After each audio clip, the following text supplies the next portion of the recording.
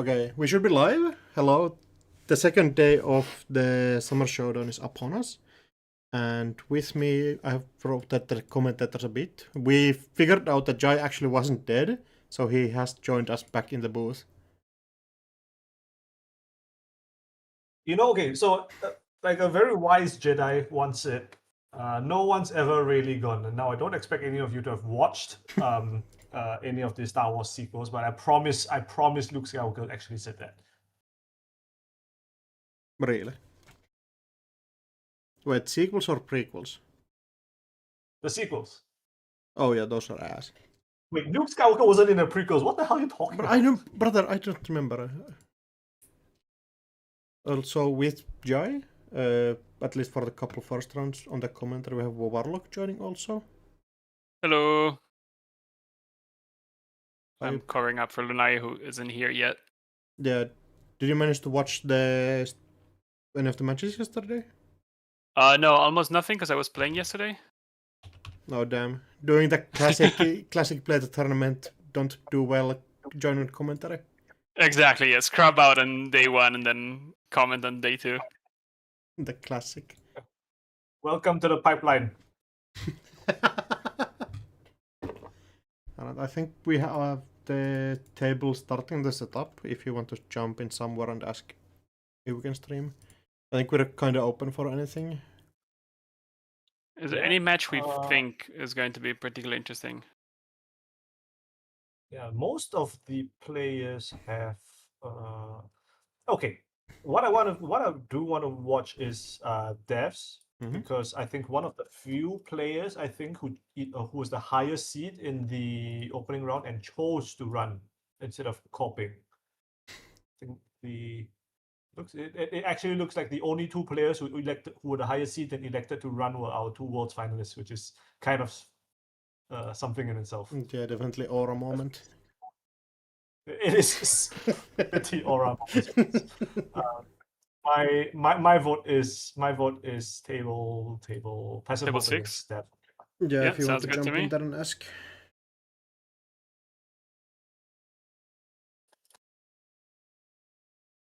How do you feel about them?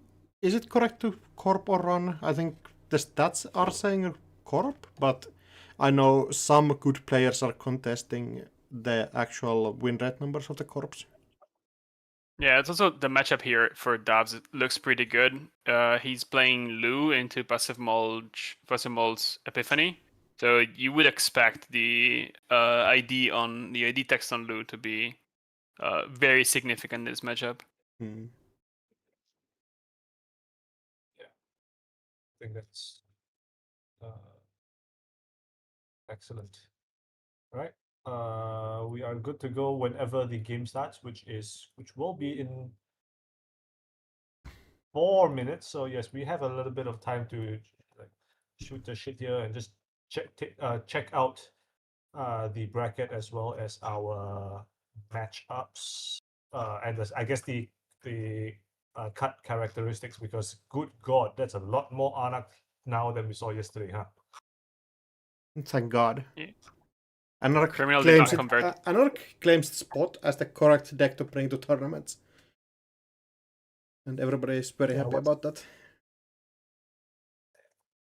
And Criminal once again claiming his rightful place as most played in Swiss, and where the fuck did all of them go in the cut? Nature is healing. Yeah, real. As someone who brought Criminal yesterday, yeah, I agree. How did you do, Warlock? Since we're here and since we're talking pitiful. I went 5-5. I got 68, I think. Couple of games where my opponent definitely outplayed me. A couple of games where I definitely outplayed myself. I died to an anemone because there was a Mitraman behind it against Oko, which definitely took me by surprise. That was my lowest point yesterday, but I had a couple of good wins as well, so can't complain. I got where I wanted to get, which was the key price at 5 wins. So I'm happy with my performance overall. Looks like we're in the game though. 43 cards on Dobbs' side against 49 for passive mold. Yeah, and I think it's important to highlight, right, that we have seen a slow creep up in the number of cards above minimum size for a lot of Anak decks recently, right? We see very few, if any, decks, Lu decks keeping to the 40 card minimum these days, and even devs from EA Sports, the team most renowned and notorious for keeping to minimum deck size, even on Corp side, even on the Corp side, Bruce famously with Asmari. But yeah, now it seems that even they have accepted that going for minimum deck size for a couple of reasons, but which we can get into, seems to be the correct notion. Very interesting list on that side. I'm sure we'll see more of it as the game goes on, but you have a couple of chisels. There's a single copy of Airblade, so devs brought in a bunch of tech for a ton of different matchups and managed to fit those into 43 cards, which is quite a feat. Mm-hmm. Yeah, and of course, the most notable influence spent in this deck is the fact that this Lu deck isn't on the regular Keikos, right, but is on a pair of Hermes. I mean, some would say the most broken console in the NSG era, and I would say to those people, let's not forget that Endurance exists, but you're not far off. But yeah, Hermes Lu. How do you think this compares to Keiko? Hermes does some things that no other console can do in the game right now, which is being able to slow down your opponent by just existing. It's something that Endurance was also kind of doing in a similar way. It's just you put it on the board and the corp has to respect it, has to slow down to score. It's definitely annoying for fast advanced corps that found their eyes bounced in HQ a bunch of times during the game. So it opens up new lines and slows down the corp in a way that Keiko can't do. You'll definitely feel the one less MU and the extra money that Keiko provides, but the effect just can be game warping. And I feel like the meta right now is particularly warped around the existence of Hermes. Yeah, I think that's a very fair assessment. And let's let me pull up our stream chat. Hello, YouTube. I see most recent messages from Aksunet. That makes somehow Well, it I'm not looks like entirely surprised. But yeah, that's off to an excellent start here. Gamble, daily cast, and trashing a regolith off the table. Uh, yeah, I mean, I guess we should, we should spend some time talking about this Epiphany deck. Just on the face of it, it looks very similar to the list that made Deck of the Week most recently. Is that correct? The Epiphany list posted by, was it actually? it looks It was very not similar. actually. Yeah, it's Yeah, it was currently the deck of the week. Yeah, yeah, very similar cohorts, wage workers, powers, moon pool, the full set of magistrates, and like to find the slots, we have compromised a little bit on our asset econ, right? We're only running 2 balance coverages, and we don't see any of the other um, necessary trappings like working prototype or public access plaza stuff that we've seen in earlier versions of Epiphany. The economy is definitely a bit of a weak point for this Epiphany sometimes, and Davs is rightfully aggressively checking remotes to find all these assets that make money, especially in Regolith and a cohort so far is a great way to keep the corp down, making sure that all the oppo that come usually drain the corp for more money in percentage at least than for what the runner is going to pay to shake the tags. So for now, possible than 3 credits and nothing on the board that looks like it's going to make them more. Yeah, absolutely. And here goes another. I mean, I guess the upside is for passive mode is that we do have this VSA rest and like live, so there is you can like put stuff behind it and maybe try and stick a balance coverage or something to the effect. Yeah, it's also the most expensive breaker for devs to break that VSA in terms of ice types. So It's definitely going to be slowing down devs quite a bit if he has to install a buzzsaw and use it to go through that VSA.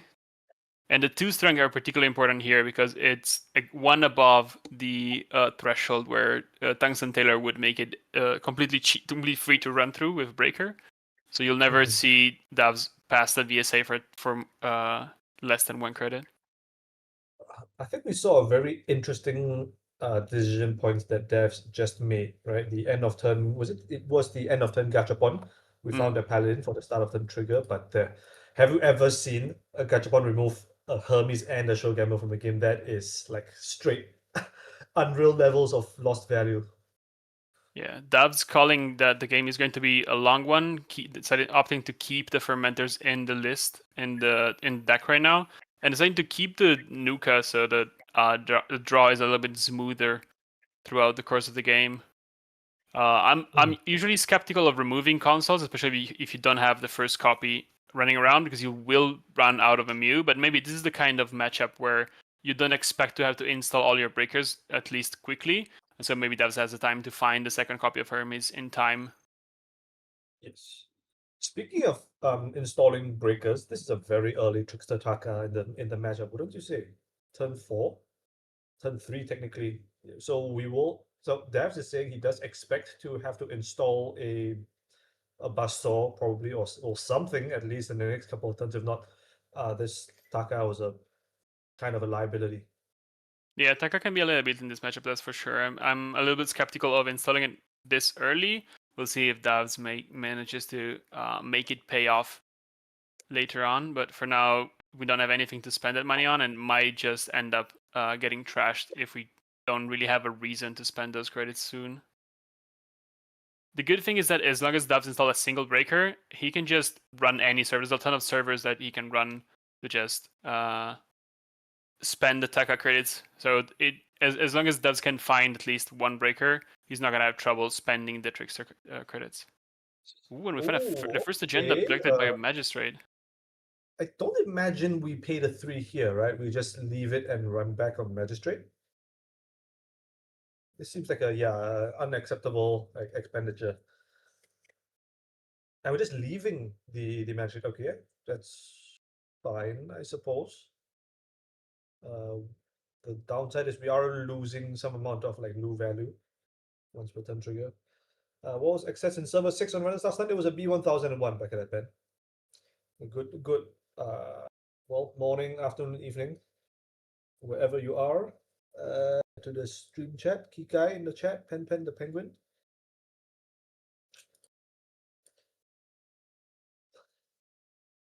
Speaking of which, you've just reminded me to inject cyberfeeder outside of jinteki.net. Okay, I clicked the button. I don't think that did anything. It's alt click. Yes, correct.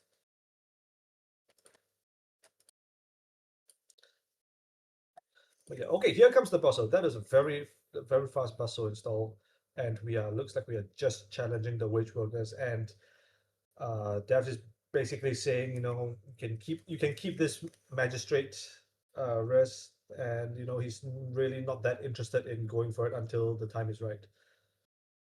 Installing fermenter is really good here, though. Yeah, Passimalt a few turns away from scoring, and Daz has all the time in the world to trash the magistrate by then. Although sitting on 1 credit, it is a little bit scary. A possible early oppo might be enough to put a wrench in his plan. We'll see if Passimalt decides to fire it off or not. If ever there was a time, the time is now, right? Yeah. With devs on exactly 1 credit and a bunch of drip coming in to be sure, but none of it is liquid. None of it helps to clear tags. You don't want to pop a fermenter on two counters. That sounds really early, especially for a matchup that is going to be long and in a game where you'll need a ton of credits. Even with the loop ability probably triggering once a turn. And there it is. That's exactly what I'm expecting. The upper switch coming down. Threatening possibly an agenda and Certify, which would be quite tough for devs to deal with. Yeah, so of course devs can, do that I think nobody really wants to do. Pop the fermenter, clear 2. But I'm sure he's trying to consider if there's other options. I don't think the list has any strike funds, so that's not really an option either. Yeah, I guess Raindrops Cut Stone is a card. Raindrops is the only thing I'm seeing right now that would help in this case. What's we attack can. management on the side of Pasimold? There's a bigger picture, a shipment from Bloodgrid, and I think that's it, outside of the two B1001s. Yes, And of which one we know the location already, of course. yeah, exactly. And Technically, freedom of information is yeah, I attack was about to management. say exactly the only other thing, but like as long as Dubs clears one of the tags and doesn't pass very rich, he's not risking anything. Although I'm sure he also doesn't want to lose the companions to a basic ability. Goodness, that's an aggressive click one. And okay, looks like he's just accepting, as you say, staying poor, not letting a bigger picture fire.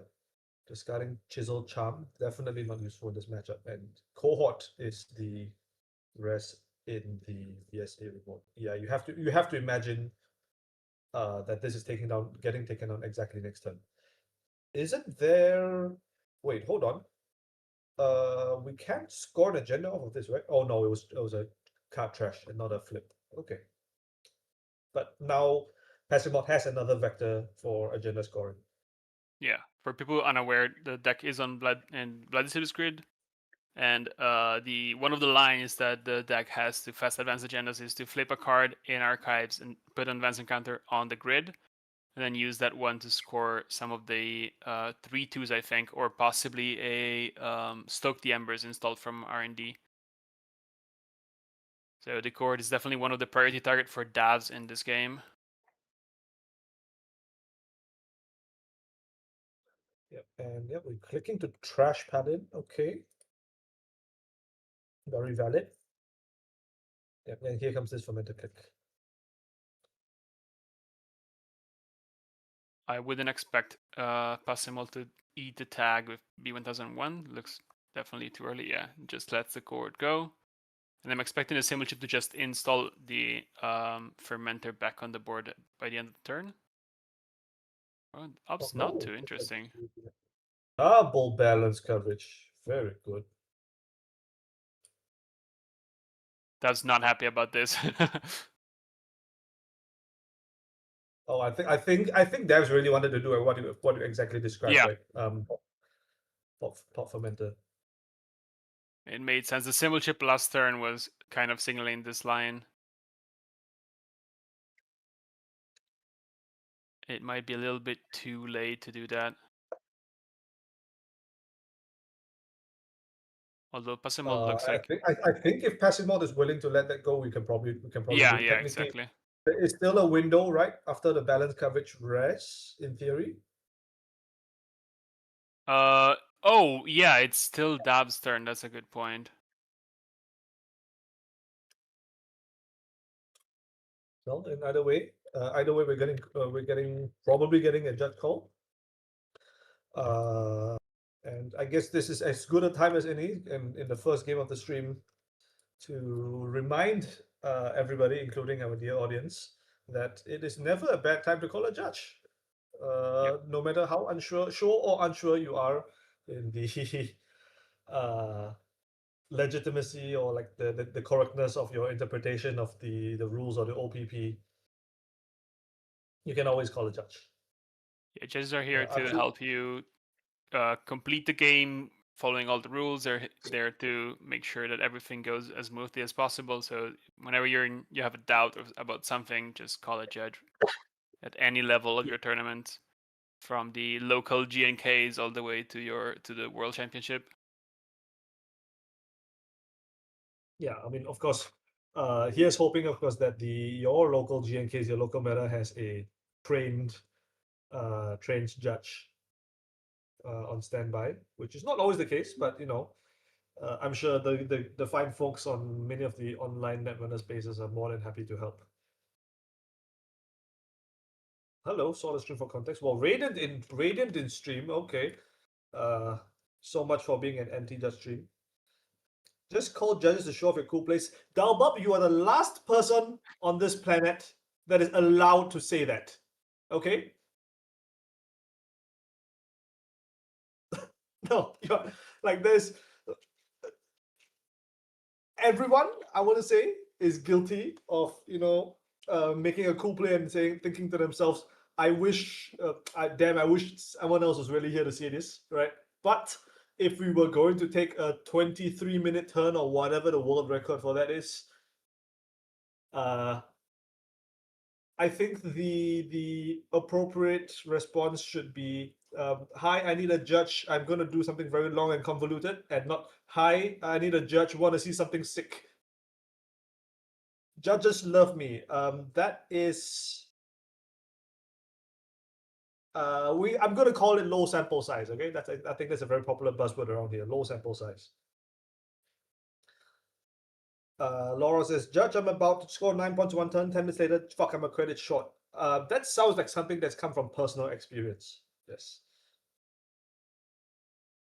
Looks like the judge call has been resolved. That was not allowed to install the fermenter.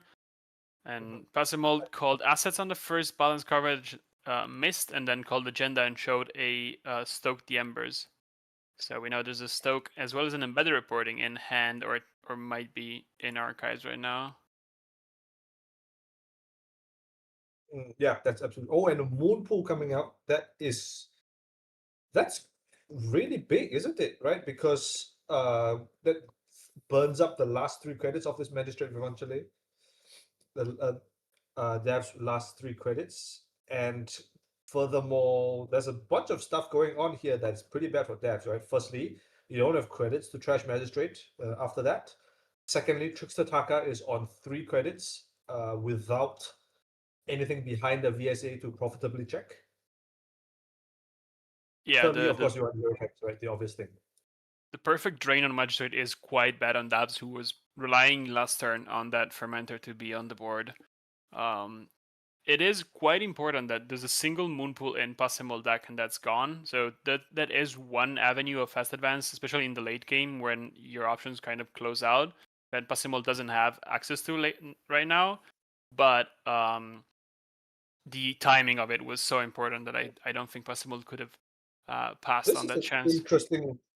interesting run though on HQ of all places. We obviously can't get any relevant steals because Magistrate is still around, and okay, second Paladin hits the board.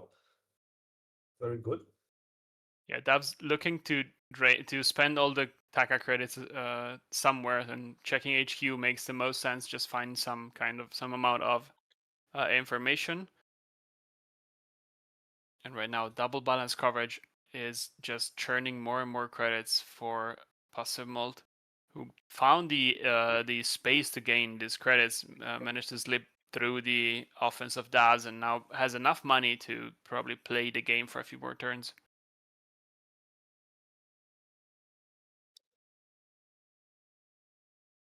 Actually, are we good to post links in the chat?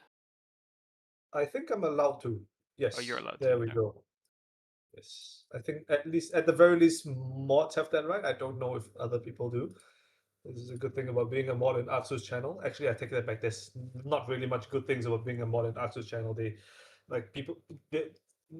not gonna save you from getting banned for 24 hours, I'll tell you that much. Or people pronouncing you dead on stream. Off stream, even worse. Yeah, who untimed out this ballsy? Yeah, Jesus. Good question. But yeah, Epiphany going into the VSA remote and then resin this spin. So we are giving devs a target to run, but I suspect that he's still more likely going to be interested in running this magistrate to begin with. Yeah, Magistrate looks like it takes priority. Even if you find an agenda in server 5, you'll end up paying a lot more credits if you don't trash the Magistrate first. Yeah, and I feel like dev's window is kind of closing, right? Because like the moment we get to advance, good grief. Okay, so check his sign is in the list, so just so we're clear. But yeah, magistrate having to go before any like potential agenda steals go off. And I wanted to say that dev's window is closing because like the moment passive mod gets to threat 4, it's exceedingly well, threat 3 I should say, right? It's exceedingly difficult to like climb out of a big oppo with this kind of econ situation. Yeah, that's definitely true. Although it is important to say, and I think that's why Dabs targeted the balance coverage, that Possible doesn't have that many credits. I think the Server 5 push is probably not an agenda, but rather a blood grid that Possible is going to use to Whoa, score an okay, agenda. that's That's an interesting chisel. You get through the ice a couple of times, and then the ice just disappears. So I don't think Possible has enough money to like score an agenda and then threaten an actual big oppo for a couple of turns, especially if Davs keeps on trashing money assets. yeah. This balance coverage missed, by the way, which is a little bit unfortunate. It looks like, yeah, what happened was uh, the spin res last turn cleared the top of the deck, so Pasimov didn't know what the top card was. That's slightly unfortunate, and it's a little bit of like a byproduct of um, the slightly inconvenient timings of like Epiphany. Possible clicking the Epiphany now has the information off the top, so we expect the balance coverage to work correctly next turn, and he just keeps on spamming the board. Some of these probably more assets. There's a chance some of these are actually agendas on the board, although without a wage worker or any trick to score them, it's unlikely to get those out off the table safely. Yeah, absolutely. No. Yeah, Kike pointing in the chat that the chisel on the VSA is also fodder for a fermenter later on. Yeah, it's exactly what Dabs does. Yeah, it's not. Yeah, it's not actually. TK probably doesn't. Well, sorry, devs that probably never even intended or contemplated the use of the chisel for its actual effect. Right. We just needed to repair the mistake from previously, and here we are. We're back with Fermenter on 2 counters, and I suspect if he can get through the next couple of turns and not be forced to pop this Fermenter very early on like he did earlier, he'll be in a very good position. Federal fundraising getting rezzed. Now that we don't have balance coverage anymore, a little bit of a lower priority for Dabs, who I think will still end up trashing it soon. What do you think Passimult is looking for in this position? Well, I think for me, the most important thing is would be to like stabilize the econ situation to be able to threaten a big oppo the moment we hit threat 3, because like at the moment it's still like quite fragile, and without like significant score payoffs, uh the runner can't really you can't really hurt the runner enough on a single score. And wage workers is like I it's kind of econ, but not really. And second fermenter has hit the deck. This is off the second gachapon. We burn Buzzsaw and TTT. The amount of drip on Dav's board kind of put Passimult in a position where they can't exactly purge these two fermenters. Because if you do, the Dabs is just gonna outvalue you with all the fermenters on the board.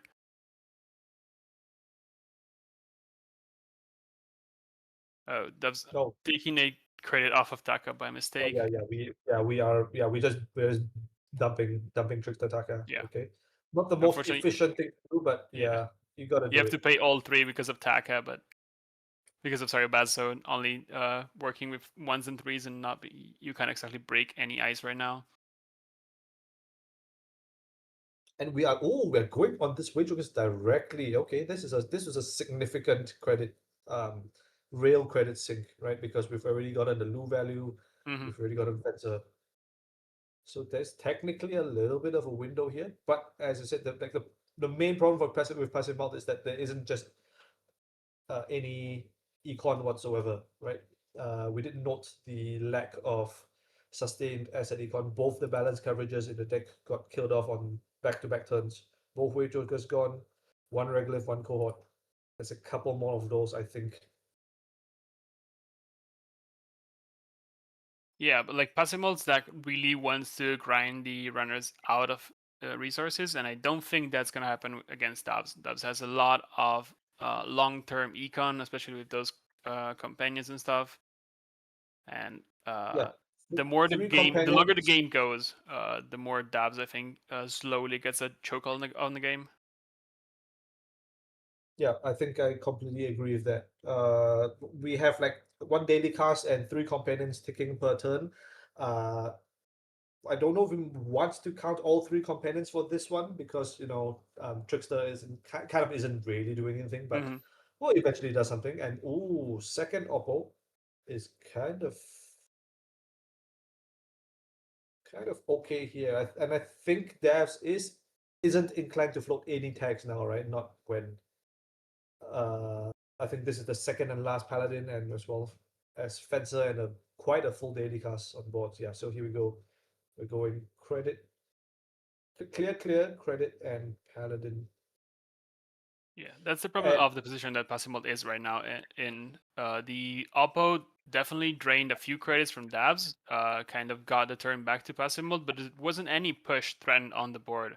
Passimult didn't gain any ground, it just slowed down Dabs a little bit, but Dabs' economy is capable of bouncing back from a small output disadvantage. yeah, so I will say, this Magistrate Revanchule was rest on turn 4 on a HQ run, and I believe it stole a few credits. It sucked 3 credits a couple of turns later, and it's now turn 13. This Magistrate has like done absolutely nothing whatsoever. Ooh, a flat grid. Okay, this is doing something. We're going to advance, and you really, really wish this was an offward office, right? Yeah, double up calling it. Yeah.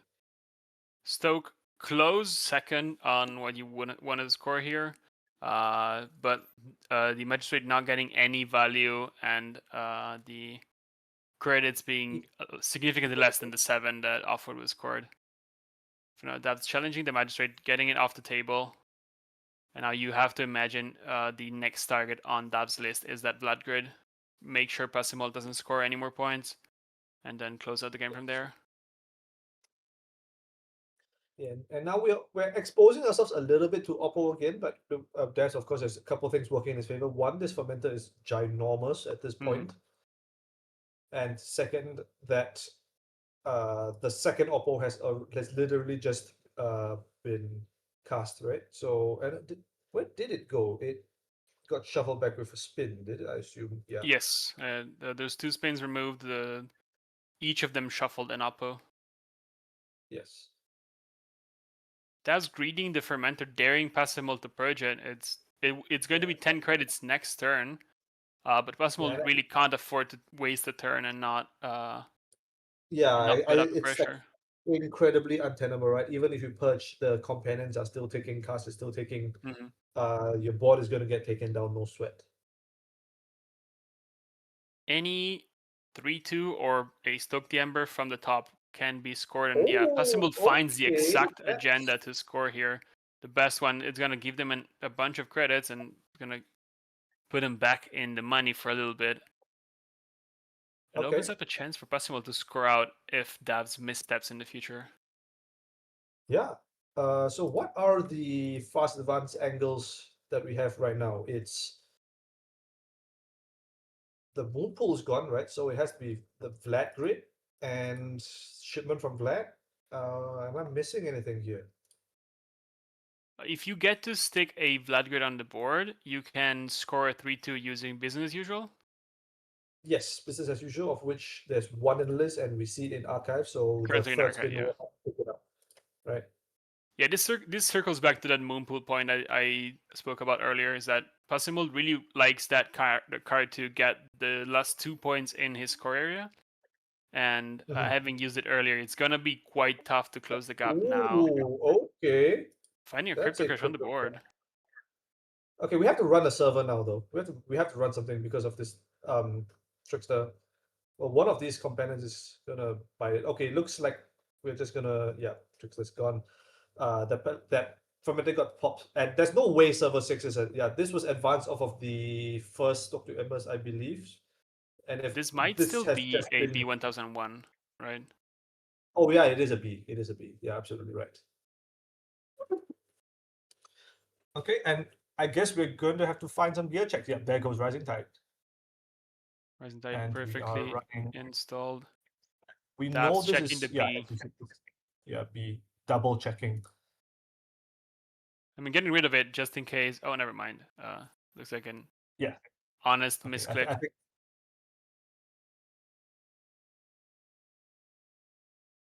Okay, we are breaking this, and of course, Passive Mod can end this run as well. If Passimol pushed 2 agendas, It is entirely possible, right? We could, but the thing is, devs can run both of this in one turn, like without oh yeah, much you're right. difficulty. That's Because I don't think there's a way. exactly enough credits to check Magistrate, rating. okay. Ooh. Embedded. Okay, I was just gonna say it's technically possible to leave this if you are feeling brave and just run back on magistrate first without having to pay the 3 on the embedded, because passive mod was on exactly 2 credits, and I don't believe able to generate a third advancement out of thin air, because as we note, the business as usual is out of the deck. Yeah, Passimol doesn't have a fast advance window right now. We'll see how he decides to play this one out. I think trying to use the ping to make runs a little bit more expensive, force dabs to check server 14 every turn, is going to Yes. be one of the ways that Passimol brings this game back. Although you have to be able to at least threaten to score a 3-2, so we need at least a third credit soon. Kika calling up business as usual, that is extremely correct, of course, but we have noted it did get used to fast advance one of the Stokes earlier, so it is in archives. So the third spin will need to pick it up, which this might be in 15, by the way. We'll figure it out. That's cashing in just the running twinning R&D. counters. Yeah, cashing out.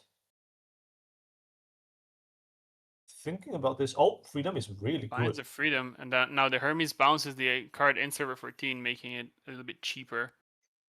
Trashing the check also means there's no traps, I don't think, in the deck anymore. So that's very much free to check all the cards.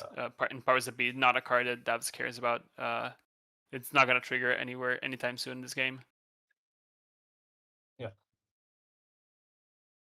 So the 2 cards installed on the table right now, devs kind of doesn't care about either of them now, right? Because if Powers ever fires, the game is over anyway. And if Magistrate ever fires, well, Magistrate will fire only once for the remainder of the game. That's guaranteed. Yeah. And all you need to counter it is have 3 credits, which you would need to trash it anyway. So just keep the 3 credits and do other things. Yeah, there's a very slight chance that Davs might trash the Magistrate just because it triggers Lu. And so you might want to you spend your Fencer credits in doing that, but I don't think it's extremely likely to happen.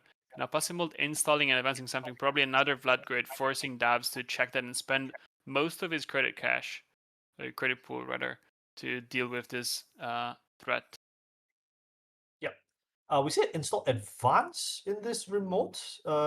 So this is most certainly a Vlad grid, right? Because the one Czech Iron is out of the game. And okay, never mind. Yeah, there we go.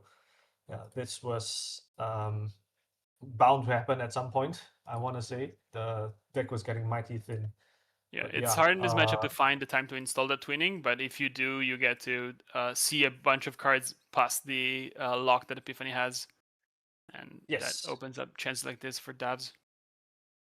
Yeah, and yeah, so Dev did call out the fermenter, not chipping the fermenter in. Almost, it did get a little bit hairy in the middle, where Pessimod did have like windows to try and like push through, and they did really push it as hard as they could, right? Triple stoke the embers, and there were moments where we could conceive of a win.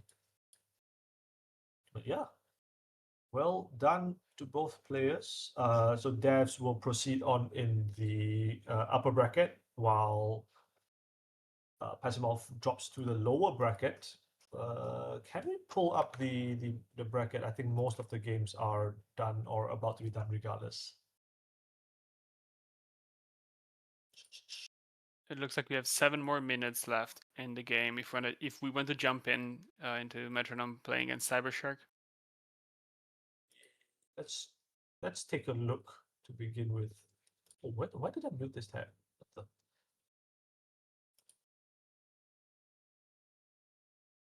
It's of course Amelias versus Muslihat. I think if you've ever been on JNet at any point in the past 2 months, you have seen this matchup. Oh my goodness! Can we what talk is about this? biblical greed for a second? There's a 10 credit from Fencer on the board right now. This is the Cybershark second paid. biggest Fencer bueno I've ever seen. That Good is grief. chonky to say the least.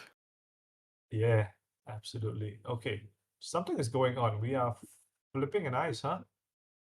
Let's go.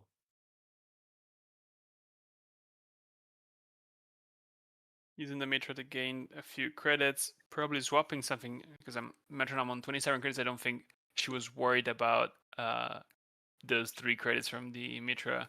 And now putting a teeny on the board, which is I think 5 to break for second seal in this position. Shockingly, we are not on threat yet. Wild. Yeah, that is absolutely wild. Okay, we got a blue floor. Cybershark pretty Getting a familiar bite back with in this. hand. That's very rude, Metronome. You should know that. 16 cards left in R&D, by the way. This game has definitely been going on for a while. Mm-hmm. I mean, you can tell that by just looking at the Fencer, I think. That is true. Turn 13, 10 credits on Fencer. That probably says something. Okay, so we get a double advance send a message, and Perisis is the flip. And we are going to get a Hermes bounce almost certainly. Fencer will pay off, right? Let's sure hope so, buddy. We're all. This is a significant number of credits to cards to be discarding to archives, though. We have one more click. I'm assuming Metronome is either going to jam an agenda and force Cybershark to deal with whatever server that is, or reinstall the ice on server 2 and then push another agenda next turn. Yes, absolutely. The one good thing about Fencer is that ganked are practically blank right now. Because Cybershark can pay through. That's true to a certain extent, right? Because like gank still does have some utility in like forcing up revolver counters, so that's a good point. Yeah, so that is probably like the angle that Metronome will be approaching it from. Not to mention that we are now threatening the win in the remote directly, so we may have to just send this right now, right here, right now. Yeah, Cybershark has a ticking clock on his monitor right now that server 2 has to be checked. Or you risk losing the game, and with 2 upgrades, one of which might be a Anoetic Void, the task looks dire. I will say that Cybershark has a ticking clock on his screen. Everyone has a ticking clock on their screen, I think, right now. The round ends in about 6 minutes. So even if this isn't an agenda in the remote, Cybershark is racing against the clock to score 5 agenda points at least before time runs out. I want to say 6 agenda points at least, right? Because he's the lower seed. Yes, Metronome was Queen of Swiss yesterday, so she wins any tie. So yeah, Cybershark has to find 6 points in the next very few turns. All right, what's up, Radiant? Hello.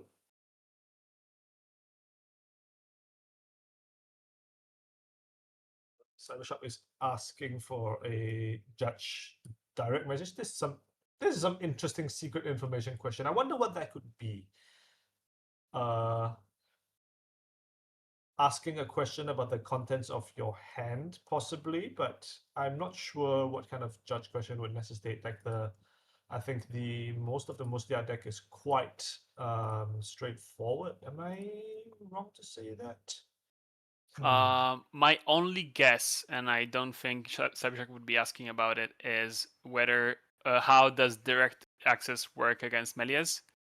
But I don't expect that to be in Cybershark deck due to Airblade's already kind of taking that influence point, and also I don't think the interaction is particularly good for the runner side in that case.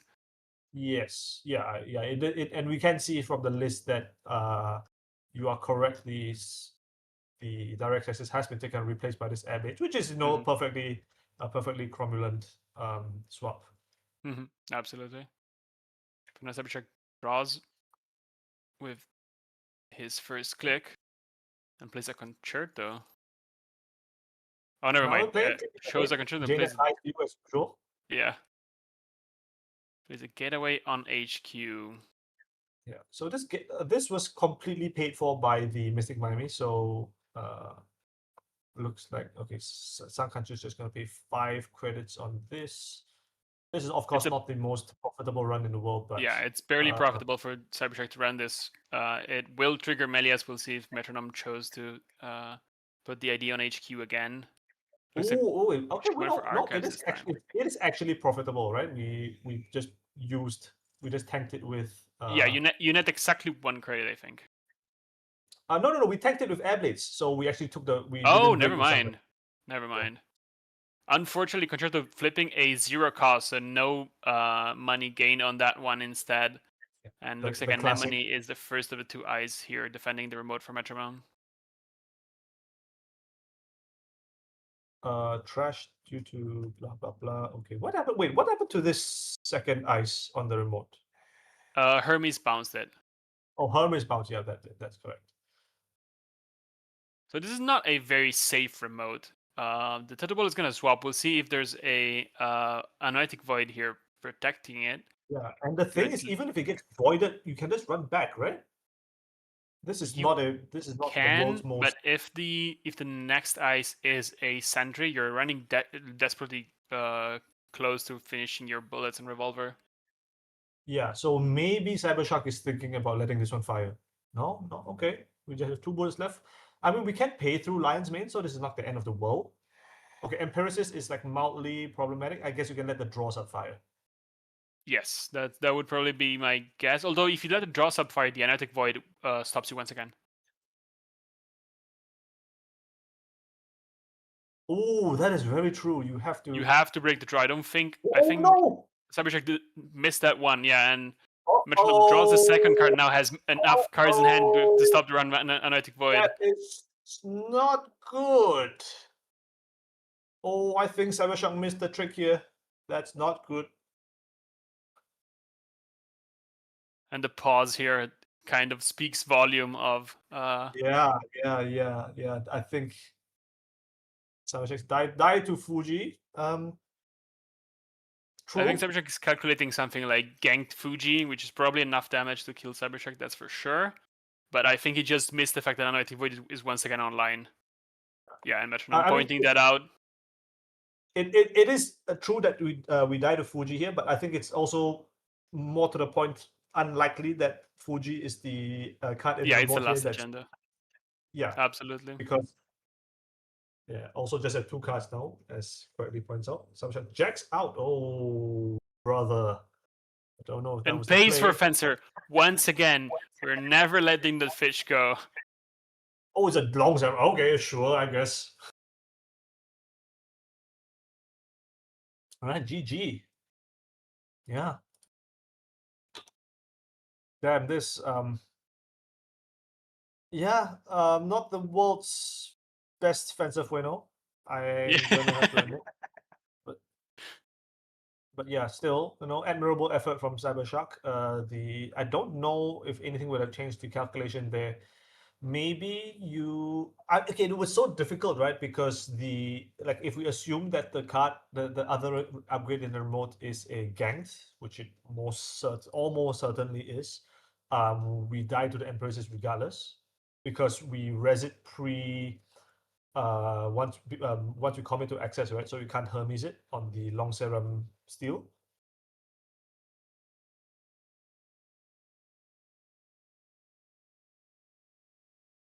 But yeah.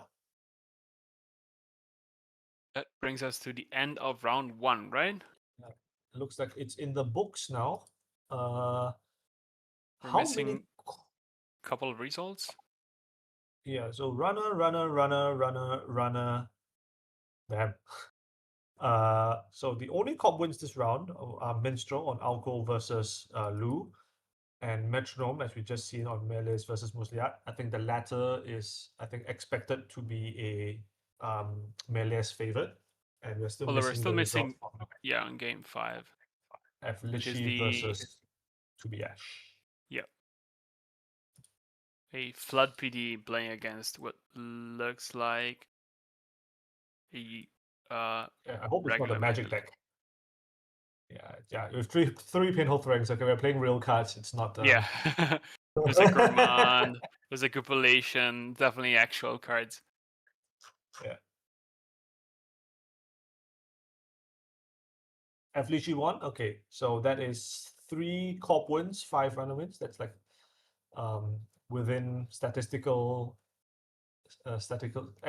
statistical variance. I Yeah, want to say. half the players who decided to corp won their games, the other half didn't, and the 2 people that picked runner side actually ended up winning that side. Yeah. That sounds about right.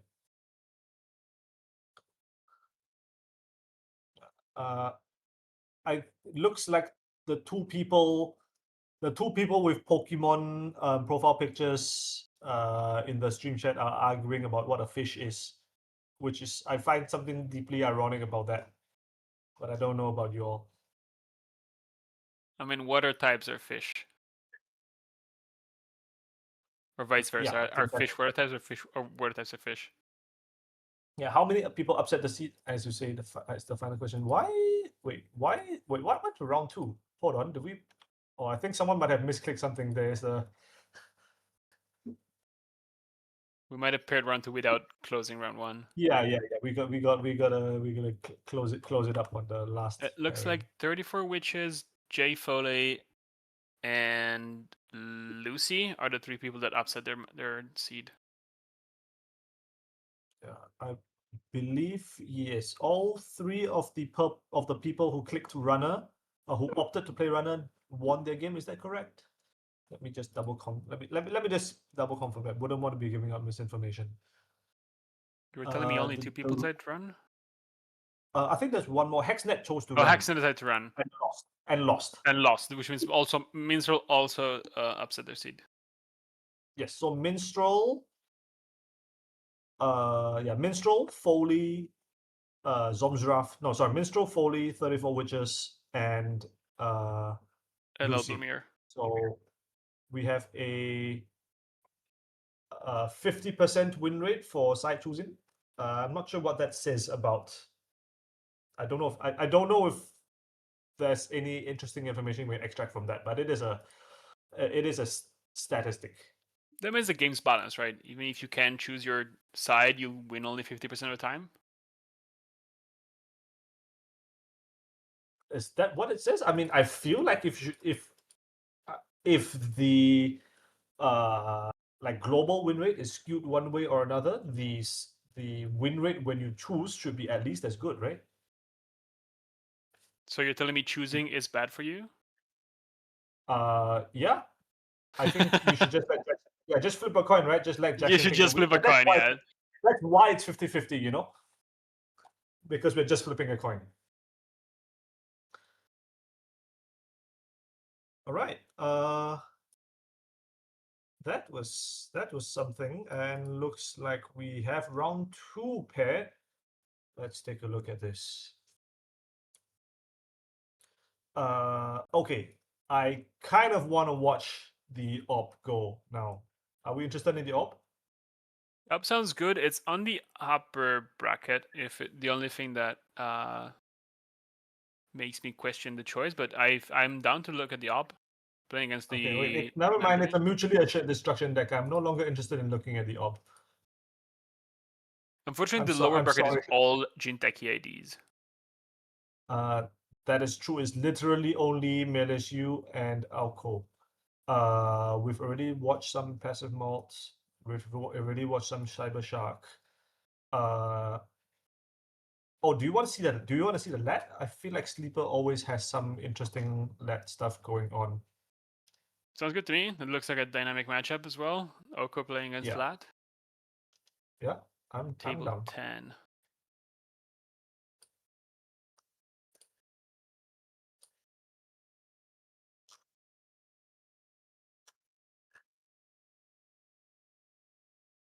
But yeah, just quickly scanning over the deck lists. Uh, so Virtue is running a fairly standard-ish alcove. Of course, the influence spreads can vary widely, but looks like she's gone with the double hostile architecture. But we are not. It looks like we're not playing any copies of the retirement plan that was um, fairly popular earlier on in the VP release. Yeah, And now that we're looks. supplementing with extra copy of Powers That Be and a measured response. Okay. Yeah, it looks like very close to the list that got second at the Milan Omega CD last week. Okay. And was that played? That was played by Mr. Pell. Is that right? Yes, that's the one. Yeah. On the other side, And yeah, Sleeper on a 45 cards lat with one Solidarity very badge. critical. Oh yes, the badge shaper. That's a strong concession to the SM matchups. Alco Epiphany. Mm-hmm. And Anikam as the console of choice. Yeah, so I no feel like. massive surprises here. Mm-hmm. One clean getaway is kind of cool. Like we've seen before, like people importing creative commissions into their decks just for like some extra like burst economy, and looks like Sleeper has taken this in the opposite direction. Yeah, deciding that And economy was enough. I I feel want like to say Oko. Yeah, go ahead. a very interesting spread of events here, right? In the lat deck, one ritual, three spec work, One ritual, one three spec getaway. for a single heart, just the single deep dive and one burner. So a lot of one-ups that are going to be key in different matchup, I'm assuming, for Sleeper.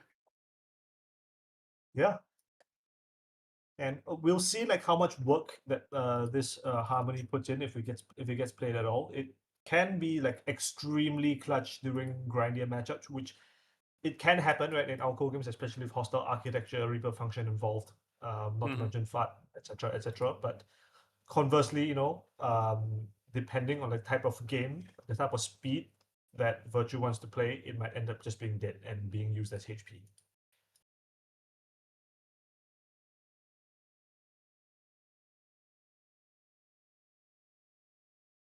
One minute to round start. Looks like both players took a mulligan, so this is going to be. This might be a scrappy game. Very scrappy game, yeah. And we're off.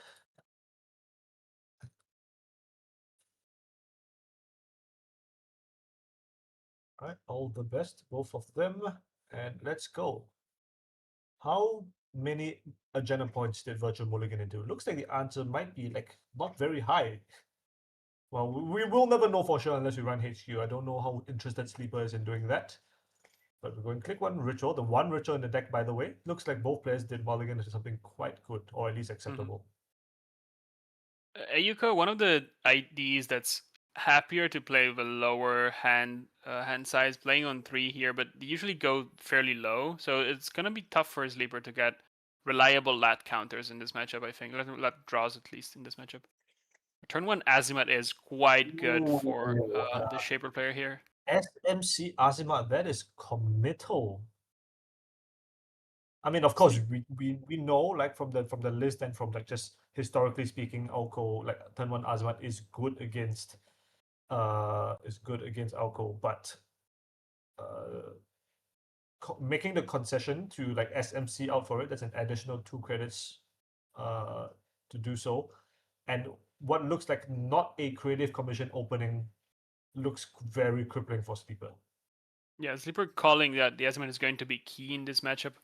It will puts on Virtue the task of defending these assets, and we'll see how many eyes she can find to protect the key ones, like the cohort and the FUT in the next few turns. Because anything that's on the board that's not protected by eyes, Sleeper is probably going to snipe one per turn, every turn, as long as there's something to snipe. Yeah, and the other reason why I can think that Sleeper is so interested in getting this Azimuth out early is because we are on 3 copies of Pinhole Threading in this lat list, and like Azimat takes a lot of the sting out of this, like trying to go on this cohort, right?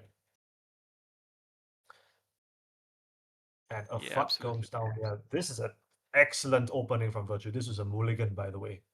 You could not hope for a lot better, honestly. The one downside is that now that Azimuth is on the board, your Virtue is unlikely to be able to keep either spins or Moonpool unprotected on the board, and that makes scoring your first Virtue Genesis quite tough. So we'll see if she finds ways to get that past Sleeper's guard, but it's given that's like one of the key points of the Ayuko game plan. Not being able to keep some agendas safe in archives is going to be annoying, and that's definitely something Virtue has going to be is going to be able to. It's going to have to play through, I guess. But for now, really good start. That's for sure. Yeah, I'm just waiting for Sleeper to show the, yep, there we go, pinhole threading. HQ, gonna take down this core, no sweat. Yeah, the Azimat, I think, has already, at the very least, broken even with the SMC install. Mm-hmm. So, What's your good work target of there. choice here? It looks like I Sleeper think, is going for the yeah, it has to be the cohort. cohort, Yeah, right? Because, makes sense. yeah, the ID triggering next turn is so much value in the card generation. And we're just clicking for credit, so that this is obviously we know that Sleeper doesn't have like commission in his range. We did click for one draw since then, but obviously didn't find any econ. Yeah, key part And of of playing Virtue this kind of asset matchups is clicking for credits. Sometimes something that newer players might look not as well at because it feels like a lower powered credit, but sometimes you just need the raw credits to play the game super correctly. Going for that line instead of overdrawing and maybe discarding. Okay, we're going draw and rejam in the remote. That's I think standard procedure for Alco. And now I wonder if like if Virtue has a third ice, do we commit it to archives or not? Or we try or shall we try and make another remote? Since we've already seen this one cohort being committed. Sorry, pinhole being committed. Virtue's list is on. It looks like 10 pieces of ice, so you can't exactly spend them willy nilly. I don't think committing a third server is the greatest way of spending ice right now. Yeah. But it all depends on what's in server one. Yeah. And I guess like kind of a little bit of what Virtue can do to alleviate this like ice pressure is maybe if we ice a hostile architecture, that Oh yeah, kind that's of for like sure. it soft protects the rest of the board just by existing, right? Because I mean, yes, the let has like inbuilt. Oh, there we go. First creative commission found. That's very critical for like the sustained board pressure required. This was a spin trash, by the way. We didn't Virtue didn't shuffle the card. Yep. Important note. Very, Oh, very interesting. we discovered an Anicam. Okay, cool. Okay, Hansei review. Hansei, very important for Virtue to get the second Oko counter with the Hansei so that the ID can start firing back up, getting you the necessary cards to overwhelm the runner. One of the worst ways to lose on Ayuko is getting starved on those, which is why the panel on court was so important earlier. And now Virtue's Here comes spending another another ice, another card to install more servers that Sleeper can't just go through and check with Azimat.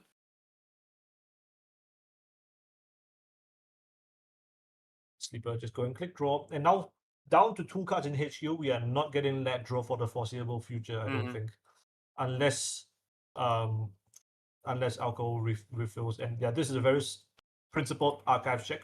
Double petty cash. That's very nice. Both of these were from one of these was from cohort.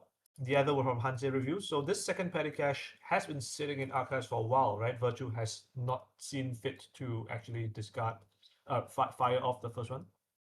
Yeah, Virtue keeping the petty cash face down in archives, kind of baiting Sleeper to check that and putting more pressure and just more mental load on the runner to make sure that the card face down is not an actual agenda.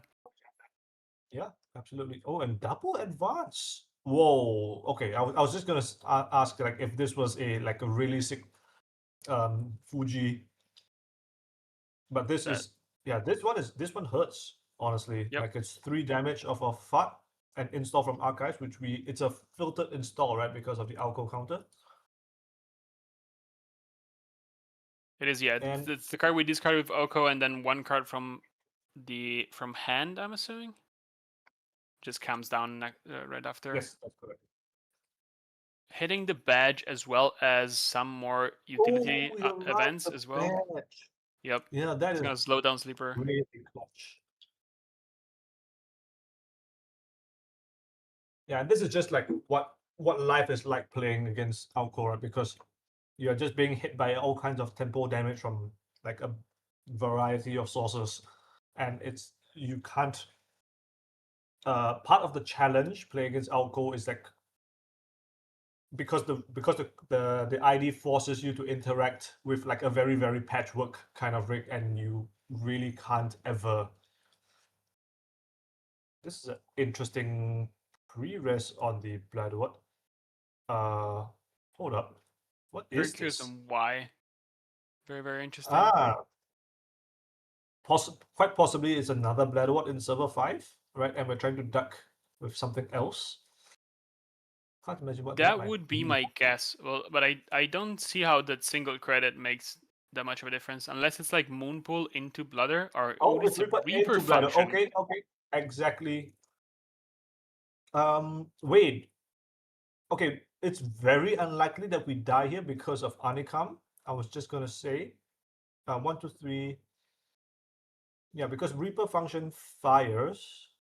I was just thinking, like, what are the odds that you like we die here to another fast Ooh, advance odds are hybrid not release? great, but we didn't hit any event. Oh my goodness! Yeah, you're right. Hybrid release kills now. And just double advance Wait, scores hybrid release. where are the events? That's game. Hello? Wait, there was 0 events in hand. There was no event in hand. Sleeper could not hold any event and just died from the 6 damage coming out. That's it. Oh my god. And this is why we see Virtue not rezzing, not clicking the petty cache, not rezzing the Blood Award in server 1, just keeping it face down all this time just to get that 1 extra damage and surprise Sleeper with that. Yeah, it's the margins like this that really matter at the highest level, right? And like we can see like the pre-res on the run-in mattered like significantly. Yep. The 1 extra credit was the difference between getting the kill and probably playing 20 more turns. That's just so incredible. Like the first FUT damage hit 2 events, the burner and the spec work. If we had only hit one of those, the game would still probably be going, and like would 100% be alive. That's incredible. One of those butterfly effects where the first click you took, the game conditioned the rest of the game. That's crazy. That's crazy. Well, it looks like we have more times to watch more games on round 2. Yeah. I mean, I guess we can look at the op now. Let's jump in and see if players are okay with us streaming it.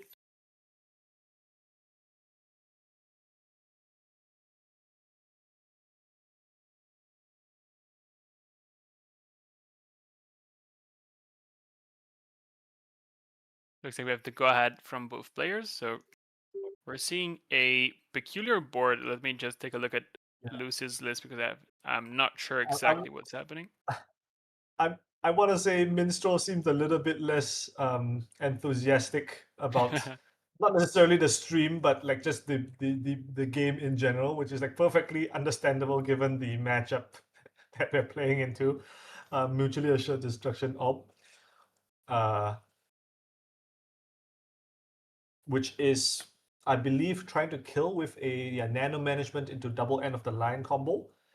That looks like the line, yes. Is Although there I'm a assuming. way that Is there a way that we can dodge that like natively with the cards that we have here, like Simo Chip, Lily Pad, stuff like that? Not survive the damage, but one key thing that Minster can do is find the nano management and put it on compilation. That's one of the ways where Lucy would have to pivot into a massive mad that gives more tags to Minstrel that they can remove in one turn, and that I think is the backup for Lucy in this position. But Minstrel hasn't found the nano management. It feels like it's a race from both players to find that nano management and either use it to win the game or put it safely on compilation and never trash it ever again. Yeah, that makes a good deal of sense. How many tags do you need to land? You need to land something like 6 tags in the normal case, right? So that the runner can clear all of them. And that necessitates 6 rest cards, of which there are 3 ice rest on the table right now. And of course, a significant number of credits. It looks like 6 tags. You might need the 7th one because there's a Pisha Sao and Minstrel might be able to gain an extra click by running a server. So you might need 7 cards for the secure line, I want to say.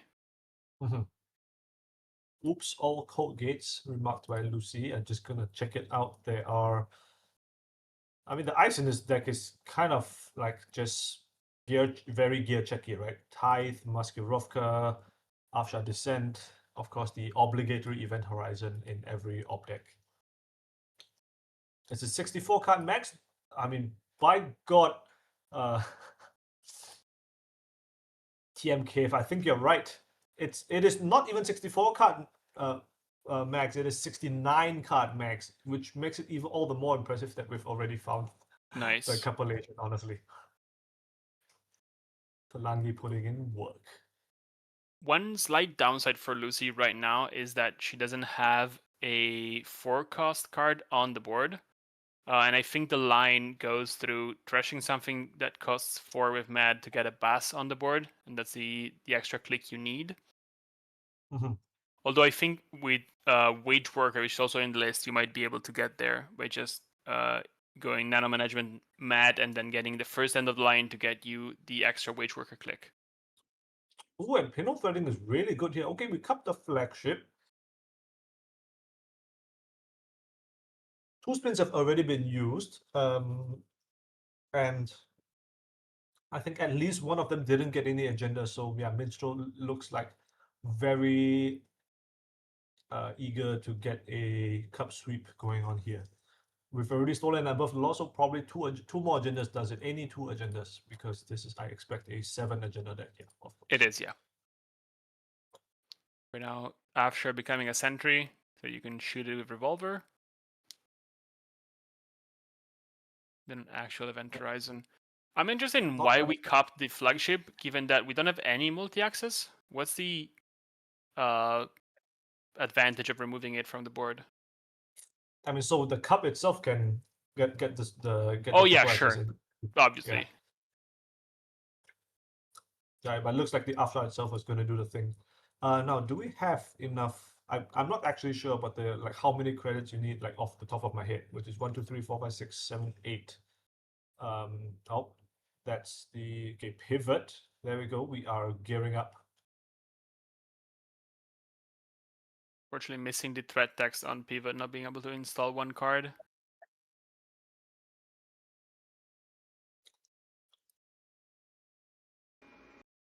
Yeah, Lucy gearing up to kill, or at least present a possible kill line in the near future. Yeah, it looks like yeah, So we are like credit perfect to get a to do the combo now. We'll see if Lucy actually has it. We would need 2 end of the lines. Yeah, Because we know money's the there. We MU need 2 already. end of lines to get there. Okay, Muse. Sure, we're actually out of MU, so we've got to do something about that here.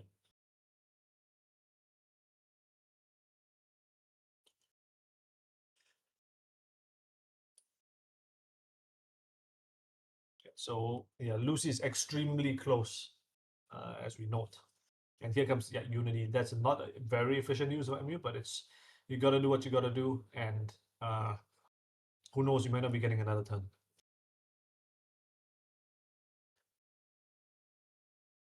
Decent clouds. Wait, hold up. Wait, this is This not goes normal. back to hand. Lucy uses it to shuffle away 2 agendas. So we're not quite there. The hand was probably filled with a little bit too many points and not enough kill pieces. This opens up a line for Minstrel to possibly contest either the R&D or maybe HQ in the future. Okay, so we can break this event horizon. Now, what do we trust the compilation? Okay, yeah. Obviously, now since HQ has been flushed, not as much point for that card anymore. But we are paying real credits on this. Okay. Yeah, Minstrel's not exactly not particularly rich right now. 4 credits is not a lot, and just running the Regolith means we'll go down to 1 by the end of the run. Yeah, absolutely. Okay, so looks like yes, Minstrel will be getting another turn. I don't really get this checkout. Yeah, it looks like Minstrel elected not to. Oh yeah, I understand. Not to pay for the second one. Yeah, that's the second subroutine, and we're just clicking for credit and getting another Muse into probably Coalescence. No, Hush. Ooh. Hush on HQ makes sense. Okay, so it looks like Lucy. Yeah, it looks like we are just setting up for a deep dive next turn, probably. Right? The money is quite tight though. The 2 offshores on HQ are still going to drain you for 4 credits each. Or sorry, for 4 credits in total. Yeah, I mean, how many credits is it gonna be? It's 1, 2. Oh, we jack out. We jacked out. Okay, EMF testing. Okay, surely. Okay, we still need this. EMF testing is probably not gonna pay off like in like the immediate turn, right? Because we are not really Ari who can like just combo out a bunch of things onto the board immediately, unless we are seeing exactly an illumination, I suppose. I think we're kind of like we're a symbol chip away from firing that environmental listing. That is true. That is true. But on the other hand, okay, where is this illumination? It's not in the deck. It's not in the bin. Okay, so tithe. That's like whatever.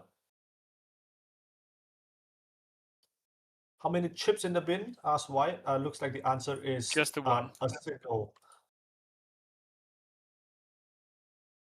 But yeah, I think, yeah. Okay, so yeah, there is like a world in which.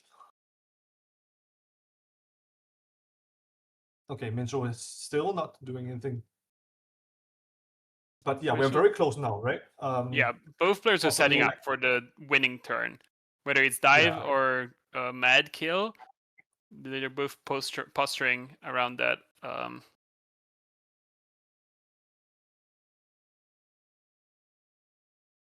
Revolver being on 1 credit, 1 counter, sorry, is annoying for Minstrel because we don't have a way to break the tide and fully break the event horizon. Looks like we're installing a Muse just to put the Hush back on. Oh, we trashed the Hush to, huh? I mean, all this is in service of like popping M testing, right? Oh yeah, that makes sense. Probably gets out now. We probably trash the Revolver, install Echelon, and we are good to go. So we expect this turn to be the dive turn. Of course, there is only 2 deep dives in the deck, but I suppose we can reasonably expect one of them to be in hand at this point. And Lucy's still clicking to draw. We haven't found the combo yet. The tough part is that we have to find the 1 nano management to play this out. And it looks like Lucy doesn't either have that or enough end of the lines to win the game. KPI to shuffle back a card. We are discarding 2. Yeah, so 16 cards left in R&D. I want to say the odds of a deep dive hitting 2 3-pointers is exceedingly high at this point. Yep. Yeah, and I feel like Minstrel has to go now, right? Like we knick-knack the Muse on the Archives run, and I mean I don't. Okay, he's probably doing the math. Oh, he's running R&D first. Interesting. This is comical. We can let the credit gains fire on Mask and Tithe. So this is a 1, 2, 3 credits on the R&D run. 4, 5, 6, 7, 8, 9, 10, 11 total on HQ, 0 on Archive. So we have a credit spare actually even on the after all this. You did a goes lot of through. good math, but Minstrel just let the damage fire. Oh, that's bold. Yeah, I'm baffled by that one. Is he holding is- both that- deep dives? I mean, surely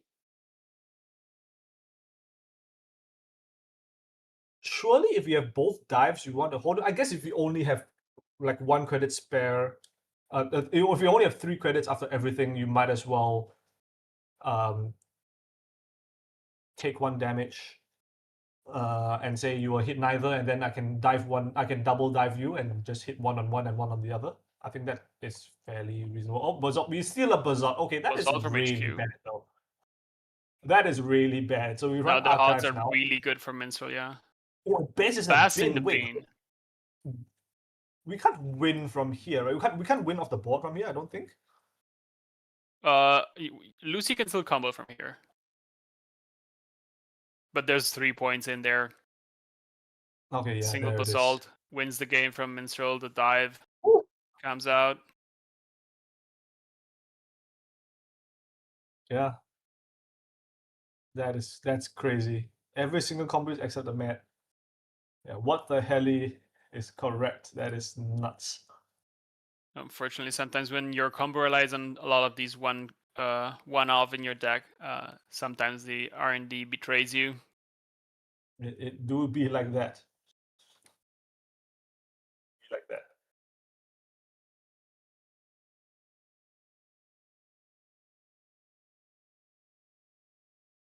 Minstrel asking the tough questions about whether the combo line still works with nano management or not. Yeah, and Lucy exactly explained the same thing I was thinking about earlier. Just give you enough tags and then shoot you the next turn.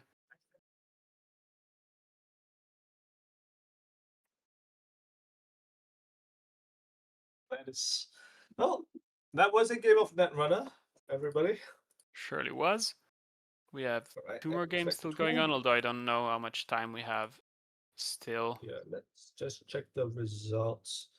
We've got like I think 14 minutes left in the round.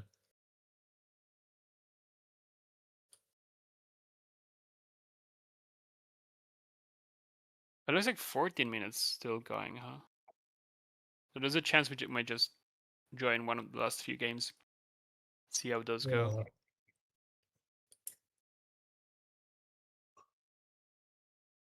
And I believe both of these. No, that's not correct. The passive malt against 2B Ash is the low bracket. This is the elimination game. Wanna jump into that one?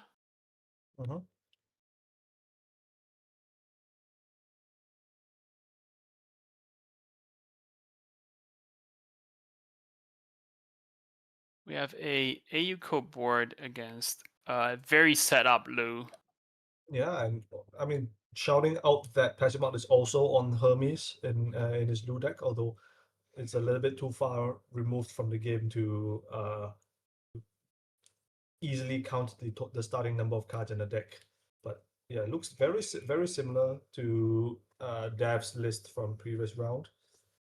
42 cards in passive mode stack. So 1 less than the World's runner-up.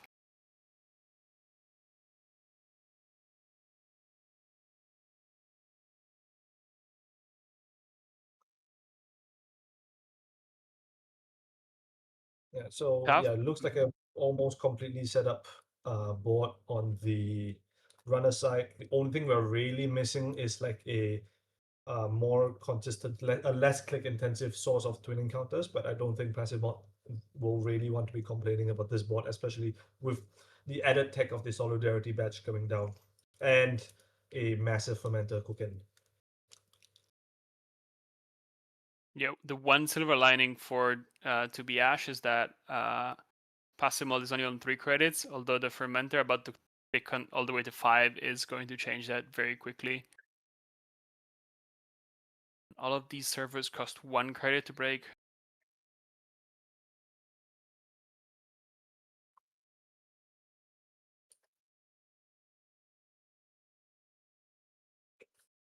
And depressingly enough, some of them even cost 0 credits to break because of Tungsten Taylor's text. Yep. We can go archives whenever we want.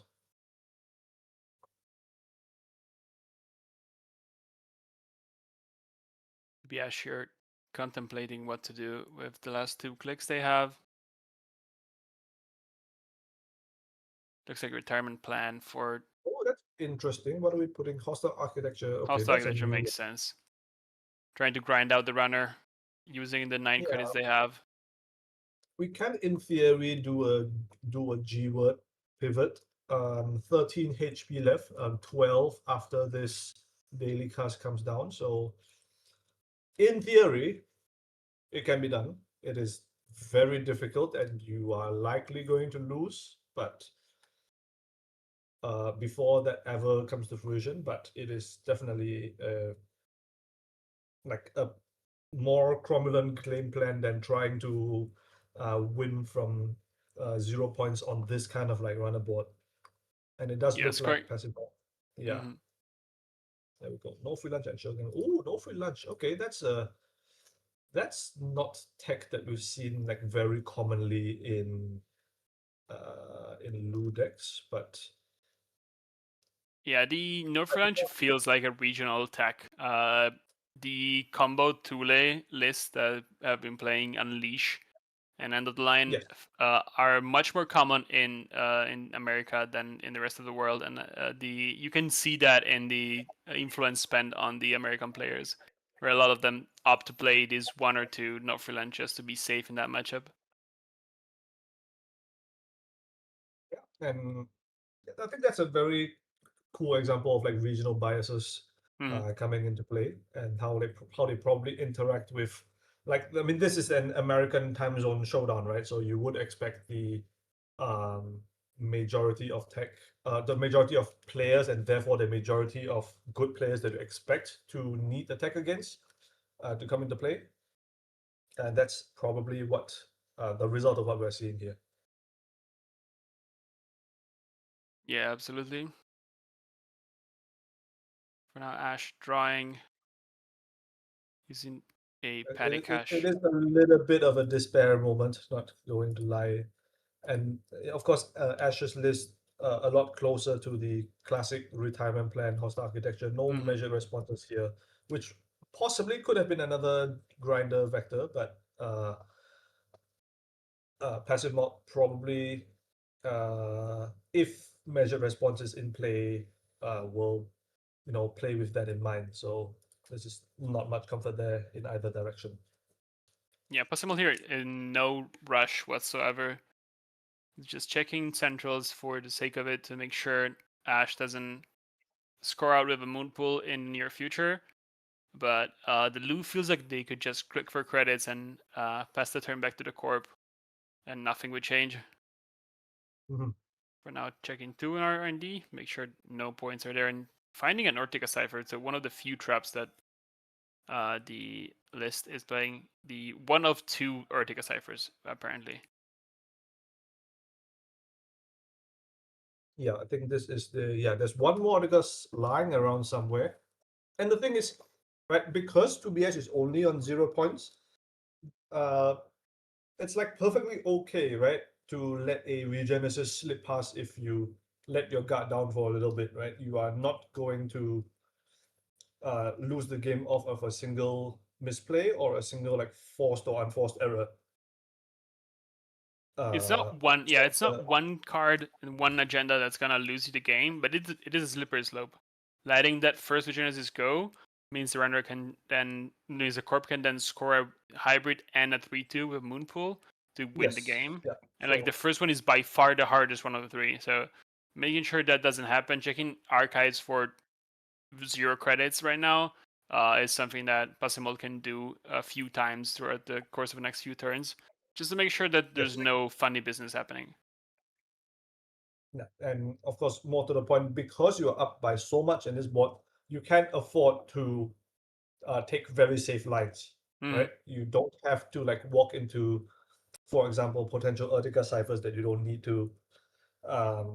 And I suspect that the reason that Passive Malt hasn't checked archives until exactly now is because he's felt ahead enough that you don't really need to give the corp these Tatubola credits until you're ready to really, um, slam shut the door on them. And it does look like, oh yeah, all the agendas are here, like 5 points in bin. The other thing was not letting the corp gain any Ayuko counters on the Fuji, and so Pasimol waited for to be on 4 points so that touching a single Fuji would win the game. And it looks like Ash didn't have any way to safely tuck away those agendas in archives.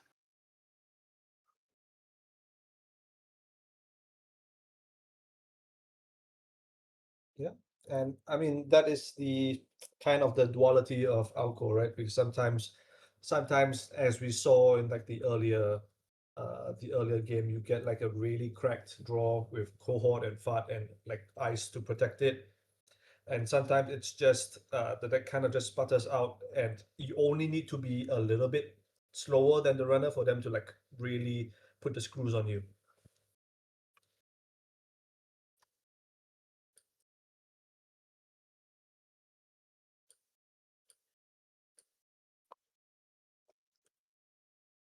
Looks like that's the end of our round 2. We have all the results in the books. That's 4 corp wins and 4 runner wins. Yeah, right. Cop, yeah, absolutely. So still like a remarkably balanced cut compared to the, I believe, what was it, 60%? Was it a 60% win rate for Corps in the Swiss? I haven't looked at the stats. I'm sure someone in chat might be able to help us here.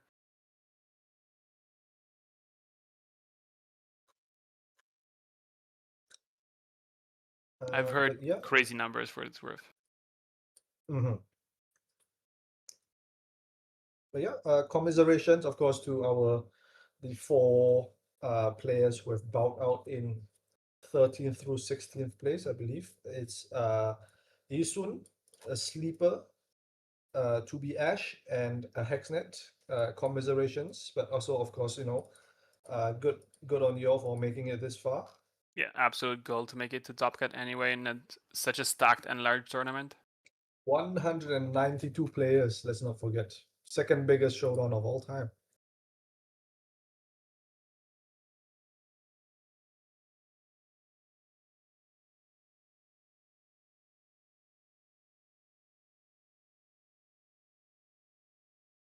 There should be a round 3 happening soon, right? And then there should be a break after that, I think. Although timer hasn't run out on round 2, so we might be waiting on Men in the Moon to start the next round. No, it looks like we lost one of our shapers. Oh. Okay, it looks like we're doing this thing now. Okay, wait, why are we looking at this? Okay, honestly, when I looked at when I opened the stream, I expected to see Treasure Busters. What the hell? Yeah, I was about to say the same. Brother, I'm pulling it up. Okay. Okay. Very good.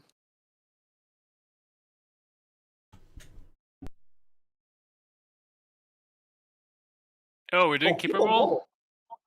Okay, this is a new run, right? Why don't you explain to like the viewers what's going on here?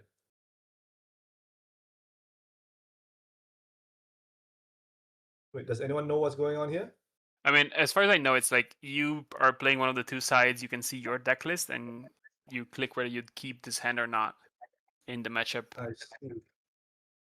Yeah, in the matchup. Okay, what are we thinking here, right? Wage workers, balance coverage, VSA.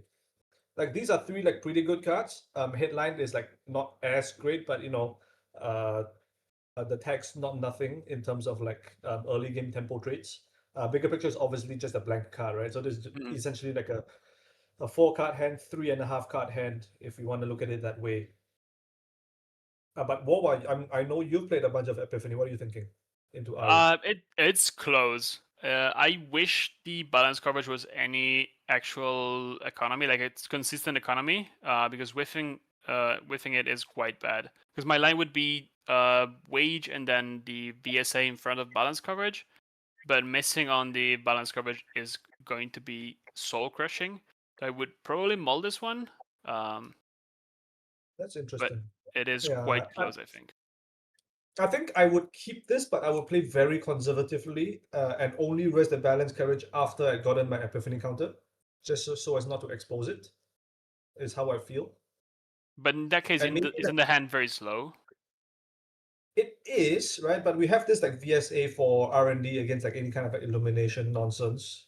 Um, and like if we install and we only rest wage workers on turn 2, we can like try and induce a turn 2 trash. You know what I mean? Yeah, you should have seen my face when you said VSA R&D.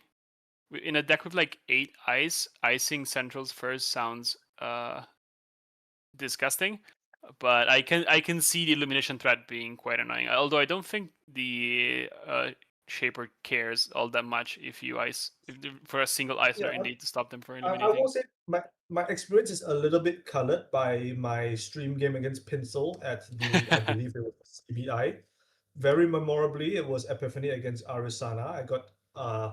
I got giga blown out in that game, uh, with triple illumination, and uh, I think there ended up being a 6 advanced checker Scion on stream. So Oh boy. definitely check that one out. Yeah, so I'm inclined to keep this, but yeah, I mean, a mulligan is like perfectly understandable. Looks like the majority wanted to keep that one. We have a BTL hand against Lou. Let's do. I This don't love is this one. hmm, okay. You know what? I have a suggestion for the I don't know if there's a place we can submit feedback for this. I don't know. Like, is the chat following along? I hope the chat is following along with Yeah, us. yeah. Like a suggestion for like one small improvement we can make to this site is in terms of public information that we have, I think we should put the number of cards in the opponent's deck. Because like whether this Lu is 40 cards or like 43 or 49 or God forbid like 60 cards, Have you heard I of think 81? I have heard of 81. I kind of wish I didn't. But I mean the point is that I believe like opponent deck size does or has the potential to, I want to say, play a part in this. Mhm. In any case, this is a mulligan, right? Like Yeah, I I would don't mulligan know this if, one. yeah, none of these eyes I'm happy to put in front of until, bro, you are not serious. Looks like we have games starting up You're as you're you well. are hovering, you're hovering event horizon until, and then what are we gonna do? They pay through the event horizon and then they trash it, and then what? We're on 1 credit, bro. The majority kept. Whoa, that's Yeah, this crazy. is insane. What our What are 63% you are people you doing? doing?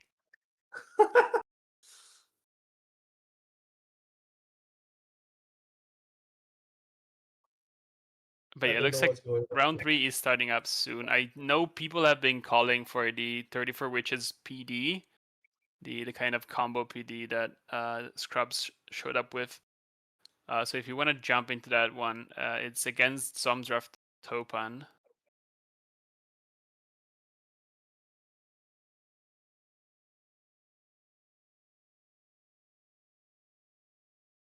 Let's it's PD versus Topan. That's kind of Yeah. sick.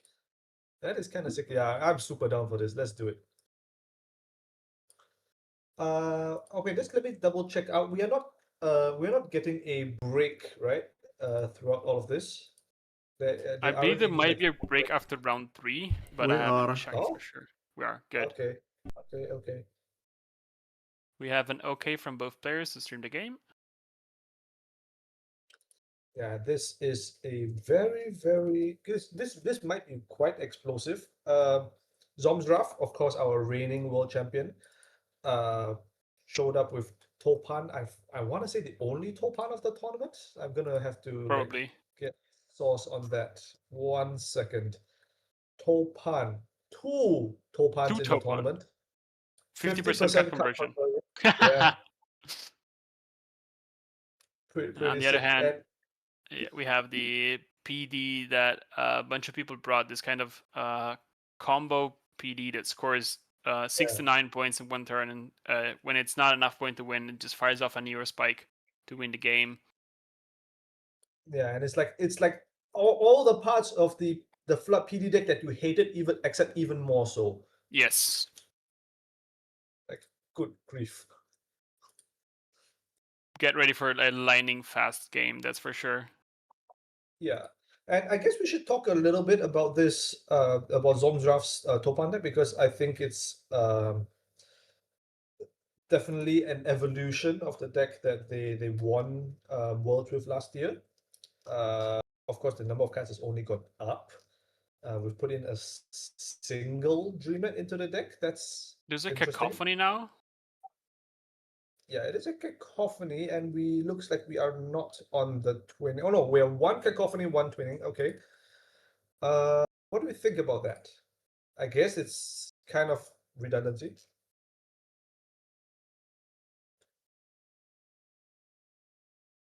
We have a quick judge call as the players started a minute earlier than they were supposed to. Oops. I don't expect this game to go anywhere closer to time, for what it's worth. But people should still respect the clock when it's there. Yeah, a little bit of a what do we call it in like running competitions? A false start, I think. Yeah. Although Yeah, you get yeah. disqualified for a false start in track and field, and I don't think 24 Witch is gonna get nothing worse than the warning here.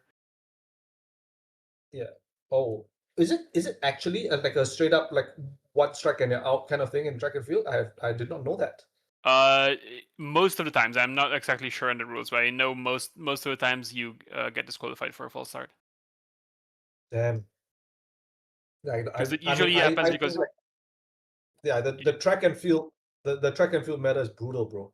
yeah, because it usually happens when you try to cheat the gun and start before it actually starts, and that is deemed unfair and like unsportsmanlike a little bit. Although don't quote me on that, I'm not exactly an expert either.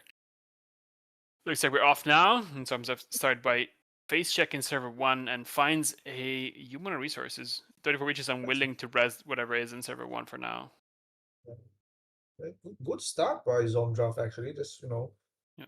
clicking Nuka, clicking Cookbook. All we need is like a fermenter, and we are really off to the races on this one. Topan hitting the Devil Charm and just installing a 1-cost card kind of tells you that we're not in it for the maximum value, we're in it for any value whatsoever. Yeah, you're right. No, I didn't think about that part, but you're right. Absolutely. 34, which is doing what the PD deck does best. Present a board state that's slowly but surely growing with more and more servers. They're set up for fully up and flood the market. And just build towards a board set that can win the game on the spot. For now, in terms of installing the wheels and probably considering clicking it, although 3 credits is not enough to trash many of the assets that 34 really Witches might be playing. here, right? It's Mm-hmm. It's a one-off in the deck. Yeah, and we've installed it for. You have to pair it with like good enough credits to actually challenge the board, but for now, Zumpa's gonna get a bunch of clicks from this. This is slightly risky, isn't it? Right? We risk. Oh my goodness, no res on this either. That's. But Zumthov can't trash the card inside, so 34, which is okay to just let the run go, preserving the credit total and deciding that the potential tag that Hannah might have given Zumthov is not enough for a punishment.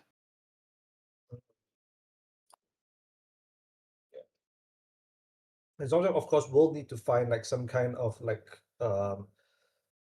economy of like any kind, right? We expect like, of course, probably the best card to find here is Fermenter. Fermenter looks like the best thing that Zumthov could put on the board to keep the credits up. The other silver lining for the runner here is that no wait, never mind. The 3 gourmands in the list are quite good at dealing with combo pieces if you can snipe them early. Ooh, and we snipe a regular. That's pretty significant, I want to say. With 34, which is only on 6 credits.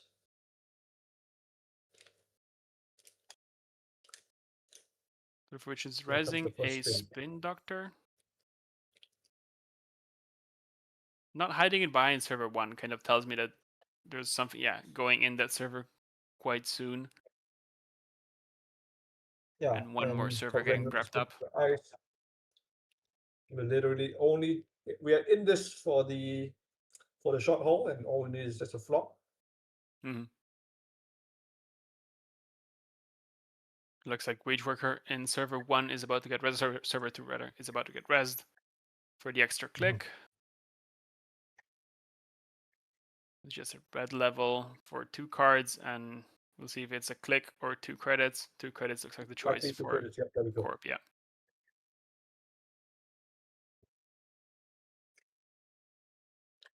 Dreamnet, another very good card. Trashing the steel skin from Topan is also massive. Zomzov is like him. What the hell is this hit? We found our 1 wheels, our 1 Dreamnet, and we hit a steel skin? That's a world champion difference right there. And we find the nearest back in hand. That's quite big. If Zomzov can get access to that with a Gourmand on the board, it might slow down 34, which is slightly enough.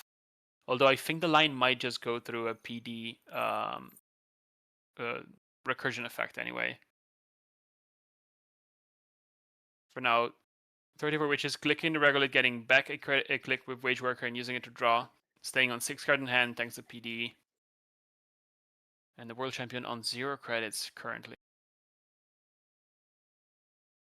Okay, I have a question. If we know that this deck is on a single flood the market, what happens if it gets cupped? If it gets cupped, I think it's probably really hard to win the game.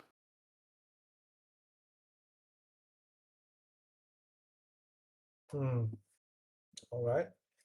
Oh, Chisel coming on drafter. That's a pretty decent. That's a pretty decent install. Of course, we are going to have to find some way to deal with this. Like, we need like leech, right? If not, like we don't want this drafter firing like at all. Yeah, we definitely don't want that to fire. Although it is sort of identifying one of the ways that you can slow down this PDs by trashing the ice, make sure that servers are not complete, they're not fully operational. And trashing the ice is definitely one of the ways. Although 0 credits is not a lot to play from. Which is giving Zomdraft a clickless Dreamnet trigger now, right? With these wheels on this server 5 run. It's not the biggest deal in the world, but every little bit adds up. 2 devil charms in the bin now, though, so it's definitely not trivial to get this chisel to do something. We will need some effort expended. Okay, install, and yeah, it looks like we're getting the wheels run now. I'm almost certain. It is free. There's no reason not to take it. This badge. Jeez, wait, hold up. This is aggressive. Holy. We're just letting it fire. We're removing the Wage Worker from the... Oh, never mind. Never mind. Okay, this makes a lot more sense now. Getting through the drafter, trashing the Wage Worker. Now, what I've heard from people testing this deck is that Audrey is particularly good at dealing with all the ice in the list. So we'll see if Zomsov can use the Audrey and just enough credits to trash a few key cards here and there, or if the board of 34, which is going to proliferate even more and that's go a overboard. crazy naked install. We naked install the humanoid in against Wheels DreamNet. That is balls. That is balls from 34.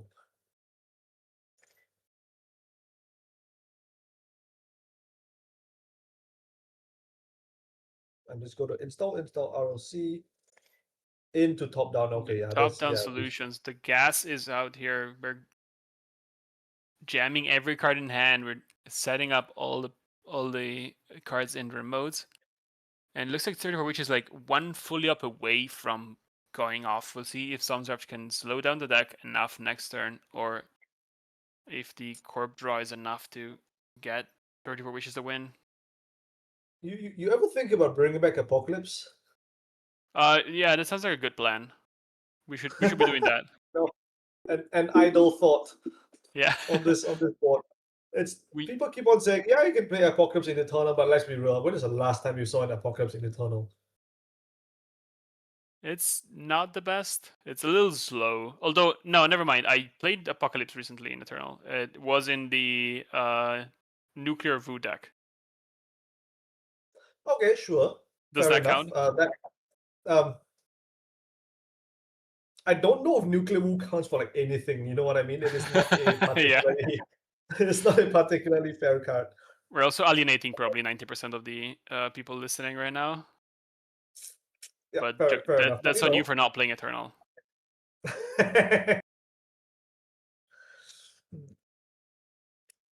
Okay, so we have a couple of options here: Devil Charm, Buffer Drive, and another Nuker. Buffer Drive is like the normal pick, but I suspect the game is not going to last long enough for Buffer Drive to ever be a concern.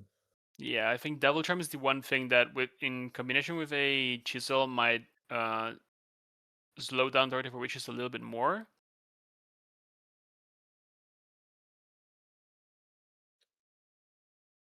But Zomsarf doesn't have a lot of liquid cash right now to make good use of that. Has historically been like a little bit of a weakness of the what we call the successor to Vampire Hoshigo, right? From the World Championship. It's been the fact that it can run very low on credits. It relies a lot on Gormans to to trash cards, even those cards which normally have trash costs. It doesn't normally play cards like Show Gamble, and it still doesn't, despite the fact of that the deck size has only gone up. And it looks like Devil Charm is the pick here.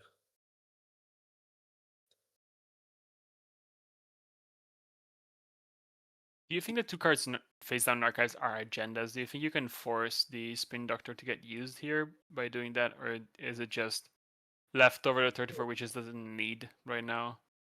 I think it's very plausible that these are agendas in a bin. I think it's equally likely that servers 2 or 4 are possibly luxury lines. Like it does save a lot of headaches on the combo turn if you can score them off the board rather than having to spend a click to install.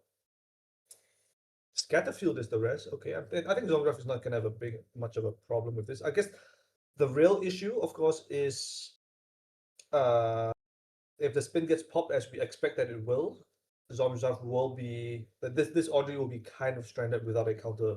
So we will have to deal with this. And that's what happened to her, which is popping the Spin Doctor, making sure Zomsarf is out of Audrey counters, cannot contest any of the ETR ice on the board. Although we're sitting on only 3 fully operational servers right now. One top-down solution is away from just going all the way to 5, which I think is more or less the breakpoint on which the PD deck can kind of go off from. Oh, and we're trashing? We're trashing now? Okay. And we are last click running server 6. Another spin. Oh, that's a kind of a waste, I want to say. It's a bit of a shame because if we had run the Aldomos first, we would have maybe been able to get a 2-for-1. Potentially, yeah. yeah, and it looks like we're gonna go top down, and this might be the goal turn. We'll just have to see because we can go top down into fully operational for 4, and maybe that's good enough to go off. There are of course only 17 cards left in the deck. It will require significant help from some of the operations in 34 Witches list, although we only used one of the red levels. So yeah, setting up a 5th server right now. We'll see if the fully op gets committed. It looks like it's just a click for a draw. So 34 Witches waiting one more turn before pulling the trigger.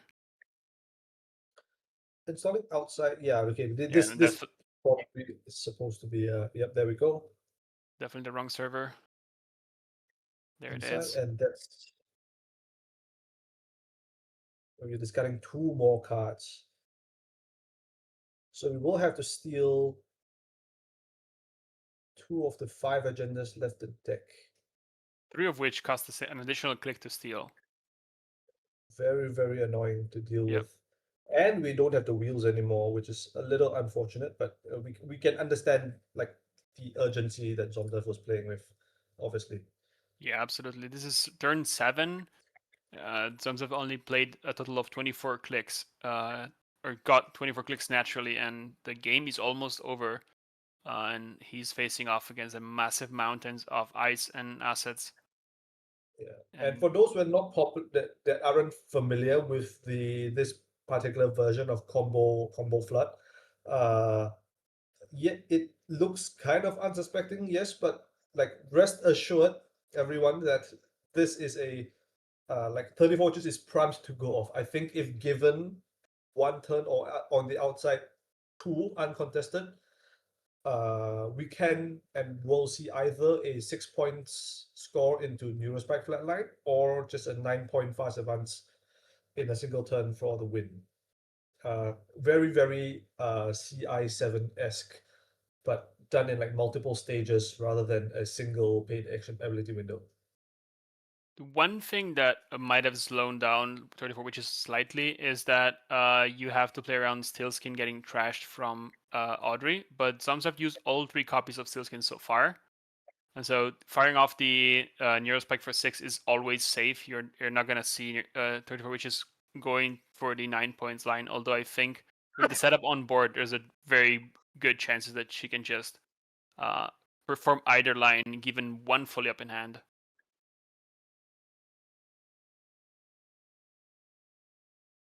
Yeah, okay. Zomdev looks like it's made his decision. We're just face checking this one. Ooh, Drafter is not obviously not amazing. Of course, the silver linings you will get to get your access and hopefully trash ROC Yeah, to HQ. you don't love the drafter, but you get through, and that is going to give you another Audrey counter, so you might be able to challenge one more server with that. Wage is expensive. It's expensive, but we kind of have to, right? You have to. You absolutely have to here.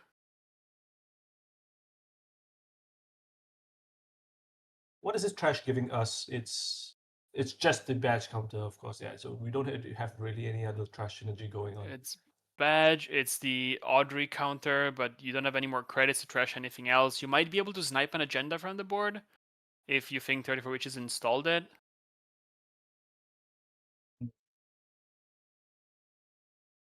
Yeah, and I am kind of interested in checking 2 or 4, but it's so difficult to get an actual read on like what the it looks like Zomdev is challenging 4 and keeping a click for potential luxury line. But for Witches on 4 credits, she can't exactly afford to raise a lot of ice and still have a ton of money left over. So this is a bit of a tough position. Ablative Barrier. Ooh, that is interesting. Okay, we don't go down to 2 credits. Not the end of the world because we still get to YDL here. Of course, flop into YDL also does the same thing. But importantly, we get to put back either a humanoid or I guess a second regolith like this wage workers. I don't expect Zomdev to be able to challenge the naked wage here. So You might just go for another wage because it's 4 credits it's rush. Fair enough. If you expect this game to go longer than 4 turns, doing some maths here. Okay, interesting.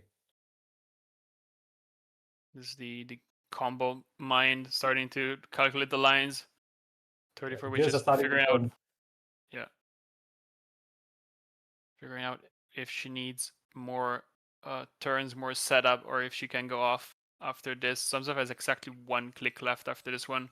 Another wage worker jumps back into server 7, sorry, behind the 3 strength drafter rather.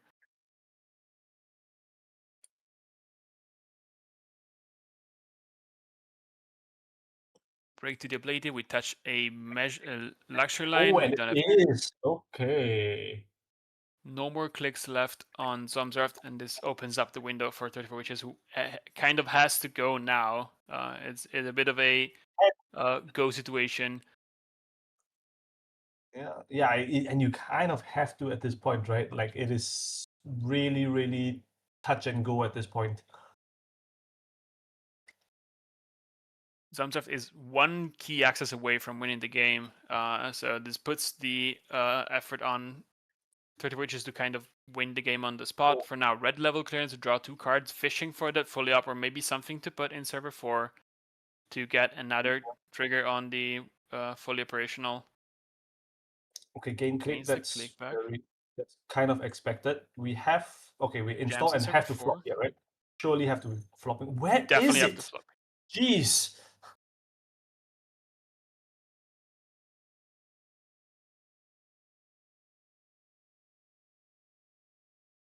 Looks like she found it. We're summoning it. Where is the thing? Hello? Oh my god. Oh my god, she doesn't have it. I think she just found it off the spin doctor, and now it's time to actually calculate if she can get all the way to the end. Sure. I mean, I imagine that if we have a flop here, we just snap play it, right? Is there a consideration here? Because it's like basically the only way that we have to get out of. Yeah, there we go. Here's flop. Yes, and then the consideration right now is how many cards are we drawing? Maybe we have access to YDL already. I'm expecting Toy Witches to draw most of these triggers. She ends up taking 4 credits and drawing 8 cards, leaving 3 cards in her ND. This is the Wage Worker. We have played 2 operations already, so YDL will be click neutral, and that's very important. And this YDL is of course gaining us 15 credits. Pretty balanced card. I believe it's only 14, because you'll be playing the card. Oh yeah, 14. Yep, my bad. Yeah, card is clearly not good enough. Not good enough.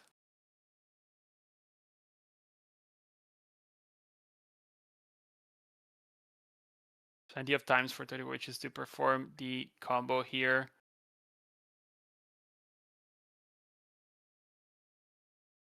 Decides to go for a fully up, drawing the last 2 cards and clicking for a ton of credits. You have to expect Nano Management to come out. Yeah, exactly. There it is. YDL for 16 credits. Okay, now what? Okay, one of these servers, 2 or 3 is what? Single cyclotron, right? It has to be? Yeah, I would expect something like that, yeah. But not having down the luxury line already is quite unfortunate for 34 Witches. We'll see if she can actually get there. For now, second Nano Management puts her back on 2 clicks. There's a lot of pressure. Is this deck on 2 or 3 Nano Management? Let's see. The full playset. Full set. Ooh, and we're spinning back.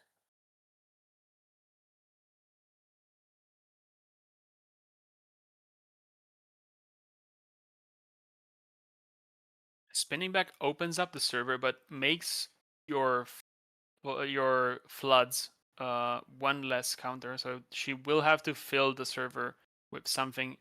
For now, shuffling just the Nano Management, so you can draw both cards with red level clearance for no clicks. Okay, that's the last Nano Management once again.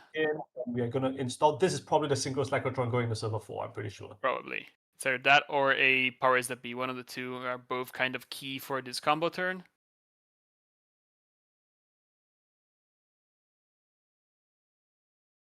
Simulation Reset. Oh my goodness.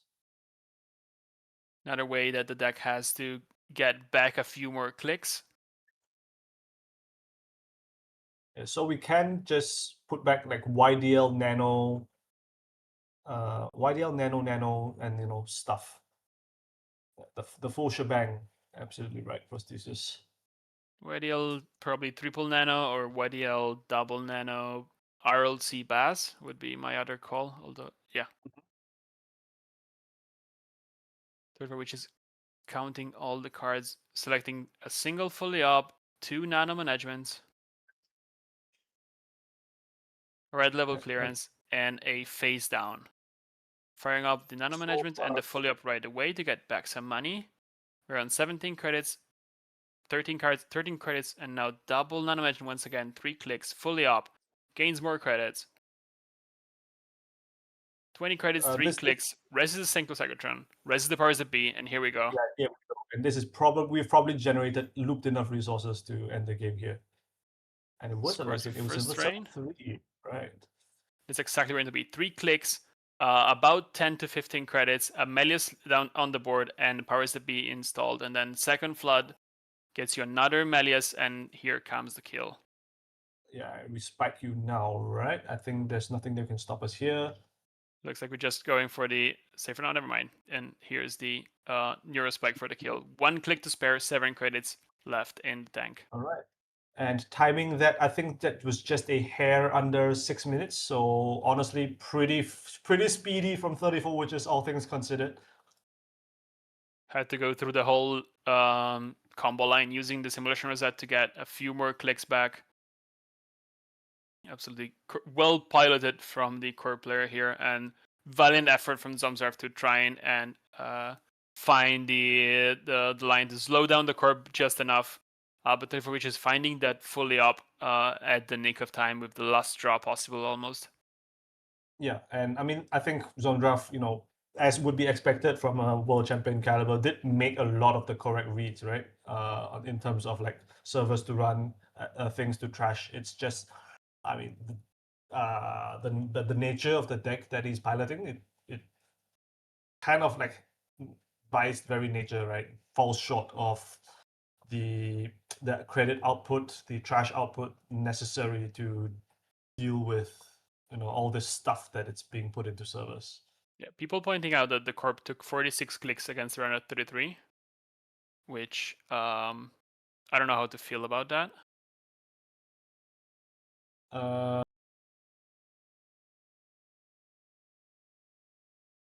It's, I mean, what can I say? It's kind of messed up. It's kind of. I don't know if this should be allowed, right? And it's not an NSG cast, so I'm allowed to say this kind of thing, right? But yeah, it is. It is kind of messed up. Let's not beat around the bush here, right? It is. Yeah. How often does a combo result in accidental game losses when played to people? I think that is a question that can't really be answered yet, right? Yeah, also, I think the deck has been mostly played online where it's a little easier not to game loss yourself. I wouldn't be shocked that people would play the wrong line and maybe take some illegal actions in there doing it live. Yes. So if you're planning on playing this at a local mega city, practice this a little bit. Yes, and you will have to like practice it with ideally a lot, and be ready to have like a lot of like testing partners get really annoyed with you when you're like, oh shit, I messed up, I miscounted the number of cards in my deck and accidentally decked myself or whatsoever, and oh no, I'm a credit short 10 minutes in. Yeah, these things will happen, almost guaranteed, and it's your responsibility, I want to say, as the player bringing the deck, to make sure you're acquainted with it, right? It's not the your opponent's job to police your board state. Looks like one game is left if we want to jump in, and we have 14 more minutes, so there might be a little bit more to play in that game. It's an elimination game between Cybersharks on Melius U against Lucy on Lat.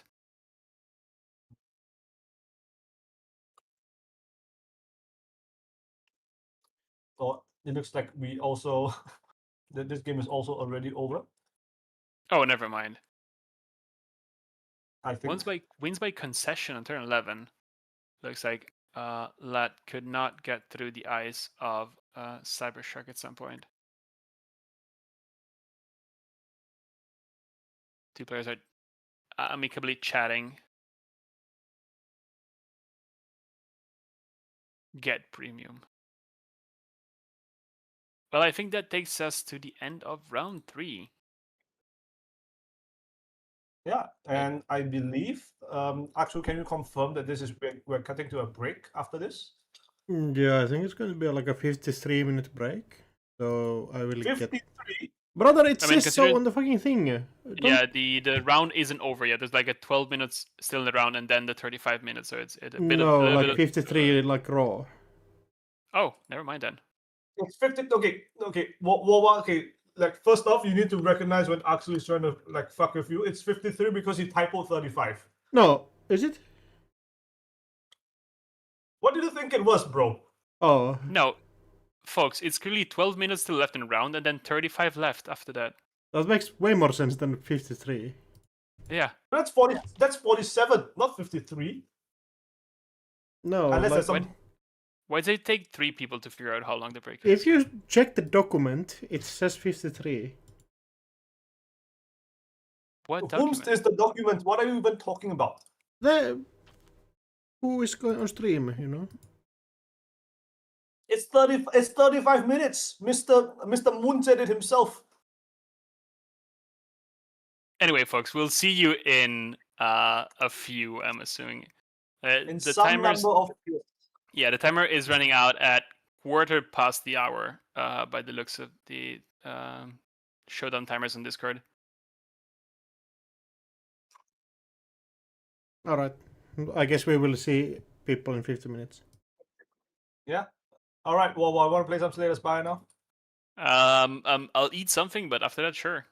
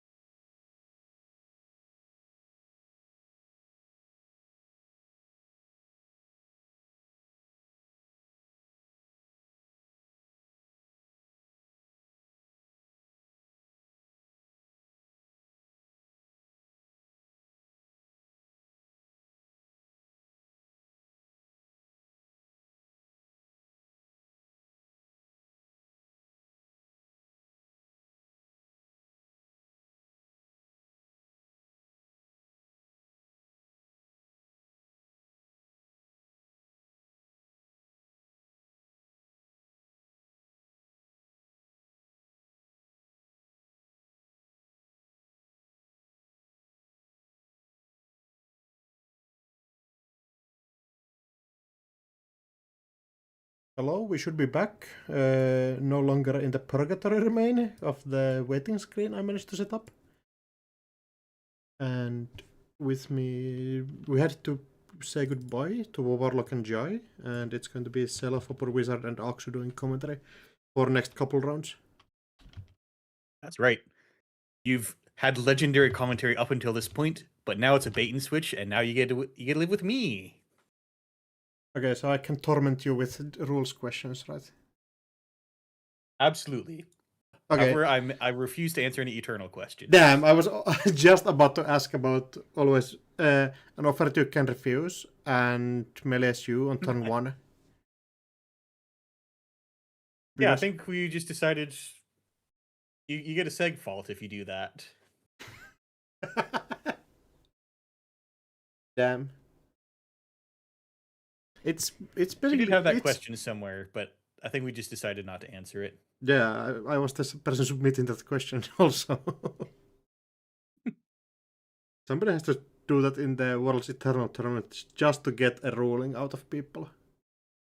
We're busy.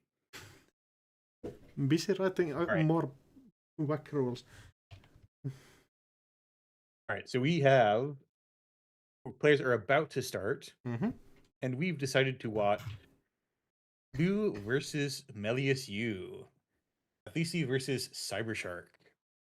I think actually the first game of Lou versus Melius that we have seen this tournament, at least per my knowledge. I didn't watch the entire stream yesterday, but I think definitely an interesting matchup. Maybe kind of the demon for Melius, some people would say. Depending on, of course, that list. And this is some new deck list I haven't seen. This Lou has 57 cards in here. We're going almost to Magic with deck sizes. I think people have been just adding more and more cards into the Lou decks. But even Big Max, I don't know if Big Max even got this big. And Big Max drew you cards. Luther gets you some card draw. Some, but only if you can get past ice and trash stuff. Yeah, sadly that's going to be a bit more harder. Oh, it's a chisel list actually, so definitely not a list I was expecting to see. For sure was expecting to see like Rake Breakers, Tungsten Tailor, but going to be chisel, all the other kind of virus anarch cards. Price hits chisel. Could be nice, but you can't just bonk your head into AP ice to get the chisel down, so we might be waiting for something to make that work. Yeah, probably got to dig for a Devil Charm before you can actually get in there. And directly after you install Devil Charm, run HQ. Melias is going to be probably being on HQ and just pick all your ice back up into hand, but cannot know that for certain yet. Real problem if you work hard to get rid of all the ice and the corp just gets to recur it. Do you know anything about what Cybershark has in the list? No, I think they're public on the Showdown, but cannot pull them up during commentary. We can't. Who decided that? I mean, like on the stream setup. You totally can pull them up. Okay, let me learn how this works. If you go to standings and scroll down, basically. Wait, yeah, are they public? No, go pairings and then scroll down. Your remote has been set up, but the runner definitely doesn't have the tools to get in there yet. Just hoping to get a Lou trigger off the Spin Doctor. May not be in the cards. Oh no. Yeah, it's still, you're basically not getting actual resources out of it. And shuffling back one copy of Hedgefund that you probably would want to get back anyway. Doesn't seem wise. Also, this Spin Doctor can be picked up by the Melias U trigger in the future. And we have got Keiko online, very, very powerful. It's just 2 credits per turn. If you between that and some other companion, that gives you 2 credits per turn. And Keiko is incredible because it puts it into your credit pool. It looks like the Corp is just going. Runner looks like they can't stop you, so even going as far as to install advanced events, yeah. oh, Botulus not even costing any credits because you had the Paladin lined up. Yeah, just needs to be not a super scary ice.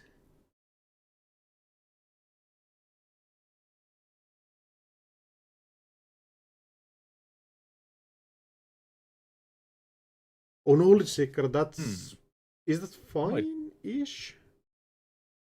It doesn't end the run if you are the only one counter stopped it from ending the run. Yeah, getting to like resort top 4 cards is like pretty good. But yeah, definitely not ending the run kinda doesn't help here. And if that's an agenda in the remote, this push has been so like early.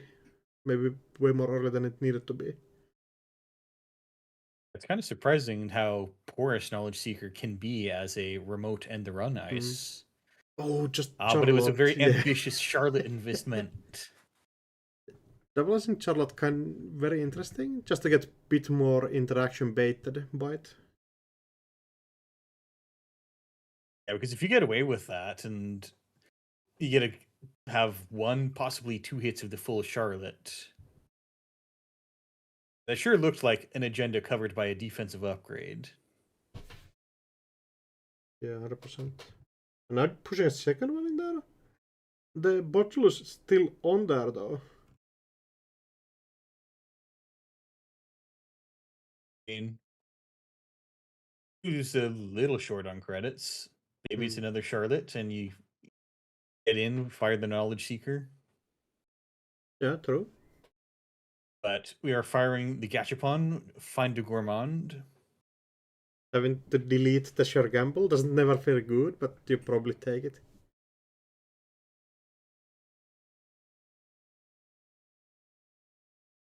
General Secret getting the virus thing again. And this probably has to be a second Charlotte in there. And it's looking like Cyberchark is not just drawing any of the, I say, more eyes that the deck has. And it's getting really close to deresing itself, so you got to put something else on top of it. If there's nothing in that remote server next turn, but I've still got this Botulus, I'd go run again, make the Corp lose 5 credits. Yeah,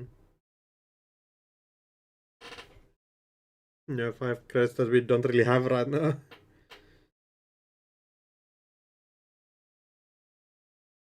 Alright, no big hits on the price. Salmon Chip's good, but not giving you that full 3 credits of value. Yes, I'm kind of the most important card in the deck sometimes, so definitely card that you are happy to keep around if you can.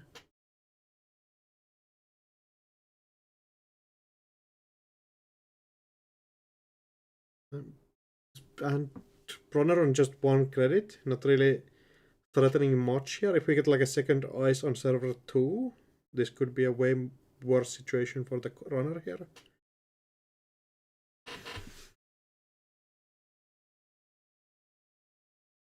And despite a bunch of cards not managing to resolve, Cybershark's doing okay on the money just because Athlesia has been refusing to try to play the Melius game, and you've been getting a credit a turn. Yeah, we have lost 2 Charlottes already, so the long-term e-component of the deck kind of is struggling.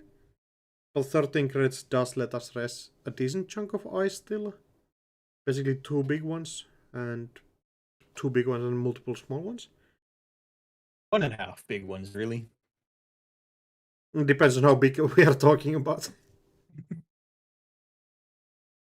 I've seen these lists on one Cloud Eater. Yeah, just 1 Cloud Eater can be res with this, sadly. If that's our big guys. Oh, when did we see a second ice going down on the remote? And again, this is starting to be difficult to contest. We don't have a second botulus in the bin, so cannot turn this chisel into anything or something like that. If we see a devil charm, that could help you. No, having to just click for draws, trying to dig for the devil charms. Just the manual SMC, but we do get a botulus. That remote is now looking pretty bad suddenly. Yeah, we cannot really do anything in Tara. We have nothing actually happening with the card in Tara. No humanoid resources, nothing like that, looking at least like yet.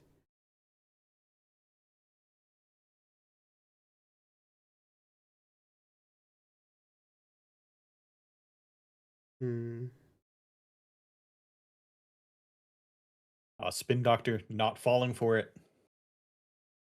They're kind of hoping to get the opponent to interact a bit, but doesn't look like it. Spin Doctor probably shuffling back either short-term econ or couple Charlottes.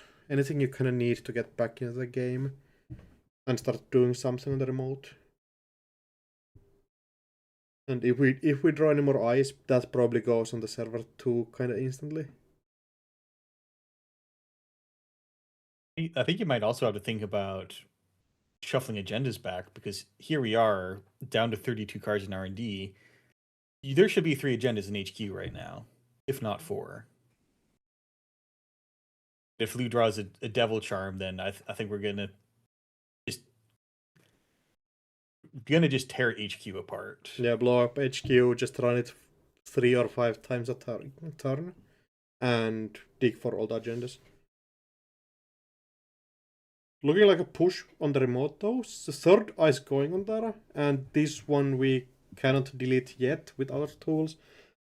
But we could totally see like a third botulus go down there and just make the remote completely blank.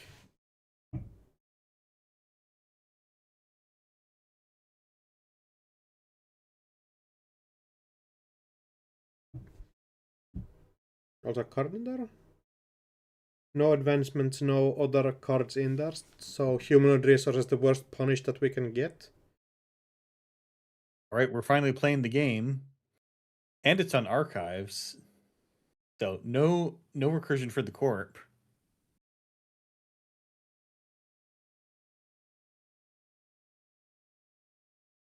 Oh, interesting call. Seeing the archives being selected with the melee SU ability, and maybe hoping that there was an agenda hit waiting in there, trying to be saved by the melee ability, but no game at that point. Still managed to get the solidarity badge counter, and the second Spin Doctor trashed out of the deck. Probably happy with that situation.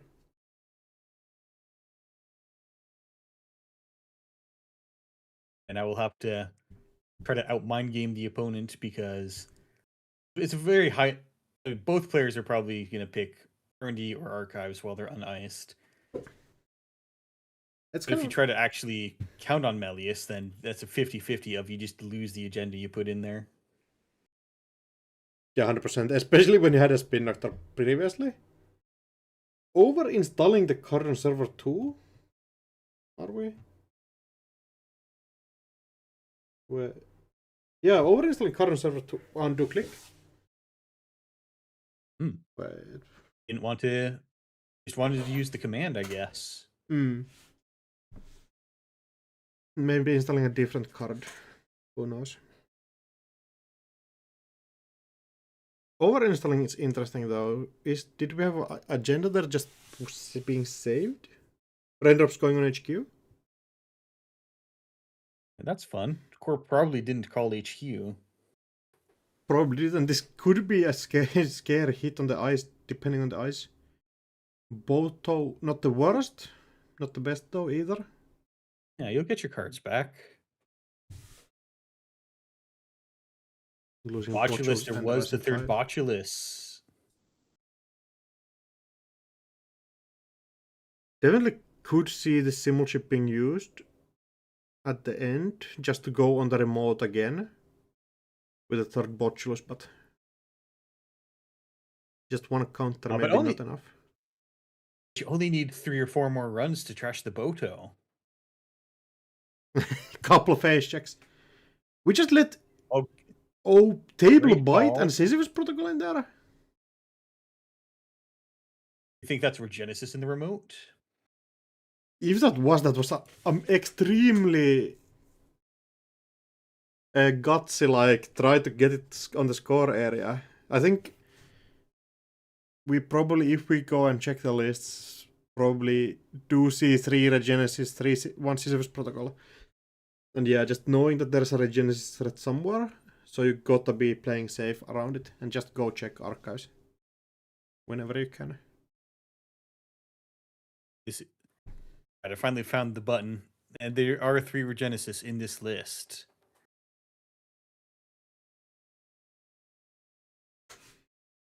Ice Going also protecting archives, but we just had to have, I think, 1 Sisyphus Protocol, so the massive threat is kind of overturned at this point yet.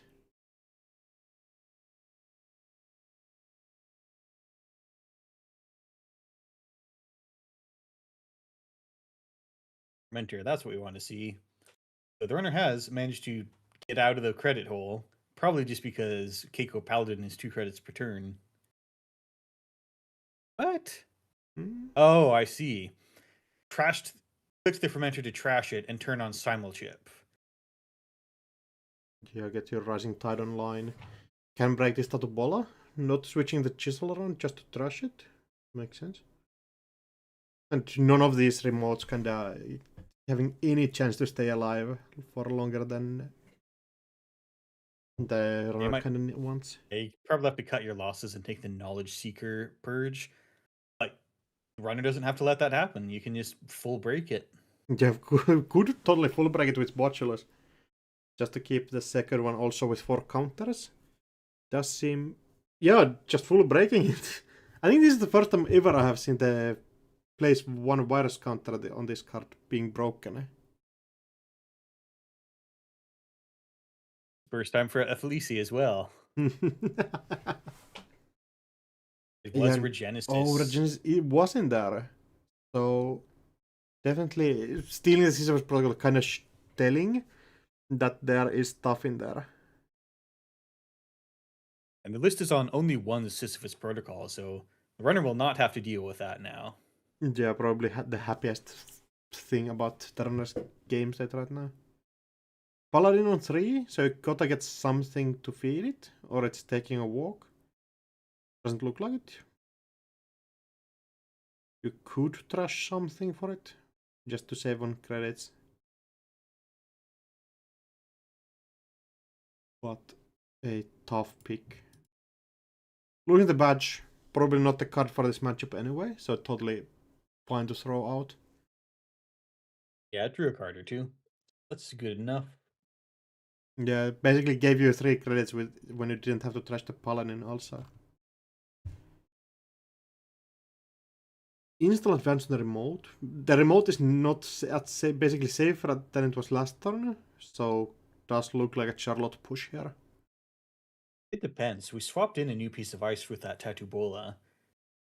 Maybe that's a big problem. I'm having hard time seeing like what it could be that actually saves us here. Flyswatter could be devastating maybe if we're that bold to call out some ice. And this could just be the Charlotte that got shuffled in has finally made it here, and this is... It doesn't really matter to the corp what happens. Yeah, it's either the runner just spending resources getting in and saving your, like, trashing your Charlotte, or you get to start your actual econ engine of the deck just up with Charlotte here.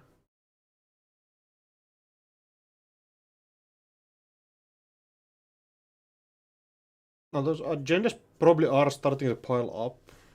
2 out of the like 10 agendas or 9 agendas in HQ already. So those will become a problem at some point. Yeah, there's 9 agendas in the list. That's a normal enough amount.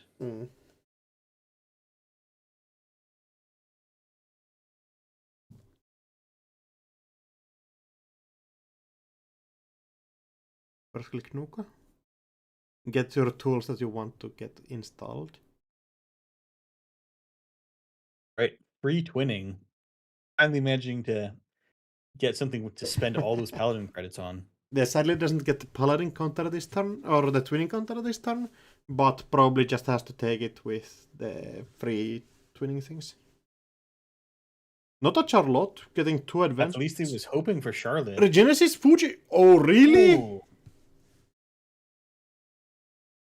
Yeah, that looked so much like a Charlotte. It does. That's a good bluff. Team's back on for the corp now, and that was a very undefended Fuji that was left in archives for that turn.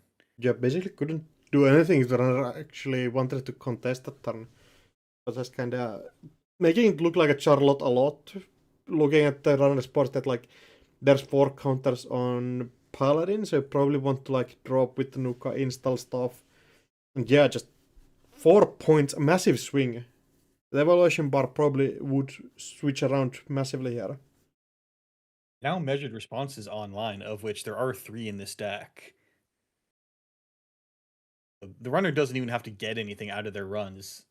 Or the runner could be making pokes and they're still in danger. Whereas I think that some runs were held back on previously after you got to 3 agenda points.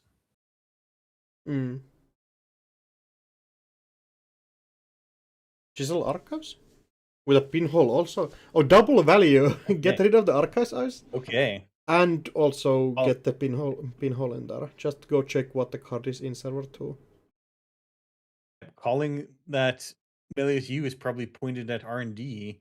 That's another Boto, but now we have Threat online, but Chisel is just strong enough to not care about that. Yeah, by itself. Send a message in there. It was on HQ. What a call. Yeah, I think reading that HQ Ice probably was going to be blown up. Didn't end up being that. We probably can get into the remote, but there's no guarantee that we can be safe from the... Oh, the huge fly swatter hit. That's absolutely massive. Chisel trashing that. You can just chisel it and send a message. Yeah, but we're not getting through anything else here. Has to jack out and hope that the corp doesn't score that out this turn. That would be... There's no way you can score it out this turn. Yeah, it doesn't look like it. The corp's a little short on money. Like the logical play would be to put a 3rd ice on and then advance, but you can't afford that. You're kind of there with just the 2 ice and this upgrade now.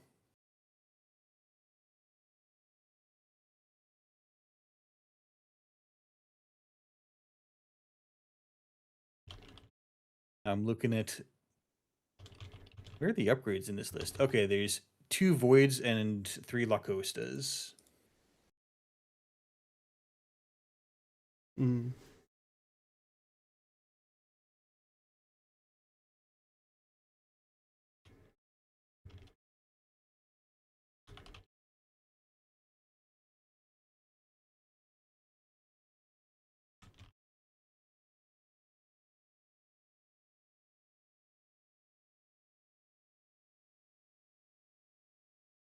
And the chat saying maybe we just dig through R&D and maybe that looks like another chance to blow up HQ. Or with oh no, we're out of simul chips, so we're just destroying HQ. Yeah, just one simul chip. And Jack's out. Oh, deciding that we need Audrey because you have a Gourmand. Yeah, I need to get a counter to actually. Did Audrey get drawn somehow? All measured response. Yep, trash that. Lion's Mane. Gourmand trashes that. The corpse still has an Atini left over.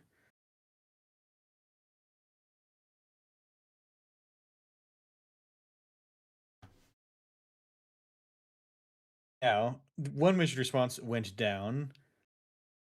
The corp can only afford to play one more, and you have 4 cards, so Yeah, pretty safe that against one. measured response. We can do Panzer View. Actually, not right now. Just 3 cards in hand. But if we had one more card, Panzer View measured is a line. Checking for action. Yeah, we don't respect the measured kill here. On just a purge.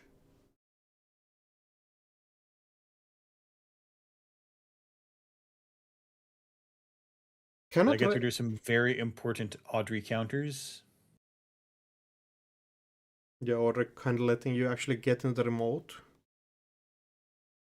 Cannot do that anymore, though probably can just run there. Oh, Devil Charm, perfectly getting you that extra twinning. I think also keep the Devil Charm on table if there's damage coming in. Yeah, and we're gonna ask the corp to spend a lot of money. We can get through the Tatubola, but yeah, don't let the corp have 4 credits. Yeah, You still know that the corp has an Atini in hand that they could swap for it. Right. Ice rolling the dice. Unfortunate that the corp finally gets a Melius trigger. Yeah, maybe the most influential one in the entire match. This late game trigger, getting you your hedge fund, getting your measured response. A lot of threats coming online with this one. But if there's an agenda here, you just have to kind of save it. We are thinking about it. If we even want to trash, we do trash.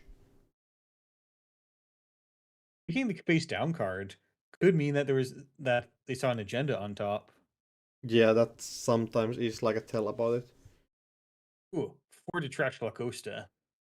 But that gets you the Audrey counter. Yeah, still worth. Order counters so important right now.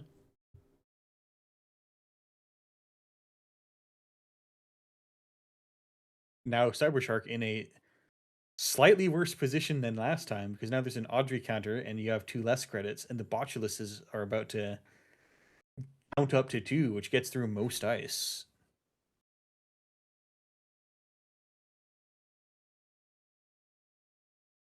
It does. You would have to, if you want to go the remote, you need to break the Tatobola. Not nice at this port in the sport state. Getting your opponent more on credits, just to be able to threaten measure responses again. Not the most fun situation. But we have a known 3 points sitting there. I'm greedy.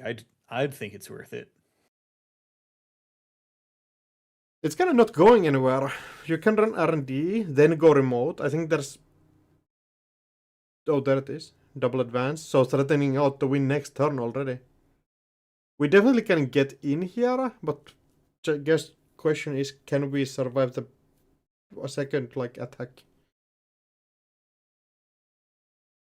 Could be a second fly swatter on the remote also, middle ice.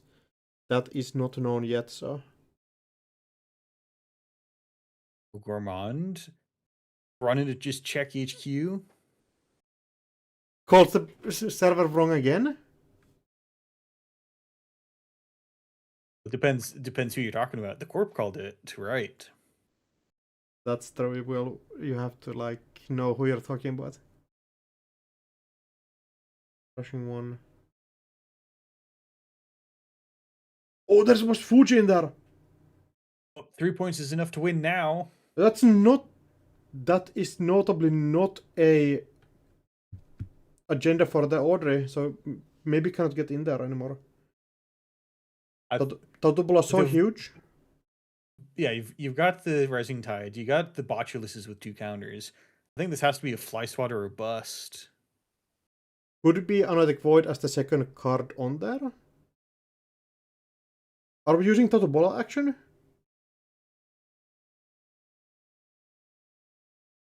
Surely you have to use it. Yeah, you have to, otherwise you can't afford to. Oh, there it is. Yeah. Yeah. Otherwise, you can't afford the repeated uses for Void, much less possibly finishing this score next turn. Yeah, totally. We could be seeing Void just win the game outright. We have 5 cards left in hand.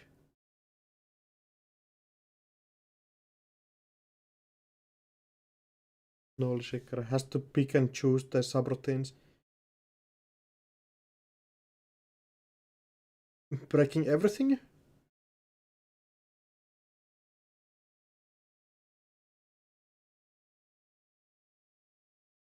And Void. That's so massive.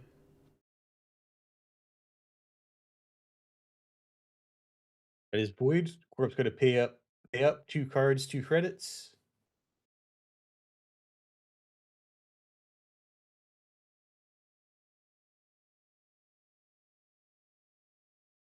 Let's see. Okay, Botulus is out of counters, but Audrey could get you in if none of the other cards require resources from you. Yeah, sadly, still cannot actually get in. We can use the Anotic Void again. And then just opponent can just score out. No pinhole.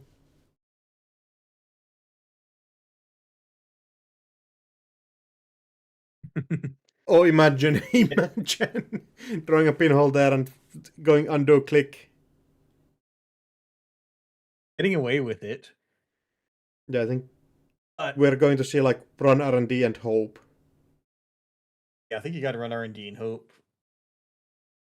HQ is an option. Archives is an option. There are definitely options around.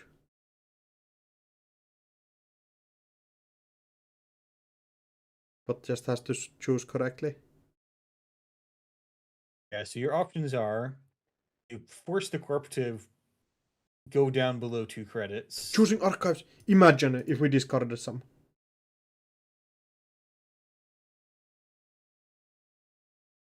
That would be some high risk gaming. Not instantly clicking through. There is. Oh my god! Oh, Exactly the correct choice there. Was making the prediction that the double mind game that surely the runner checks HQ because you would not discard points into archives. Yeah, top of R&D being a Fuji. And we got this one Fuji from HQ, second one from top of R&D, going into archives, rolling a dice and selecting everything. After he's betraying you in the most classic of fashions. Yeah, Cybershark. So that got into archives from Melius seeing Fuji on top of R&D, but also you had to do it. Cybershark was right. I think. I don't remember what he got from R&D. Or no, I think that was. I don't remember. Yeah, 100%. This is the quality of commentary you get when it's free.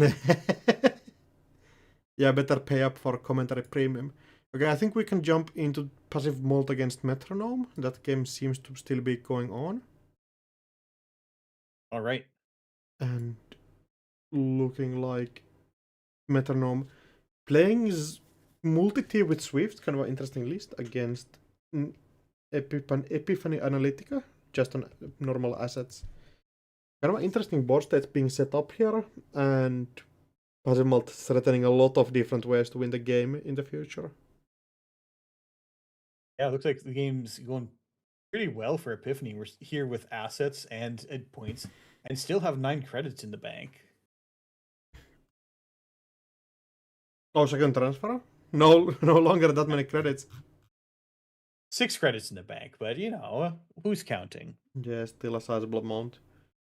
And Stang Cancel looking pretty good for having its 2 base strength, not like some of the other decoders you might be forced to use. Yeah, definitely anti-shoutouts for Shibboleth and Cat's There Cradle are no other almost? decoders. Yeah, It's just Shibboleth. I mean Cat's Cradle technically, but that's like Aurora Cradle, tier for sure. Unity. My homies hate... It's still undignified. All the criminals hate importing influence breakers, for sure. We used to do it back in the good old days of... Well, I joined the game during Flashpoint meta, so who can say if those were the good old days? Definitely were the good old days, for sure, 100%. Oh, choosing All right, managing to load enough credits to take down this magistrate. I'm interested to see if we're actually going through, or is this just a econ card? No, looks like Getting we rid of are the magistrate deleting is it. a huge econ play.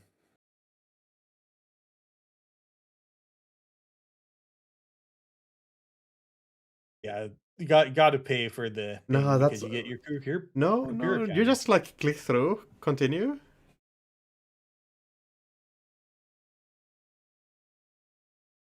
Yes, I think the runner wants that counter. Against whom's barrier do you need to counter in this matchup? 1 in 4 pings is free. We are going to take that 1 credit. Also, if there is like a grubber in there somewhere, getting a bad publicity for you for free. Imagine putting a grubber on centrals.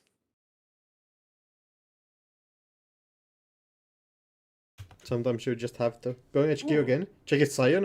You Pretty like to see that on HQ. Yeah, we're going back. We're just going raw. Tag me. She's breaking it every time. Yeah, you would be losing a credit anyway, so better just not to get full tag me, so freedom of information not as broken. Oh, install advanced shipment. The tag that we didn't clear. And we see this again, shipment from Vlad's on the already free freedom of information. Yeah, just for the power play. I gotta let them know that they were in danger. And that wraps up round... I don't know what round this is. Top 6, I believe. No, that was top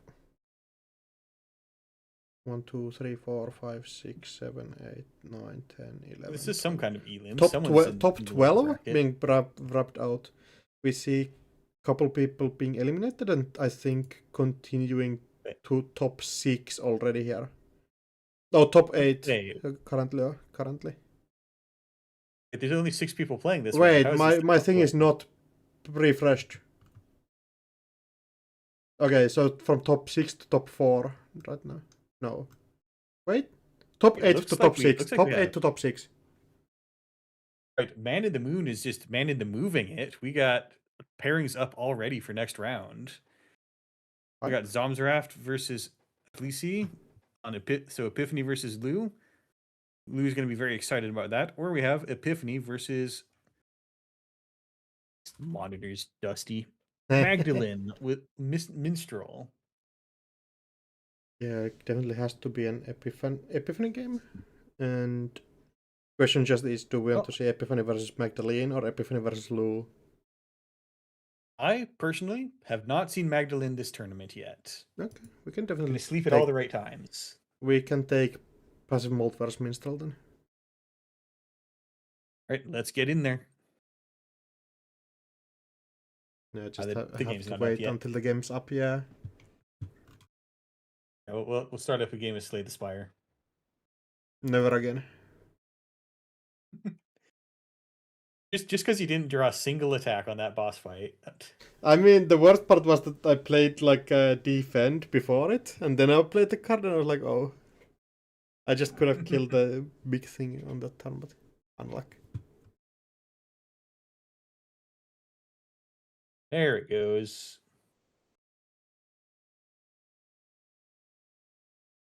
What goes? Passive Malt versus Minstrel. Oh, I just needed to refresh apparently.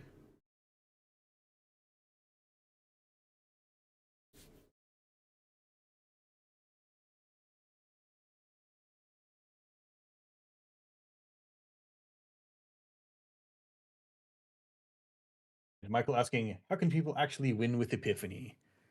Well, there's this cool magistrate that just got printed that forces the runner to just lose 3 credits somehow.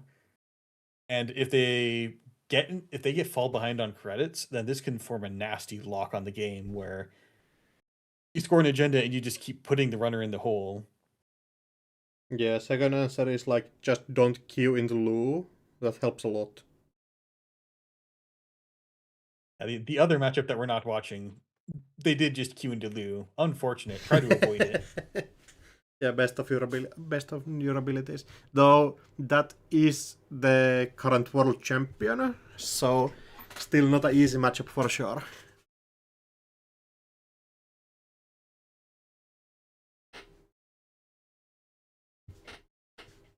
And I think we're waiting a bit until the matches actually start. In the meantime, the top match was won by Davis on Auko versus Esa. Kind of interesting to see how that matchup went down. And we will see 34 witches in 2 rounds after this. They're first going to see winner of the Somstrap Attilici versus Pasimold Minstrel. Like the winner of those matches. And after that, just one game at the time. Until we have our grand champion. All right, looks like this is a list that I saw yesterday on the Epiphany side. It's on 3 cohorts, 1 moon pool. And then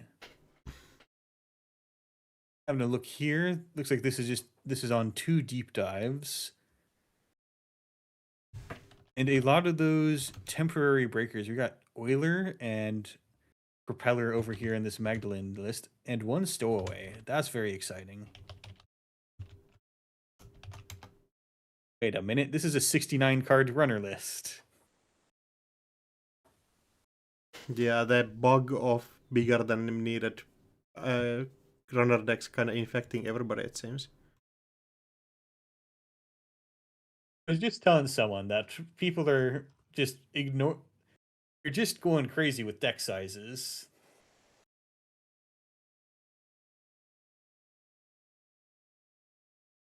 I mean, yes, I'm obliged to say nice, but also I tried to put that many cards into Big Max, and that was too many cards. No, like if all of your cards are good, you just win the game. So like more good cards is a better chance to win. It's simple math in the end, you know.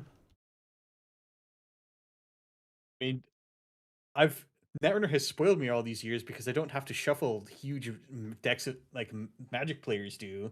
This is even larger than the Magic players have to deal with. You just get an Oracle to shuffle for you. Don't worry about it. Yeah, I guess this may be a JNet only experience. Nobody else can shuffle this many cards.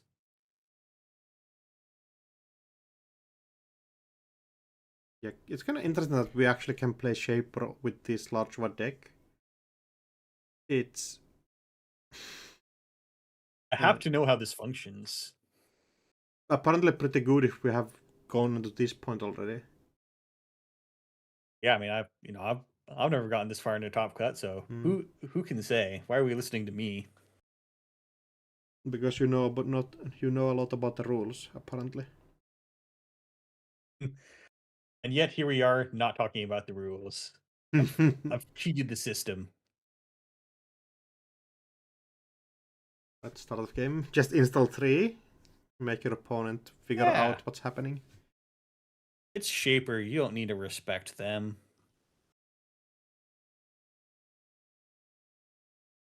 Imagine triple overclock, destroy all the remotes, destroy the opponent's soul, and just do the handshake and concede.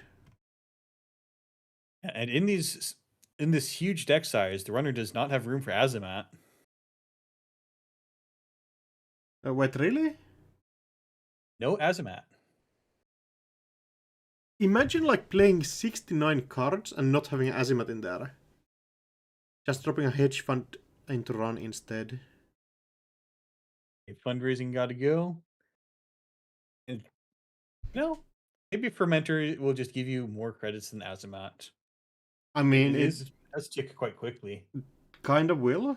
Like, Fermenter is kind of a busted card, but definitely, hopefully, would be on top of that.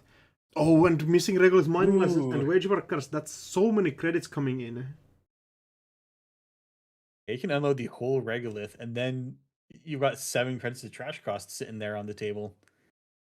One of which is no longer worth trashing. Alright, defend the wage workers. Yeah, gotta keep it around. You can't... Yeah, it's sometimes people think, oh, I'll leave an undefended wage workers the runner can't pay for. And then it turns out actually they usually can, and then wage workers is more important than that. But there's one illumination, and it's here in basically the opening hand. Of course it's here. Dropping a Muse as Getting well. the discount into the free illumination, into the copulation. Copulation helps a lot. Getting the knick-knack super early also. This is why we play big decks. We just like shuffle the deck correctly, get all the correct cards you need, and win the game. Yeah. That's and also... we're just gonna send the copulation turn 2. Yeah, bet there's an Oppo research in there. Hi, Oliver. Yeah, I see like a lot of cards, and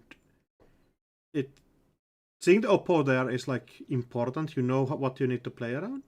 Do you know that VSA is one of these ices here, and you know that the Vlad grid got installed on the remote.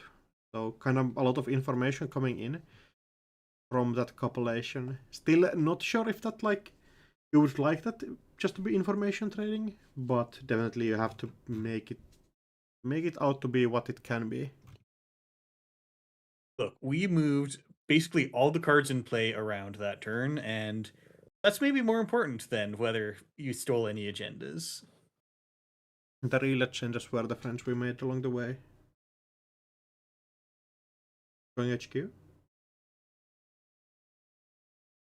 Oh, Jack going out, HQ, just to Jack get the out? knick-knack. Just get your credits. Makes sense. Don't want to risk stealing anything, I guess. Yeah, stealing something, hitting the Oppo could be kind of disastrous. Especially if you hit like a 3-pointer. Draw 3. And yeah, the knick-knack engine just starting up pretty heavily.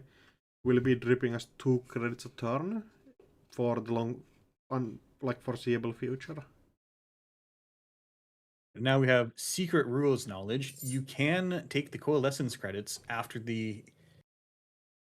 that discard trigger. Yeah, hopefully not getting punished for missing like a super niche interaction. I don't think so, not with all this information shown on the table.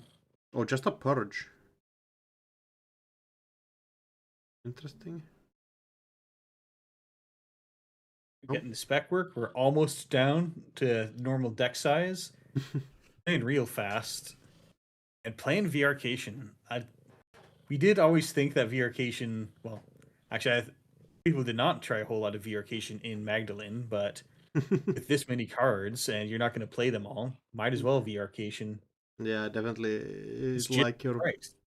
It's definitely like your 65th card in the deck, but if you're on 69, like, why, whatever at this point.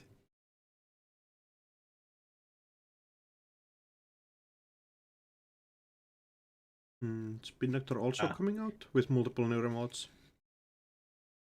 And yes, you hear a cat because my cat is here demanding attention.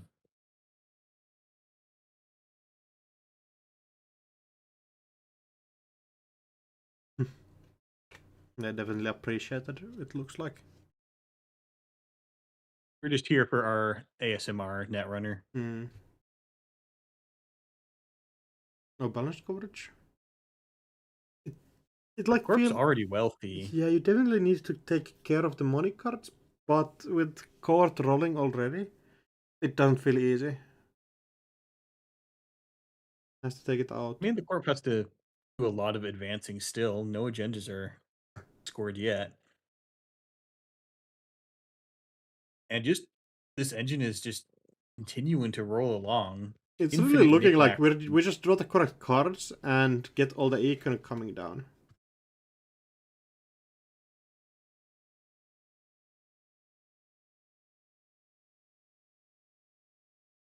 All right, I'll try to take away the purring as best I can. Purge Rose counters. Purging That's the again? second purge. I think this time we were purging 6 counters in total, though, so definitely being worth. Cannot let the runner just to click for multiple times, at least. But you are letting the runner click to just continue resolving economy cards on all the other parts of the engine. Yeah, and yeah, these fermenters are coming down anyway at some point, so might as like you could just let them exist, but I think we're threatening some sort of a score here with Court Guidance putting a second advancement possibly on the Vlad grid. And you can score out something scary. Oh, Oppo has been discarded, so that is at least safe information. And Epiphany. Do we see a Stoke the Embers being scored? Yeah, Epiphany may, or Magdalene may not be interacting until they've got a really strong lock on the game. Yeah, that is what it's looking like. They're just not doing anything, just play your Econ cards, get your drip online, and just camp it out. You still have a bunch of time before the opponent actually is going to be scoring out. Quote Lucy on, not this deck, but he said at one point, the way you deal with the corpse is you say, prove to me your deck does something. And currently, whatever the corpse deck does, it is not scoring agendas.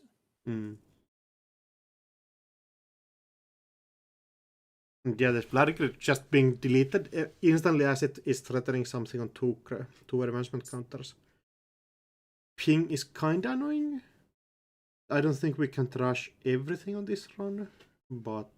Res powers that be. Why is that getting rezzed? For the culture? Ah. Oops, that's why.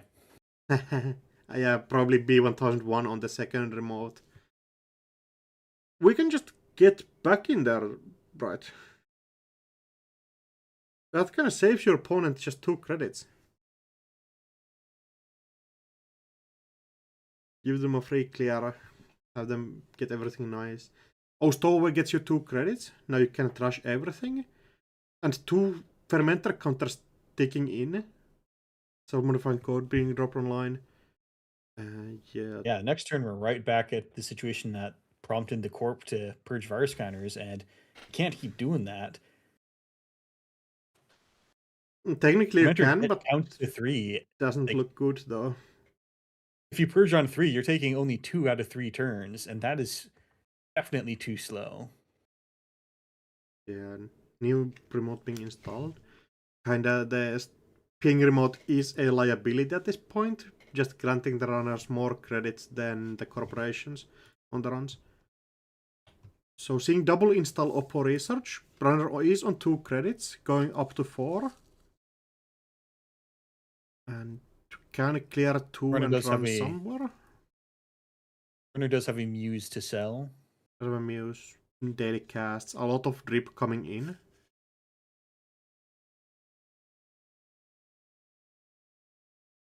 It's a shame the runner didn't manage to sell the daily casts for the 3 credits last turn. I think we did sell something else. Kind of losing out credits in the long term, but taking the credits in the short term instead.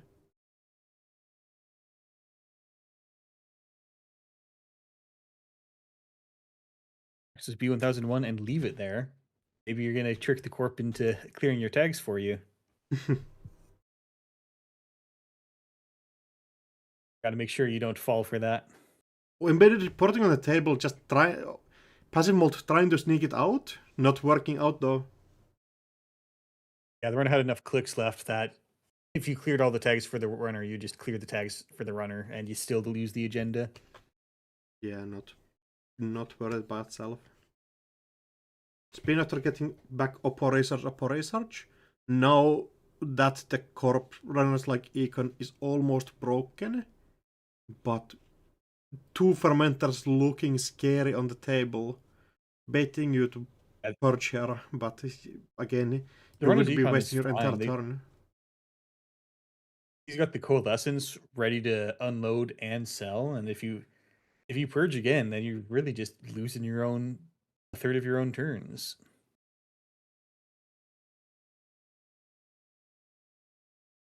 All right, still not able to push the big oppo because Magdalene decided to spend the first turn doing all of this setup. Yeah, first run and get your 2 crates out of coalescence. And yeah, again, cannot be deleting stuff. Magistrate Revan Tulat. Access on table. And Gotta that go is eventually. annoying to actually steal through, but... Yeah, because if you decide to leave it and then you check the other card and it's an agenda, well, you're paying 3 anyways. Yeah, paying 3. Spin Doctor second mode? And we actually... Can we clear all the tags now? Yeah, you got 2 clicks left. With 3 credits though. Ah, yes, 3 credits. So maybe I have to burn a simul chip.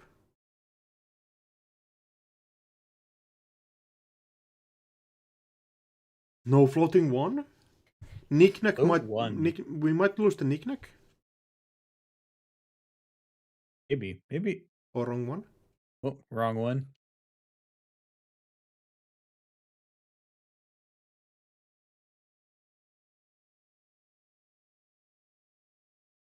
Did they already have a lily pad? Yeah, I think Lilipad was over-installed for kind of no reason.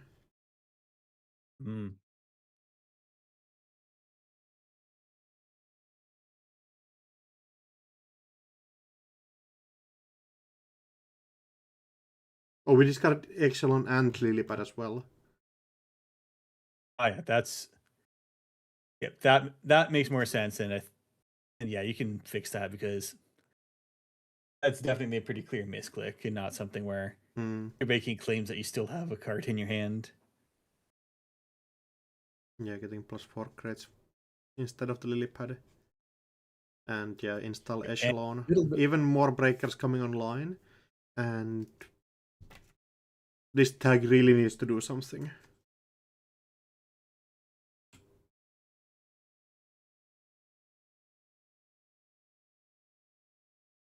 Still need to resolve the activation. The Epiphany activation. Oh, yes. Because Corp had the opponents open. And they actually got a DZMZ discount on that, which I might just mention to them.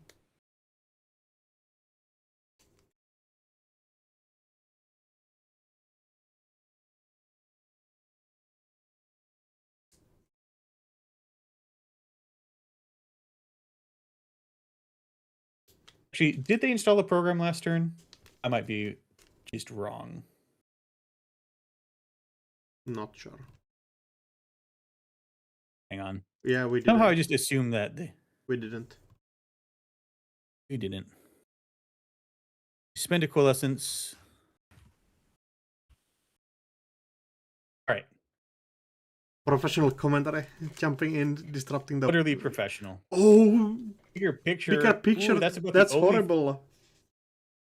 Oh, but it's not for stealing the credits. It's for giving 2 tags.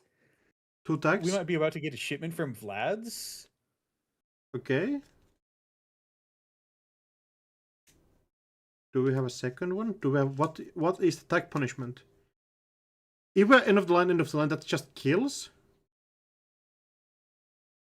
No, it doesn't look it's like... the runner's turn now. We just played bigger picture for the tags? We just played bigger picture as a mini oppo. I guess that's technically free, but... I would have wanted 5 of the runner's credits. Yeah, the 5 credits sounds kind of nice. So what was our turn? Install... Advance a card, bigger picture, and Epiphany trigger. Magdalene can definitely afford to just clear the tags and continue with life. Yeah. That seems sketchy to me in the commentary booth. We are taxing the opponent out, but yeah, that it would have been just more taxing to do it the other way. 4 cards. Okay, we're actually threatening out to do something. The runner cannot challenge every single remote this turn. There were 17 unknown and 14 through... Or sorry, 13 unknown and 14 through 17 unknown. Crypto on table? I mean, you say that, but the runner 100% can just click to run each server. Oh, it's like this, is it, huh? It's like this for sure. It's like this. Soul Reader. That's yeah, absolutely the Soul Reader. Also, maybe a tiny bit of math. 1 agenda in over half the deck. There's more to be found.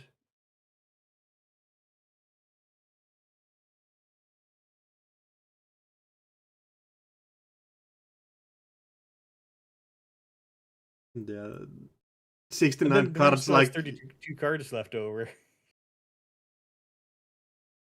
You know, this is going to be a very well optimized Netrunner DB deck list title. Just know it if this wins. 100%. Okay, I think the second game's still going on. Some versus Atilici. And that is looking similar-ish. Less credits on the runner side, but on less agenda points. I guess it's more agenda. I don't remember how many Corp scored last game. Hitting a purge again. And installing even more cards. Stormstra's definitely in a better position this game.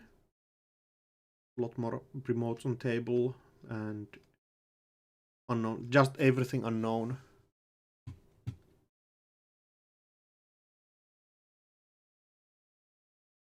Runner's still a little bit scared.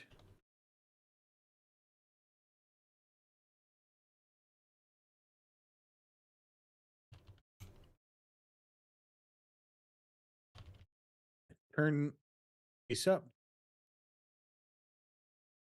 We're advancing server 1. Now we haven't been here. Oh, we're seeing a score. We're just here to make the runner lose 3.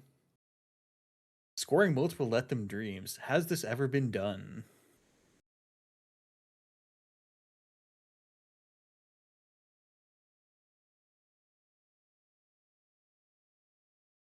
Probably somewhere. I think kind of a lot of games have been played with Let Them Dreams in the format. So probably has been done at some point.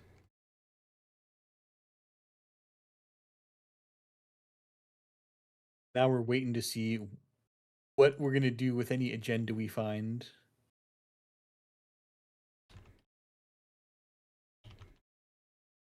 Okay, bottom of freedom of information. Looks like Lou is staying tag free, and we're going to make sure that we don't draw that and Lou doesn't find that. Yes, 100%. Still, we have a lot of twinning counters on table. Magistrate is annoying at protecting everything though. Yeah, you probably have to go deal with the magistrate first, because even if you go searching in R&D, you can't steal anything. Yeah, probably need also to trash card from 11 or 12.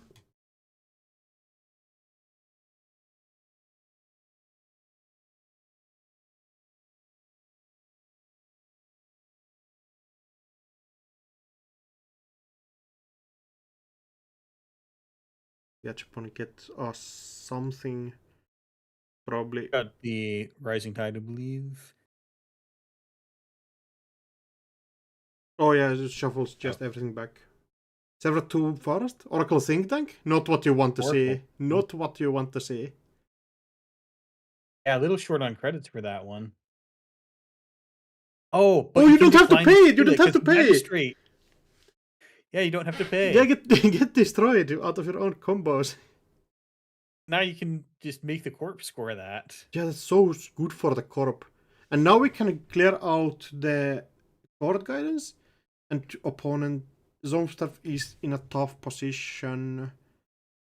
No econ coming so in. Funny. Like 3 credits, nothing coming in.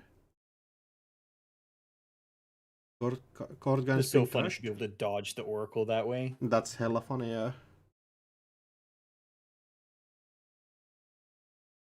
Going server 3 as well. Can go through the ping. Accessing regular mining lines. Super important trash there. That would have swung the entire game around. Oh wait, no, the runner doesn't have 3 credits anymore. I was going to suggest scoring out the think tank just to be spiteful. No, sadly, runner 1 credit. Would get fermenter up to 3. The Oracle think tank kind of a liability on table there.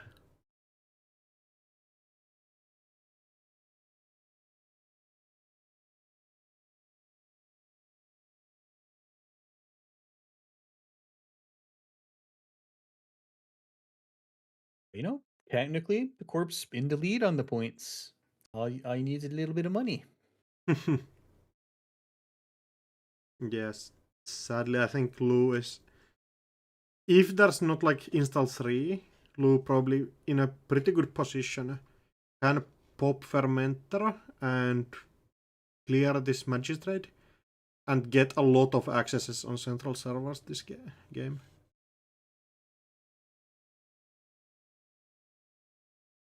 Epiphany counters were made for a reason. You just need this to be extremely impactful.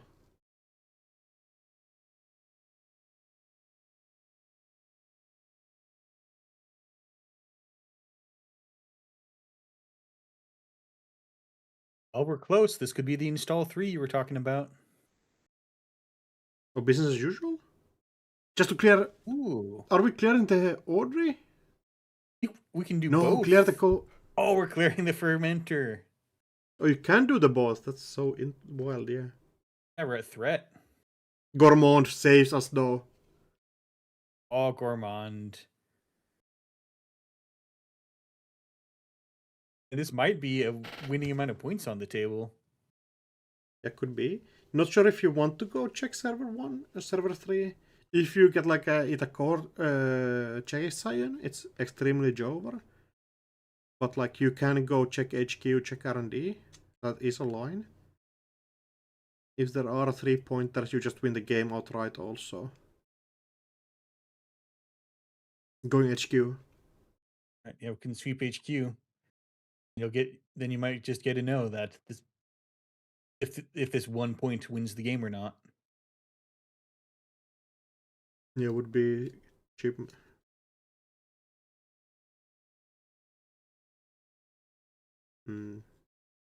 Just right. trashables Clearing on out there. HQ.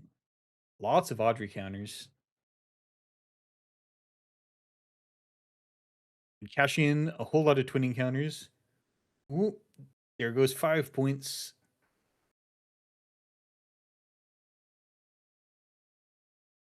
Points. Zone straps cannot really use Epiphany without revealing a lot more cards out of R&D. Next turn there will be 3 new ones, I believe. Depends on if we can find a sync for the Fencer Fueno.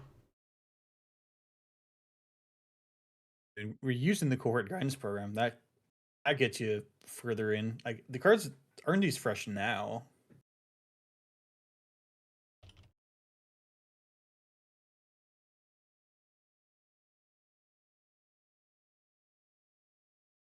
Having a good think. This is a tough situation to be in because you just lost the card that says the runner has to have money, and now the runner doesn't have to have money, and they have an Audrey instead.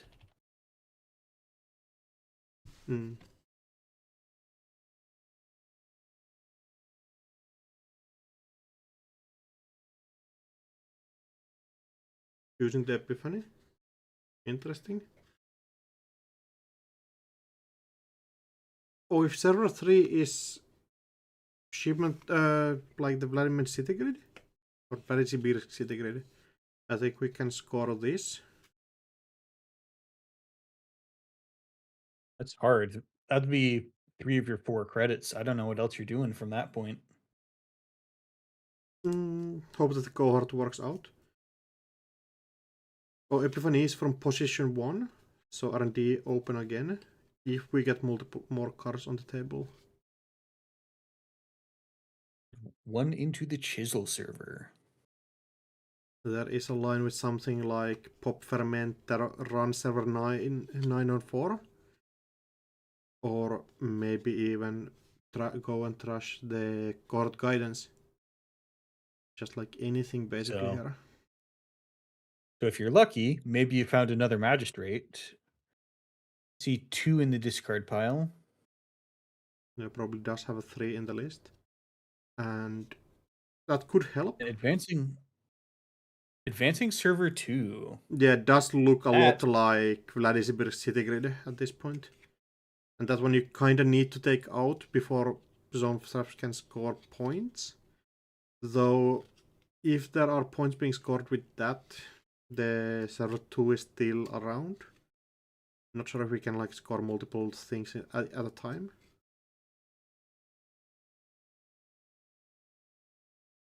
First click the court guidance.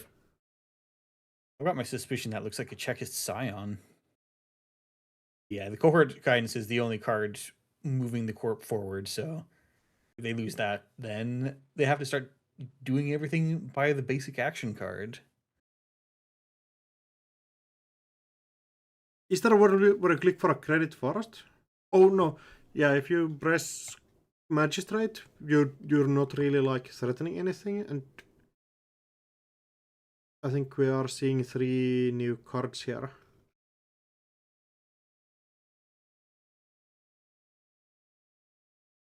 While we're both in this economic hole, fermenters tick in there. Yeah, going to be 6 or 5 crates or something like that in the future. Erasing the magistrate. It did find the 3rd magistrate.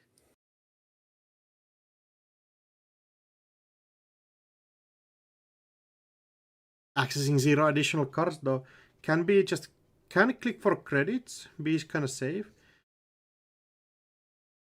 And next turn go trash magistrate, go trash everything else. Maybe there's a world You could click for credits and trash magistrate this turn. Oh, you could, totally. Simulch, that helps a lot. I think that is a free Gormon. Pop fermenter. Get a second one online, just get cash. Just be rich. Makes sense. With the cookbook counter, no less. Although the corp can 100%. Ooh, balanced coverage. Very nice. The corp can fire the runner loses credit part of magistrate this turn because they have at least that Oracle think tank we know about. They can. And it was 4. Possibly. No, that's actually. That's win! Ooh, wait. Oh no! Combo! The extra click no one saw coming. No one expected that to be the Stoke the Embers. The one card that wins the game outright, and Jones are just slow playing that, making it extremely look like a grid. I think everybody getting like baited out. Yeah, really thought that was a grid. And I was making my call that it was a Chekist Scion, but Yo, what a play. That was definitely a play. Who knew that all along we didn't want the runner to steal the Oracle think tank?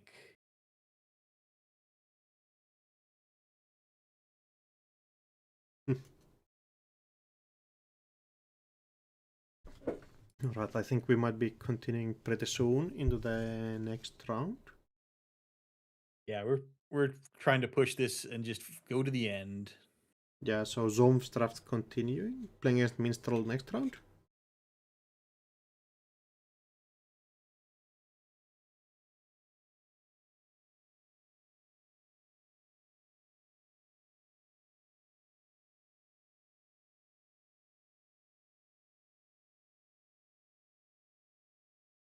And not sure actually which sides we're going to see.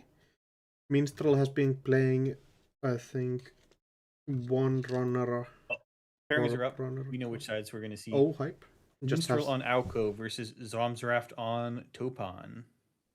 We did see Zomstraft play this matchup earlier in the tournament, and there he did kind of struggle with the card pressure that Auko puts on the runners. And gonna be interesting to see how does he manage it this time. Is there like a different approach? Do we use the Auko ability maybe a bit less, or do we try to keep the opponent down more? And might depend a lot on also what choices Minstrel has been doing in deck building. Really quickly trying to scout out the lists. There's also playing like vampire-esque Topan, stuff like Bling, Azimuth really important in this matchup. Cacophony, a win condition that's going to be working out somewhat. Also, one copy of Dreamnet that's going to be installed fast as possible and hopefully being able to draw the outs, kinda. If you can keep the music flowing, then Cacophony is going to work very well in conjunction with the opponent's ID to mill them out. Yeah, 100%.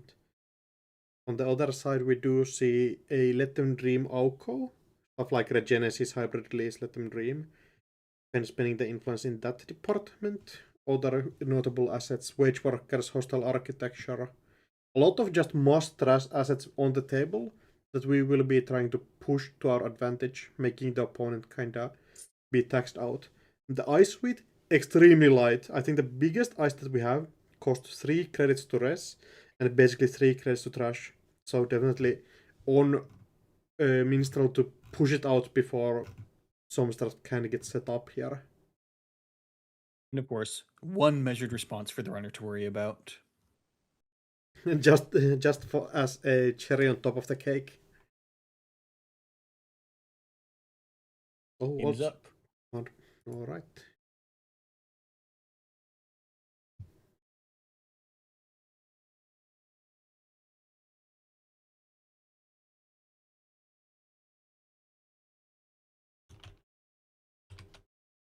For some reason, Man in the Moon is posting videos of a printer printing like just an endless sheet of I'm not sure what it's printing. I think that's like price envelope stickers. Yeah, the man definitely runs a operation. Yeah, imagine the sheer amount of prizes that have to be emailed out for a 200-person tournament. It's got to be like 200. Emailing out prizes would be hella easy. Emailing out prizes. I bet I could automate that. Yeah, you would think.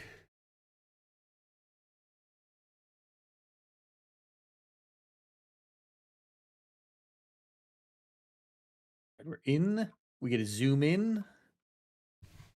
Zoom in for like 2 seconds before we go install 3 again.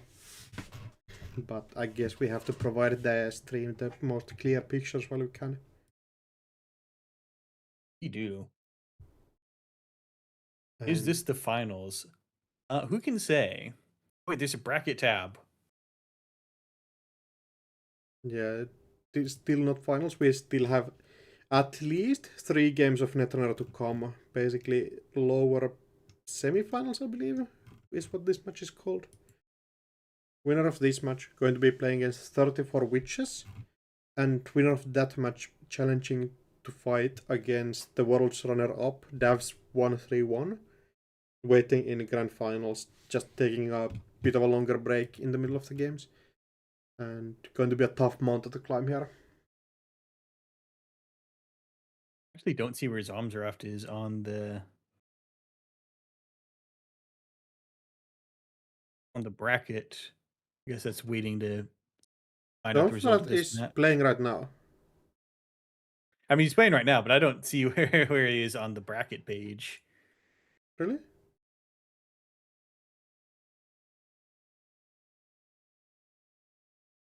It's probably nothing to worry about. Yeah, probably just classic issues on Cobra or something. Who knows?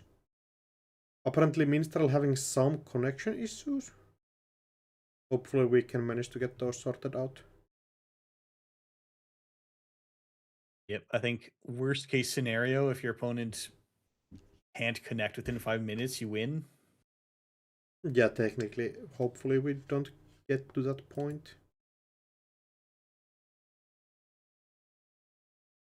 Good luck, have fun. We have here Auko. You face it and you just say "ow." Yeah, definitely a evil ass corporation.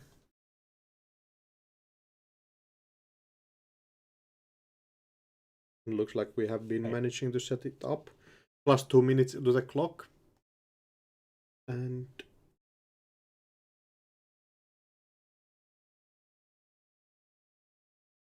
yeah, going to be interesting to see how Zonthrop has adapted and kind of fight this tech now.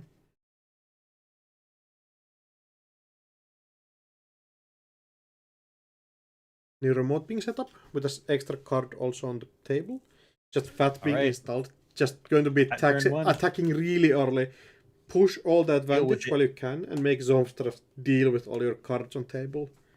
And all it costs you is 1 credit. It's a good deal. Yeah, looking like a copy of Cohort Guidance Program on server 1. Kind of an optimal opening if Zonthrop cannot challenge everything. Could be a really bad situation if we get something like Raindrops on the Fat and Pinhole on the second card. But looks like we're just taking it kind of slow at the earliest. Install Solidarity looks like he might be planning to trash the Fat immediately. Yeah, would mean Gourmand helps a lot. Oh, challenging server 1?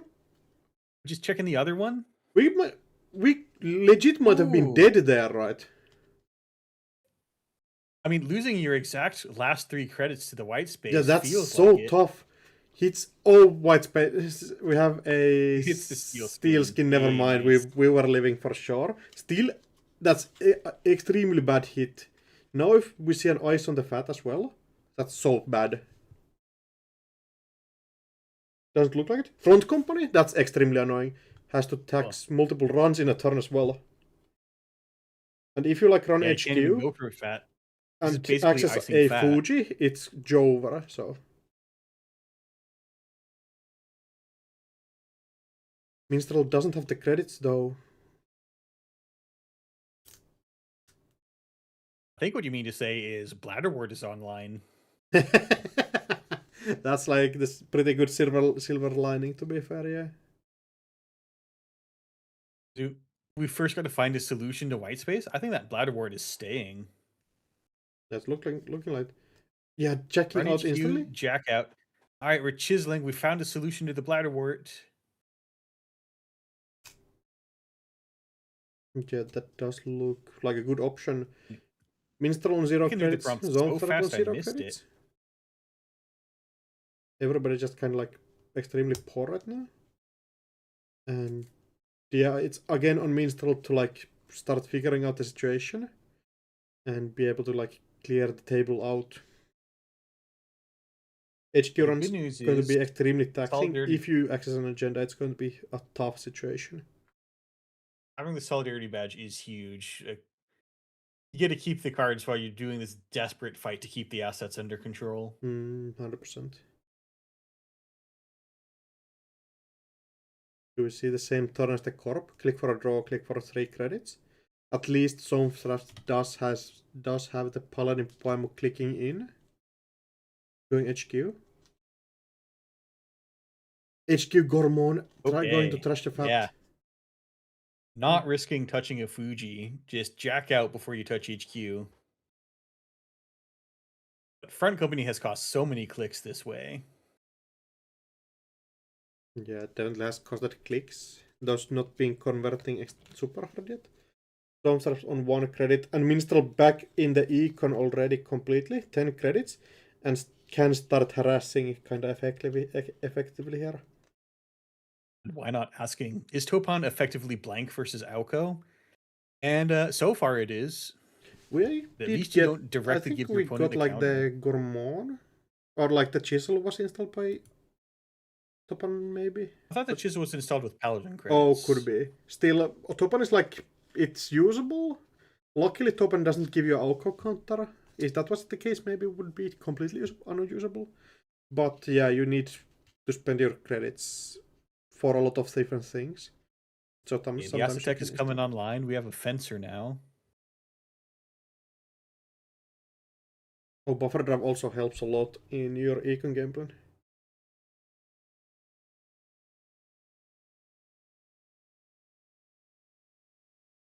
Pauco being used, getting even more draws online, and table can be set up.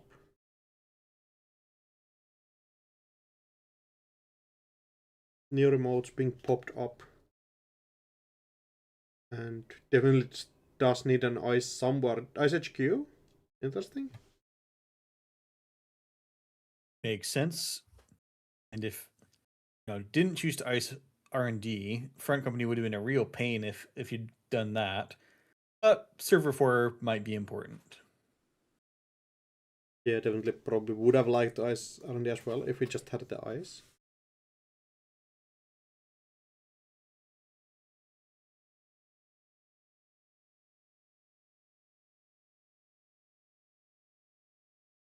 Over to the runner turn to have a good think. We have 0 credits. That's not the situation you want to be in. 0 credits in the pool. At least your companion's doing the work, sitting the gold farm on WoW. But Olago helps a lot in the installs. Lost the Yeah, and you got the wheels. buffer drive, so you're not going to be losing. Okay, You have so many great advantages. That would be awesome if you had just 3 or 4 credits. Yeah, quotation marks lost the wheels that turn. It's kind of annoying. That is a card that you definitely would want to install, but just not having it. Minstrel playing for the long game of just making the runner deal with as many fats as possible. Yeah. Also, the logo is extremely important in this matchup. In combination of buffer drive, not really starting to mill you out, but will get you that passive draw that lets you stay in the game while contesting the corp table. Fat is back, still covered by that one front company. Audience asking for a zoom out.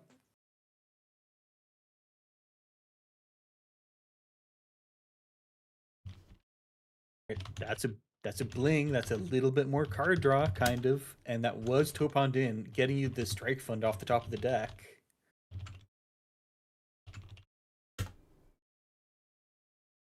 Play strike fund at this point.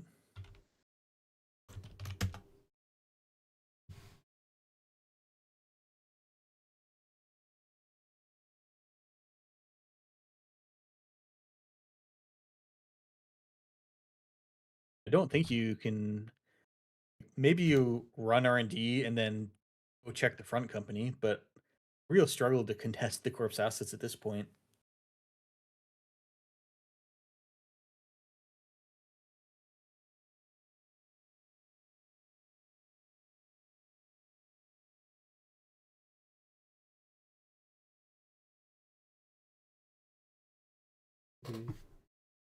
But the bling again, getting strike funds, the cards that you definitely don't want to get in there. Yeah, I'd rather have Topon hit the strike funds. All right, we're just. I think I might be taking out the front company. That has cost way too many clicks to this point, and the strike fund is just. We're just gonna lose that. Yeah, sadly, still staying on 0 credits.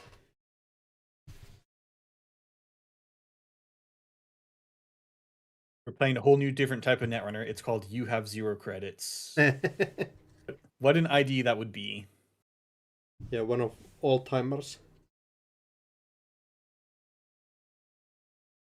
I think is server 4 actually still unknown? Could be cooking a Regenesis in there somewhere. Oh, Lago hitting the strike fund, playing an ID that is called 2 credits now. Oh, I think server 4 was iced, and then we haven't touched it since.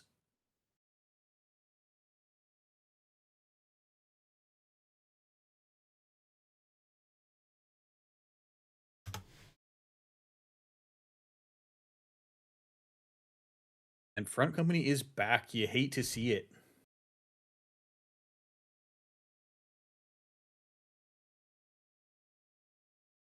Depends on which side we're talking about again. Mm-hmm. Top one still just needing to draw up. Again, also Dreamnet another source of passive draw? All these passive draw cards are going to be adding up. Oh, that's 3 damage coming in by itself. Might be just dead here.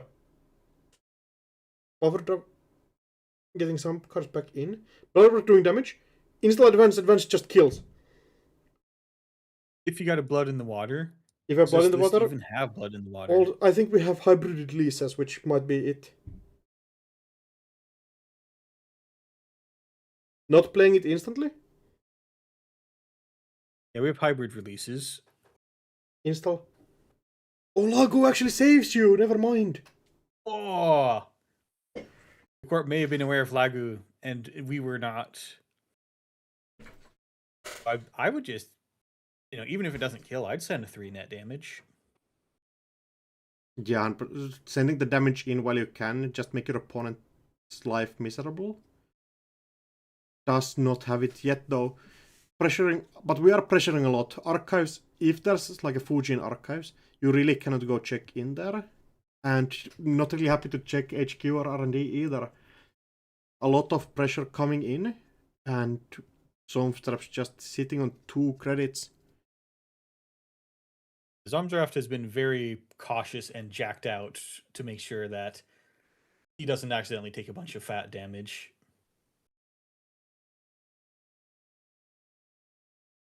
Oh, calling HQ.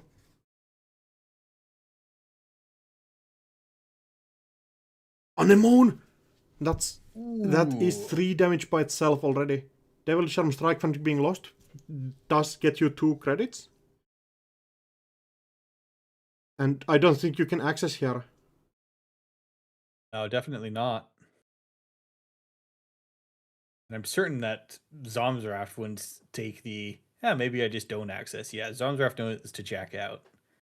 Yeah, again, then has to start figuring out, can you take care of the fat? Can you take care of, like, you need to kill fat, you need to kill out Bladderwort. Like, everything needs to die on the table.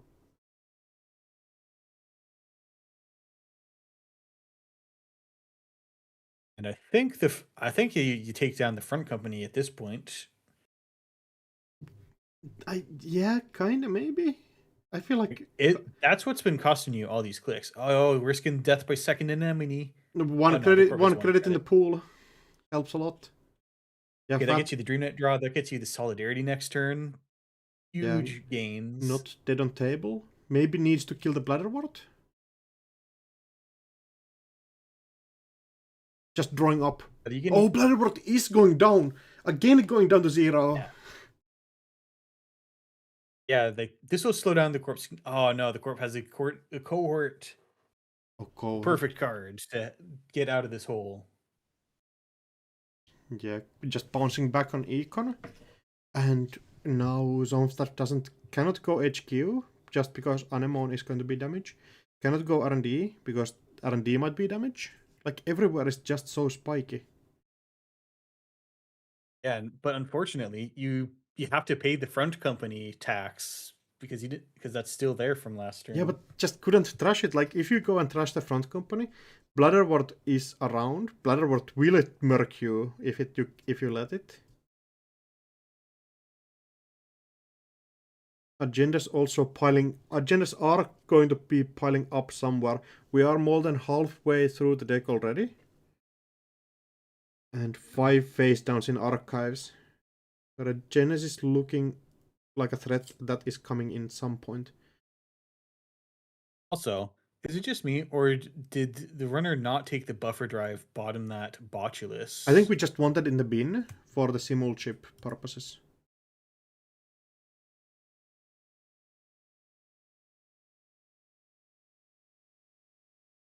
We still have 0 agendas scored, but that could change real suddenly.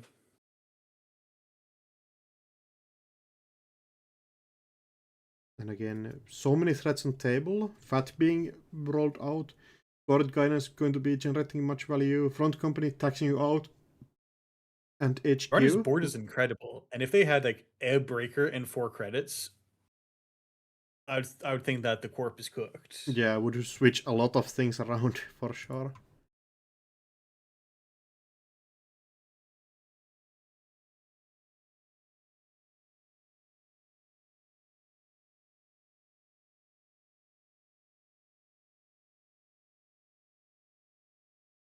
Oh, Gourmand helps.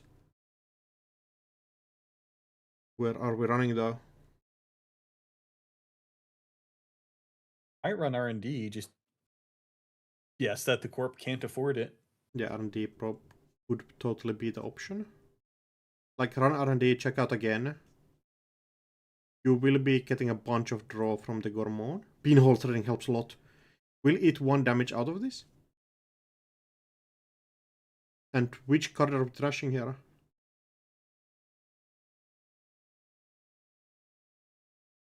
Attacking the Court Guidance Program. Fat is Right, still credits around. gotta go.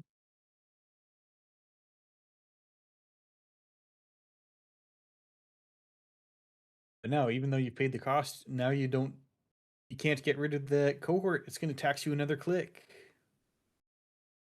Installing Audrey, I think, for free, and then losing the Steelskin Scar into the Bling. But yeah, has to play it for 1 credit, I believe. Oh, click for a draw, discard Bling or discard Steelskin to the Bling.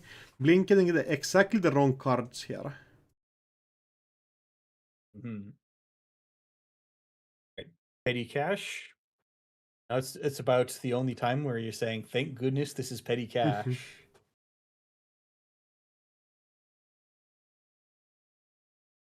I put some respect on the card's name. It's like a discount hedge fund. It's petty is the opposite of respect. Discount hedge fund, at least.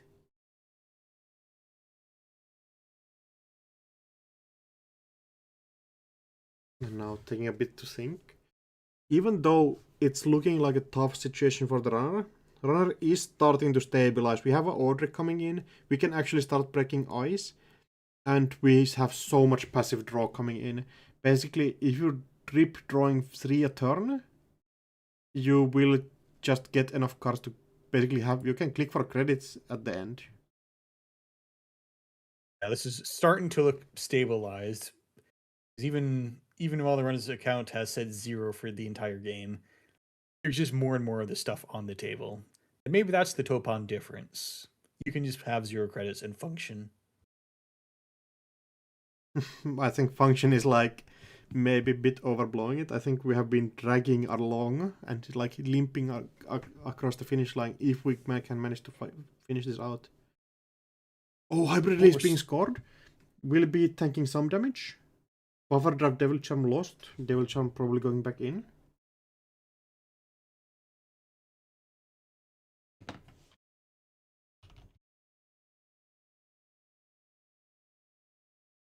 Alright, Buffer Drive has been used. Does the runner decide to use Lego, just losing whatever card's on top? Looks like no. Yeah, doesn't look like it. It looks like we're deciding to try to be careful about running out of cards in deck. Also, if you hit something important for your game plan, like if you hit the Echelon after 3 Simul chips are in the bin, that is a tough spot to be in. Yes, and why not pointing out that they already used the powers. They already used the trigger for Lego on the powers install. No, don't admit that you're wrong. The chat never knows anything. I silenced Why Not for a second, so we're fine. Oh, okay. We need you to go back and scrub the tapes. You will be done. Oh, starting to install. Right, a lot of the cards ending up posted on Bling. Probably glad to see the Audrey get filtered out and not have to draw that. Yeah, that is a card that we will not have as HP here. But yeah. But we got Buffer Drive. That's just so much HP.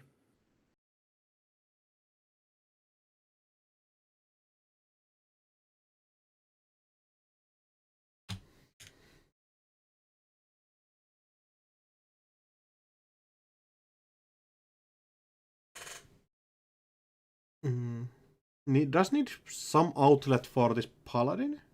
3 credits on it. Oh, running R&D. Just 2 credits on the that corp. fermenter. Yeah, 2 credits on the corp side. Yeah, you can just install the fermenter. That'll satisfy the paladin. Yeah, for 1 turn, for sure. Running R&D, checking out. Clearing out the front company this turn. Finally getting rid of the troll toll. Now Audrey's online. Oh, Bladderwort coming in. Bladderwort's gonna hit you.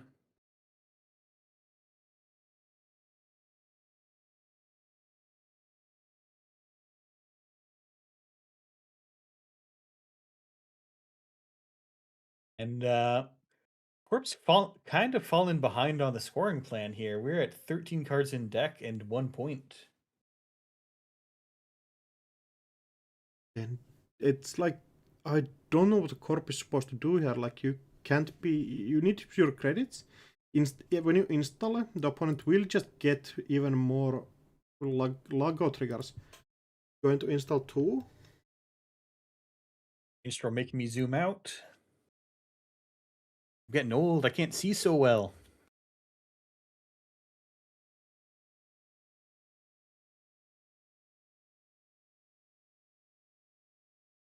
Install 2 is interesting. We have 1 credit coming in as a trip from Fencer to trash assets. Still 3 on the Paladin.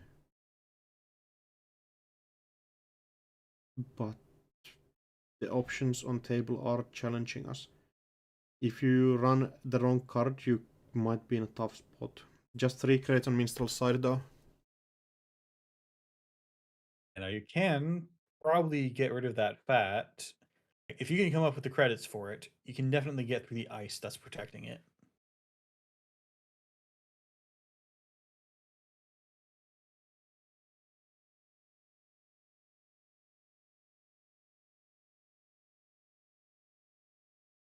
Oh, Azimat finally comes online. Azimat, and that is going to change so much.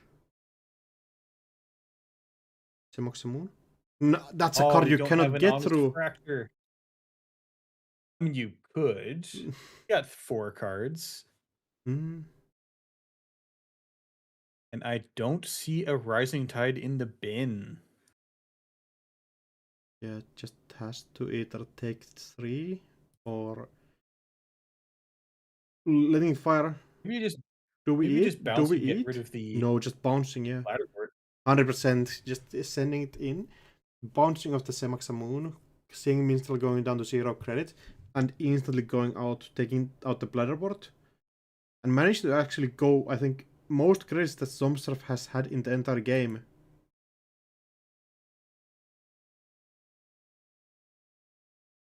Yeah, I think you might. Essentially, this game has been, you know, when you play against Alco, you're not trying to win, you're trying to not lose until their deck makes your opponent lose. I think we're about there. Like, if you can find a way through that Semoxamoon, then you're probably there.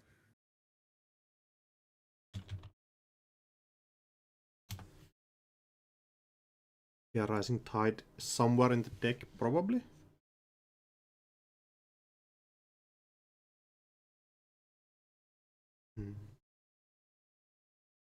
There are some questions about server 10, 12, and 13.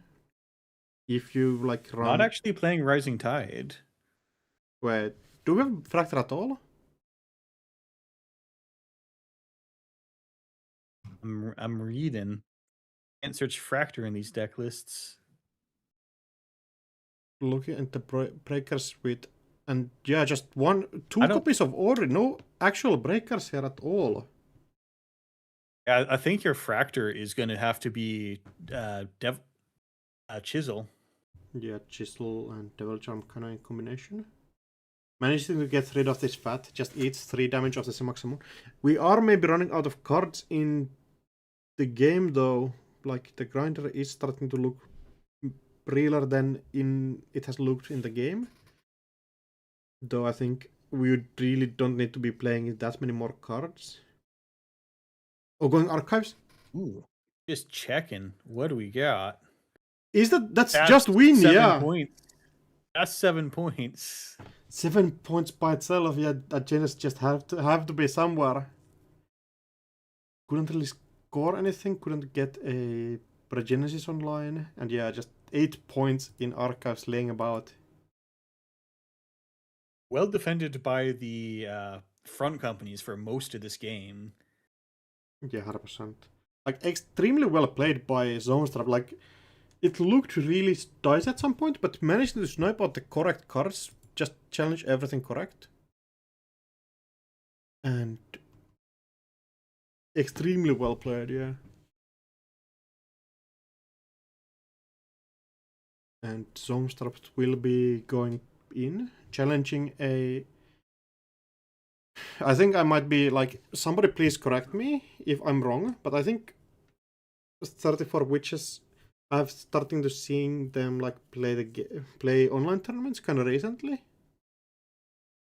and been taking like AMTs by storm, all the online tournaments, like destroying everywhere, performing really well, and managing to convert to at least a third spot in the Summer Showdown, but still fighting through with last year's World's winner and World's runner-up. Definitely a list of candidates that you are happy to fight with for the top spot here. Yeah, we've got a star-studded cast here. And with that, we have obviously preparing for next round. We got 34 Witches versus Armsraft. And I believe we have a special guest coming in to replace one of us. Yeah, 100%. I'm taking break from commentary. Cannot yell too loud at night here in my apartment. So I'm going to get a different commentator to replace me.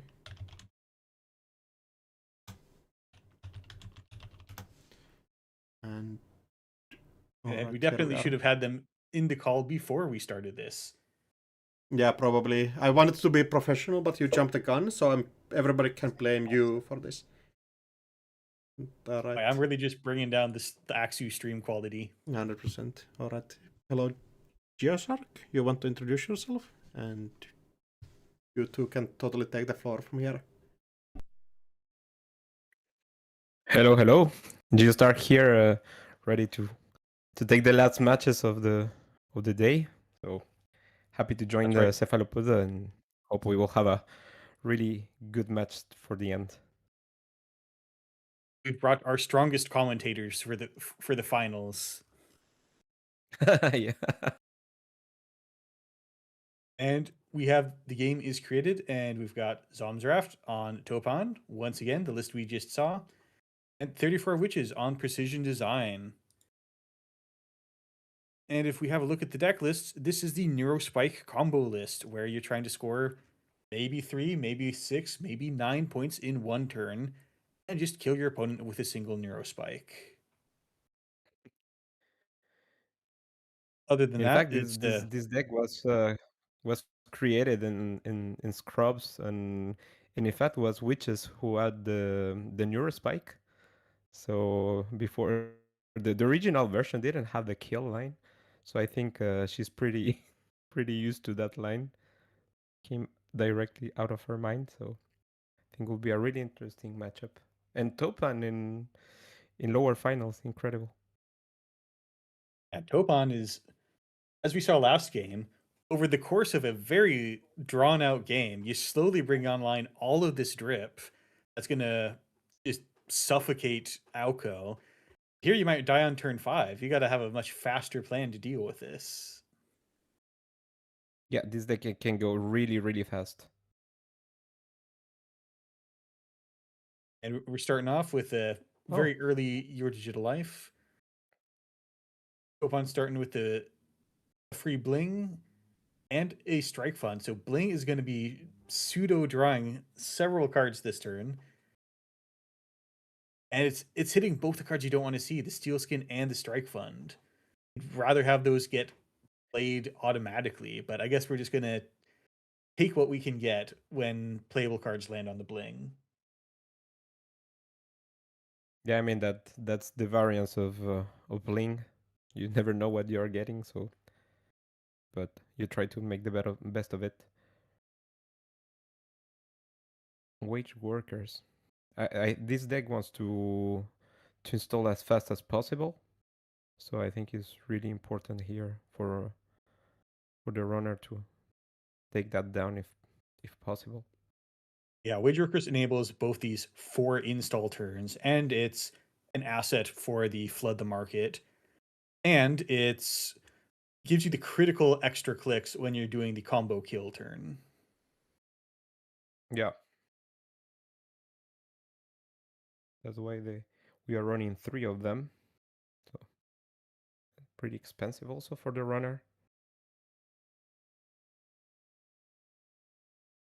You see Drip and cards coming online pretty quickly for Topon, but also top-down solutions. It's a card that we didn't see a lot prior to this point. But now it seems to be just the right card, and it's one of those cards where we look at it and we say, this has to be busted when it gives you 4 clicks. Some of them are installs, one of the most limited actions in Netrunner. It's not really limited, it's just one of the most important actions in Netrunner. Chaining into a fully operational with 3 remotes. We are drawing up.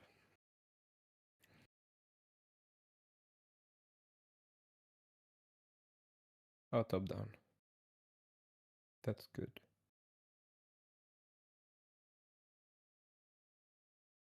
Gaining the Wage Workers click, this is so explosive.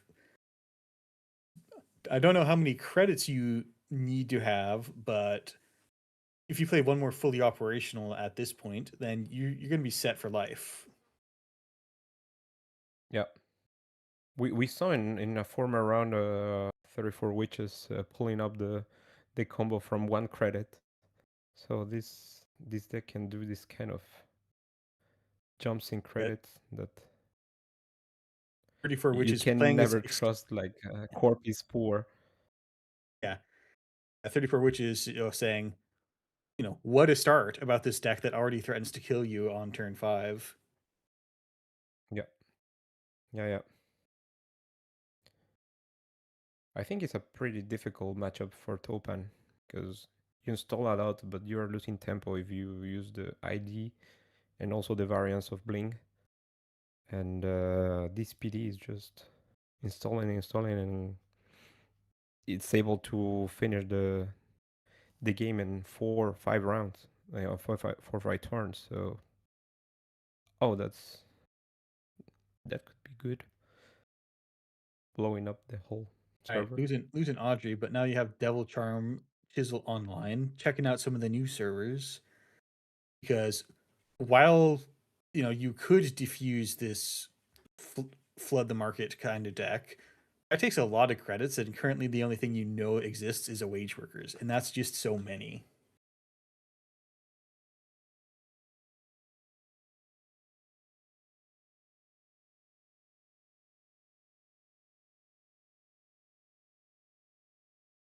I've also seen one Audrey go down. Go ahead. Yeah, runner econ is also a bit low at the moment. So okay, that's Amelius. That is one of the agendas that is part of the kill. And hitting it with the click left, very fortunate. Yeah, that's very important. Very, very good for some threat.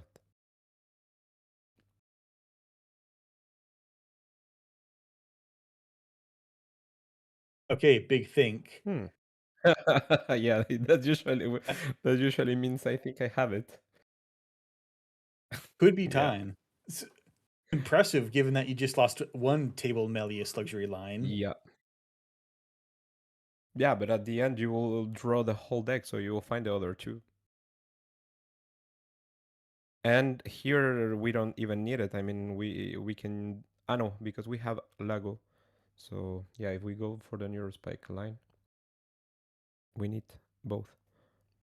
Yeah, the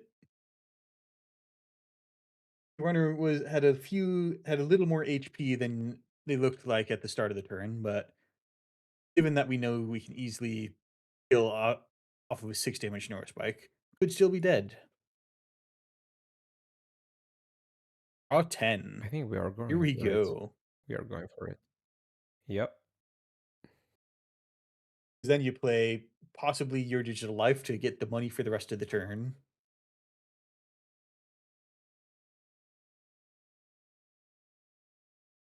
Red level clearance. Yeah, we still need one server more.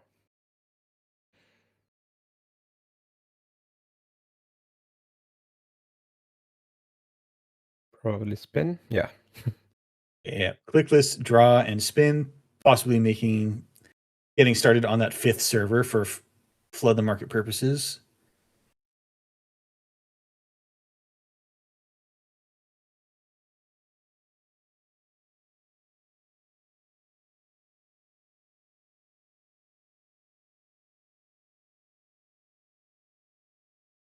You gotta know how many credits you need before you start spending them on this combo, and I don't know how many credits you need. Probably have to res a Cyclotron.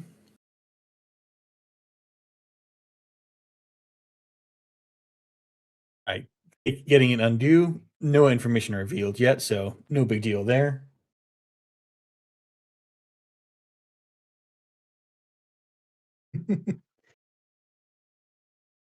Into you're already talking about what's likely to get banned to try to stop this deck.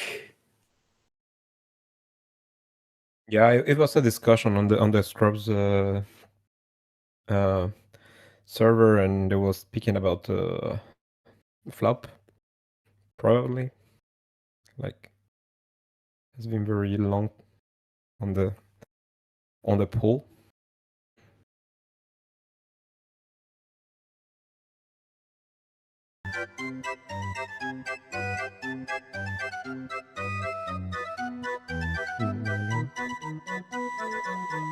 And now we are YDL. Probably. I know YDL is on the. I think it was YDL. You got to play that. Oh, no, you don't play that first because you're at a. Yeah, but the YDL is in the bin, so you need to send it back with spin. There's one more flop operational. That could be just credits. Yeah. You do have a 2-card R&D. If you got a Spin Doctor on the table, you can just, largely draw what you want out of archives. Yeah, Witches is considering the YDL.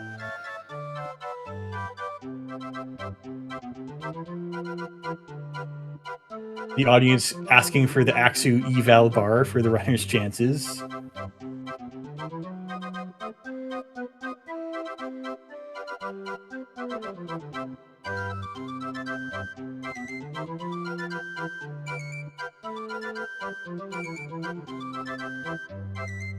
Yeah, this deck needs a lot of. You can really mess up the lines really easily. Even really channeling the spirit really well. This deck is really complicated. Yeah, channeling the spirit of Footgun.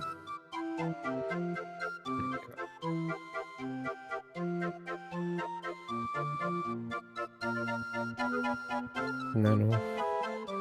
YDL probably. Yeah. Gain 20, that should be enough. Nano, sim reset. And now, are we going to just play enough nanos to get that many clicks? I think we have it here. Power should be in the table. That should do it.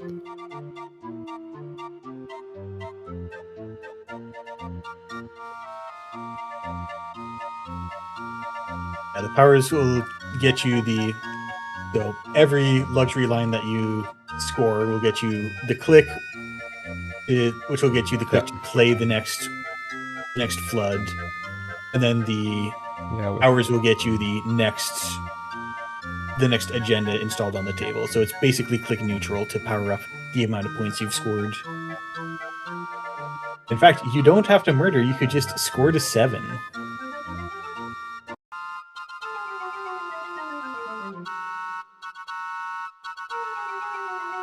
if you have the clicks. Now we are getting one more. So I think it's for nearest spike. Yeah. There could have just as easily been powers to install the next agenda, and then you pick up the flood the market again and then score the next agenda. Nano flood, yeah. So yeah, wins by flatline should on be one turn nano 4. more in hand. Probably. So that was turn 4. And I don't know, how long do you think it takes them to ban something out of here? I don't know, but we might get an emergency ban. I think I think some alarms may turn on with this deck. We will see. Hang on, I gotta put So that we have screenshot final. somewhere. Yes. And we can't play combo PD in the entire. I don't think we're gonna get to play combo PD all tournament, so we'll have to see what 34 Witches has on the runner side.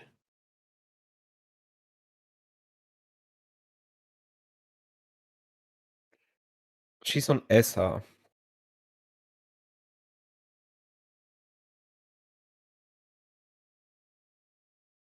ESA? Let me see.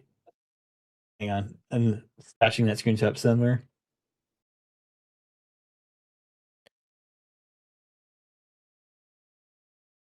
All right. Back to the pairings. At game 29. Oh, that's the one we just watched.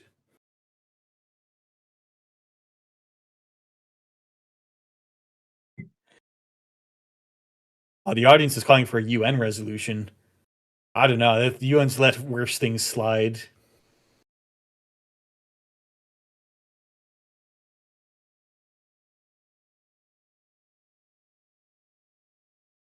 We don't have. Oh, she's playing again. PD. Yeah, let me see. Okay. Reload. Yes, this time we're on same PD versus Davs. Let me double check that. Yeah, Davs on Lou.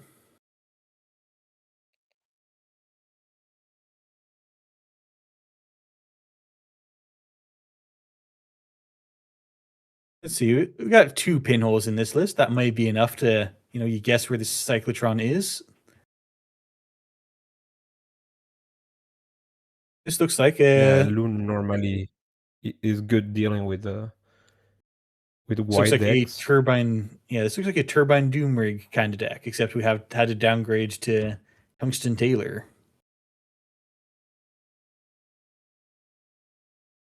And this list is also in Chisel and one simul chip. That might help to blow up one server. But it's difficult to like deck wasn't an entity known really before this tournament, so it's difficult to prepare to play against. Yeah, very few people have reps into this deck because we have found some terrible new thing to do to the meta. So congratulations to, I believe it was Scrubs who did this. What an incredible crime against humanity.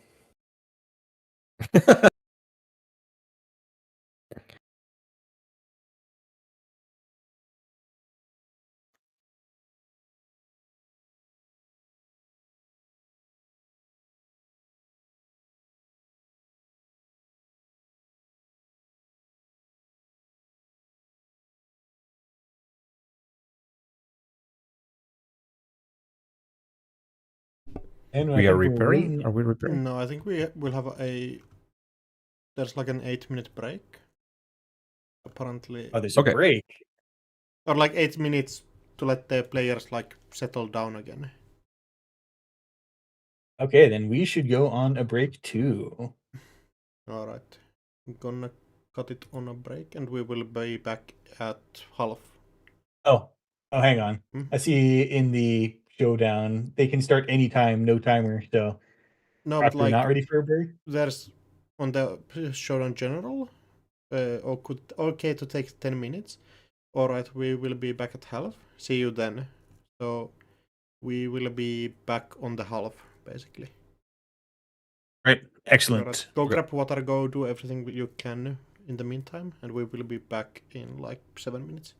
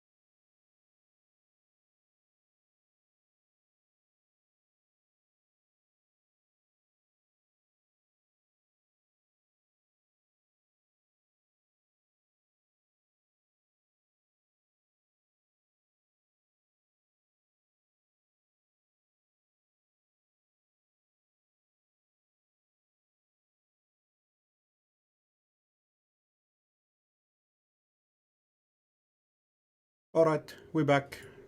Grand final starting up. Hype. Alright, here we go again. Alright, runner, you have 4 turns to not die. Good luck. Yeah. Now apparently my audio is better, so sorry for the audience. Apparently I was whispering the last game. So now I'm ready to shout. Yeah, we had this weird mix, frankly, of whispering ASMR undercut by circus music. Yeah. With the clown music.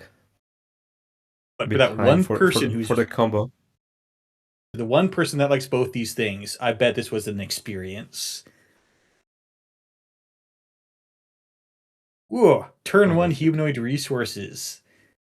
Doing the old, you can do that with the red level clearance. Yeah. It's a pretty good start. So yeah, it cannot be disrupted and top down. Yeah, we are going fast. Really good start. It's the humanoid with the play a top down solutions, and you end largely with the same 5 credits you started the game with, but now there's 4 cards on the table. Yeah. You have already Back 2 of the circus 5 music. servers. We need it.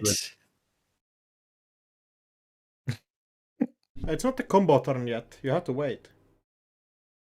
Ah, yes, of course. Right. Just threatening that Gachapon can probably find us a chisel.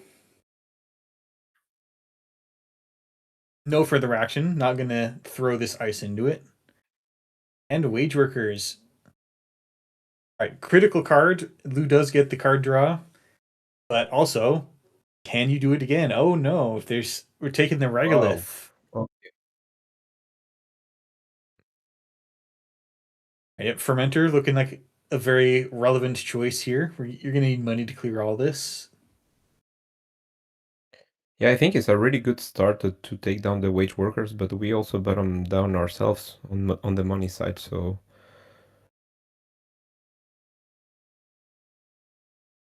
and this deck doesn't need that much time to set up, so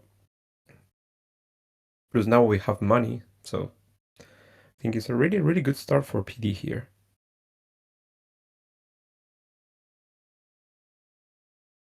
And I gotta bring in some more people to the stream.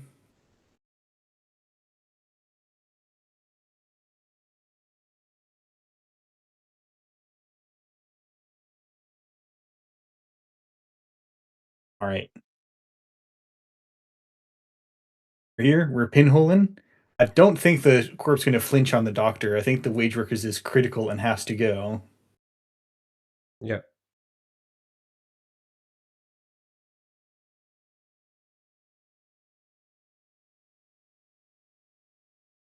And raindrops, excellent. You still have enough money to trash anything. Powers that be, that's another critical card. And maybe the right opening on Lou and enough money to deal with this can disarm this.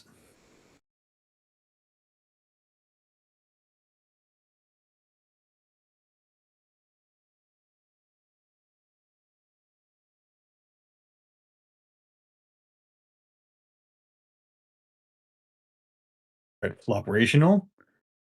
Pretty good payout. We're talking merely gov sub levels of payout instead of draw the rest of your deck. But we'll get there. Another top down, yeah. Yeah, I think Lou is dealing pretty well with the board here. How long can we keep up with this? We are already in 4 servers. Yes, still don't have any breakers, and that's gonna be trouble because now now PD can pivot into all this annoying ice. Like, imagine a drafter fire right now. That would be a disaster. Right, regolith. You can't really afford that. No, not when you have to threaten to trash any wage workers on site. You know that's they are just to have one server more. I mean, we're not really clicking it ever.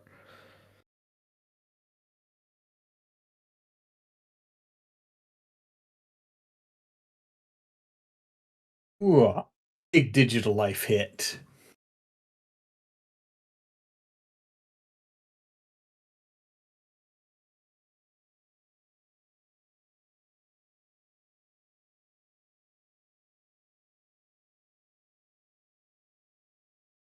Right, running HQ with the Hermes.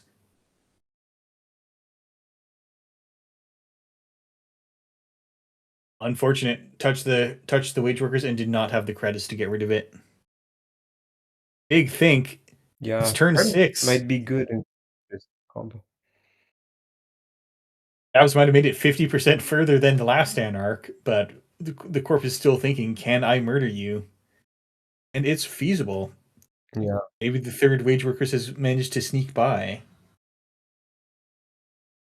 But we need to think about Hermes because for sure Hermes will take down one server. One protected Hermes, server once Hermes will once we try to take the powers flood. So yeah. yeah, You get one it's flood true. at 5, then Hermes is going to unice it for you, so you're gonna have extra installs available. I think we might be going in. Yep. It seems like it. Axu, circus music. Tom's team just has to trust. We can't hear it. Yeah. Let us know when it comes if we have the music. I trust Axu. Axu wouldn't be an unprofessional streamer.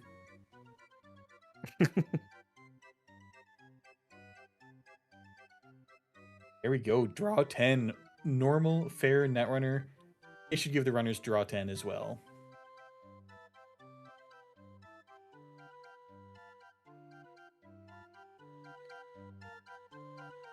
This should be hilarious to do it on paper, like holding your whole deck in the hand.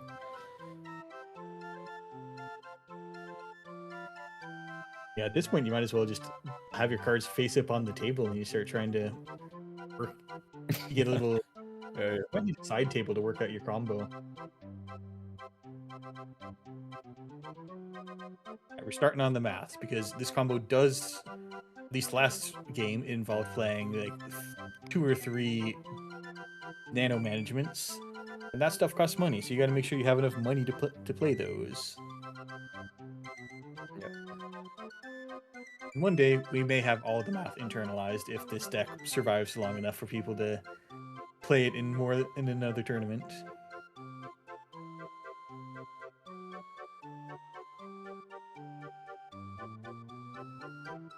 But right now, we got to count the money because we're gonna have to play 2 flood the markets. We're gonna have to pay the res cost of a wage workers and a cyclotron, and whatever gets us a 5th remote server to be able to score in one activation of flood the market.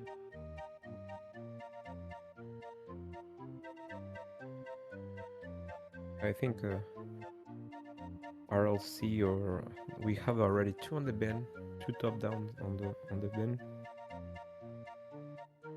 But we can always nano and install. I don't know which is know the lines better. Yeah, they've been practicing, so I see.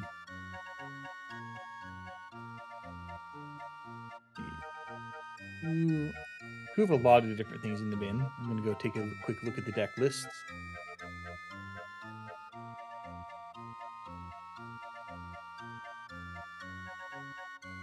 What's a discussion that maybe the right band for this deck will be Sim Reset? Like, it's very key for this deck, but it's not really touching other decks because it's not Which card was card that? that we see that often.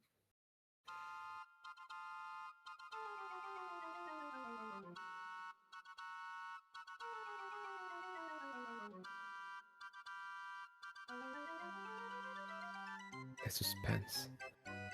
We are here waiting.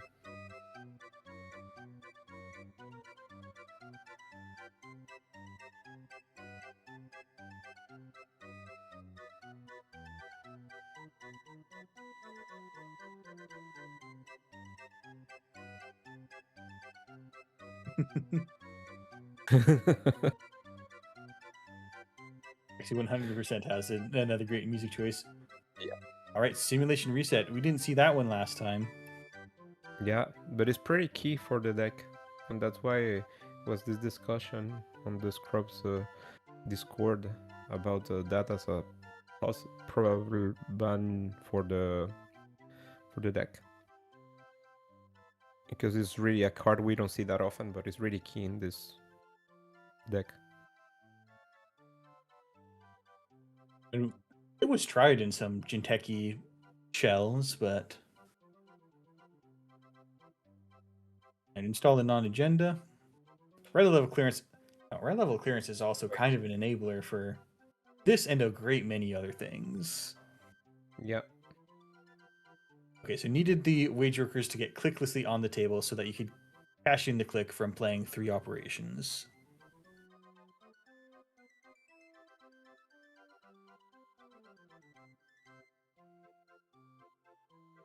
Now we need to. Yeah, this is turn 6, and this was a lot slower. The runner managed to get in and trash multiple wage workers away from the corp. Yeah.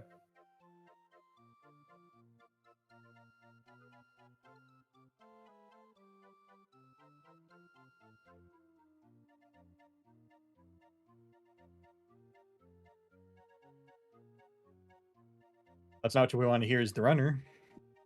Hear that the corp has managed to unbrick the hand.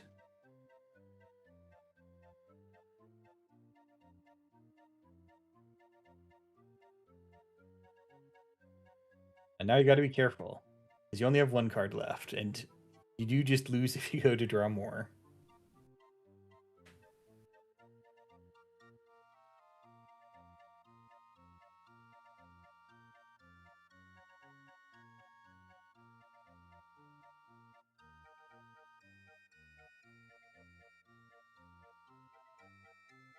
I'm very sorry that to the audience that we don't have a lot to say about this, but we definitely We are just waiting. we saw this and we assume the corp is going to manage to conclude the combo. We still need to see, because you need the agenda installed, and you need ideally the powers that be, and we know that server 6 is another regolith, so there is one of those cards that is still not on the table.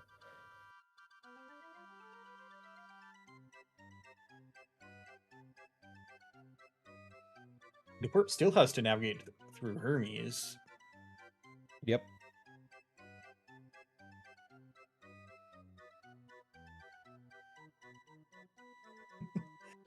Axios having to Luckily, leave the finals song. are on time. I don't know. Is this the grand finals? Yep. If witches win here, we get to the reset.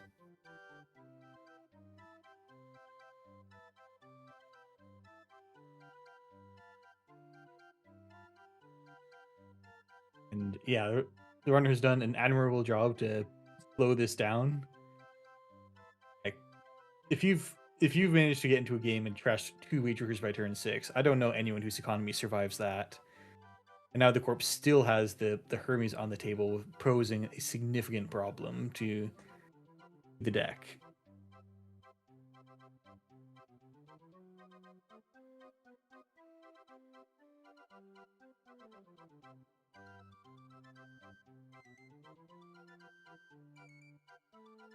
Right. And it is a new combo deck. It may not survive to have people get very practiced at it.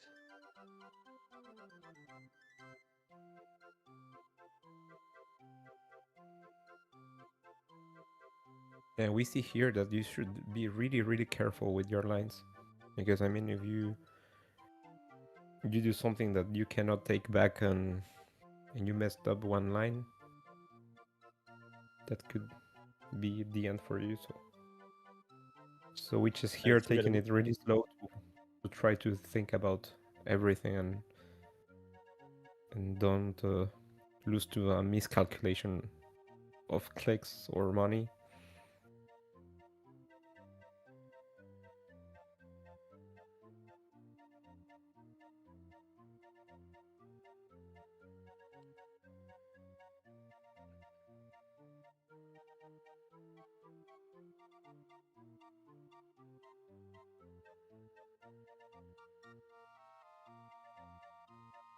And so we don't know if a powers that be is on the table yet. You definitely need one of those. You might have to be budgeting for playing a nano management to reinstall the card that you get Hermes bounced. Yeah. All right, asking And to we show need to put some archives. money up. You have all the red levels.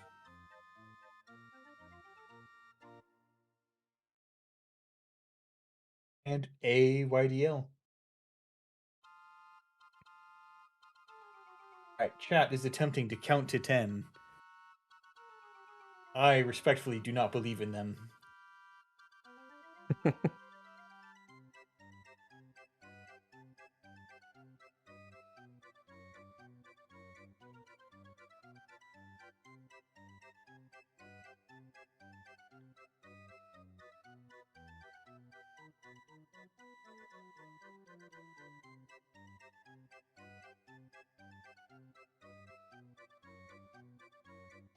All right, we're gonna have to send someone to check on 34, which is the brain may be melting at this point.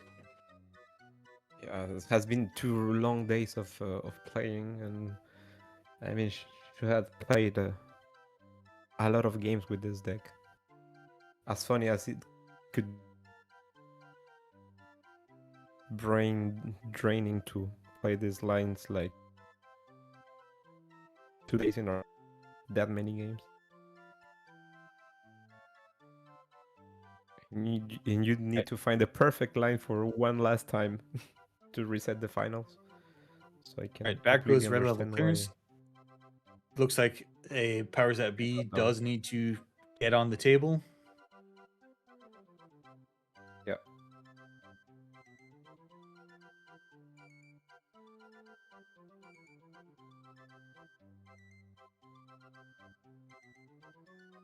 We're just money up for sure.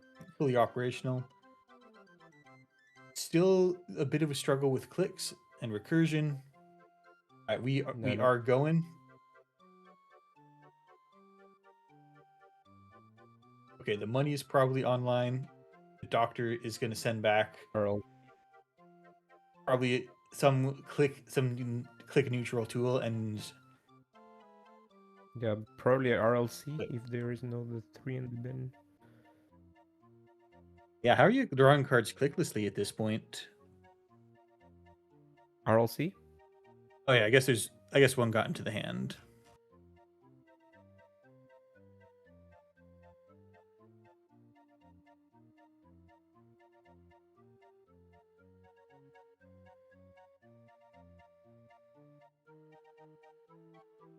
Now we got to go up in clicks, and I don't know if we yet have the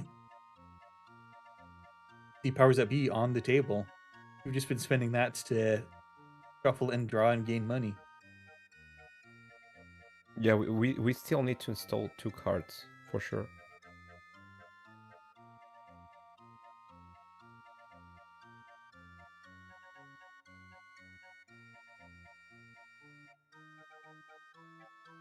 At this point, the core could just turn all the cards face up.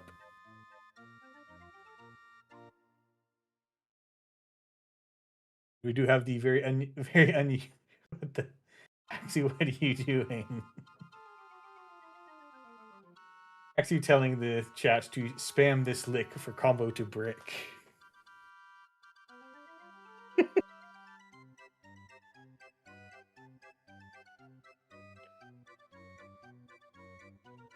And I think we're likely to make it within a normal Netrunner amount of time. It's just going to be either this turn concludes or it doesn't.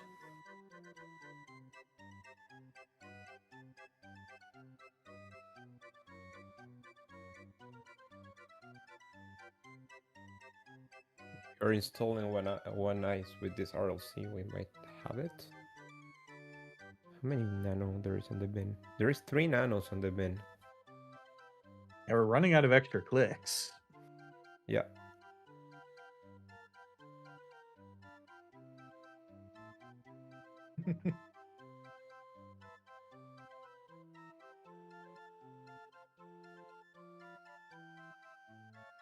we're up to 5 servers, 5 ice servers, and 2 extra servers out there.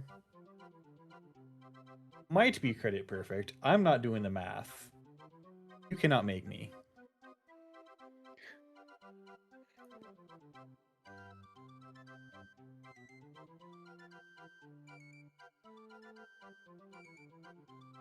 You we're think in this. Dabs is making the lines on his head while waiting?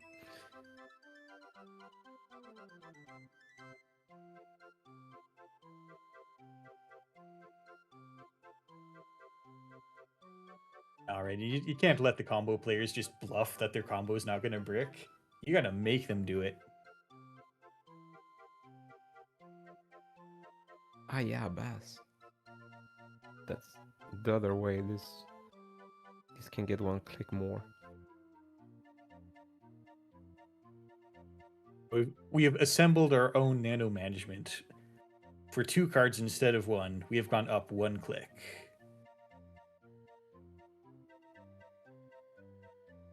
Oh. Oh, Oh no.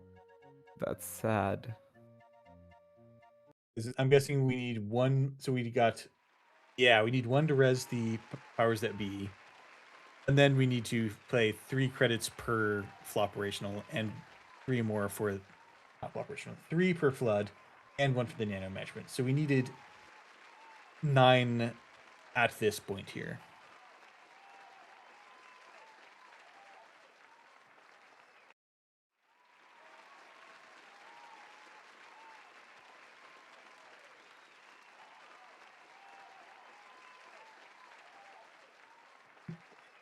This may be peak Netrunner.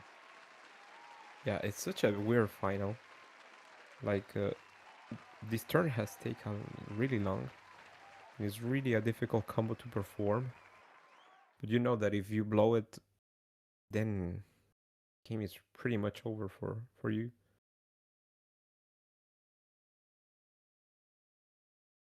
Okay.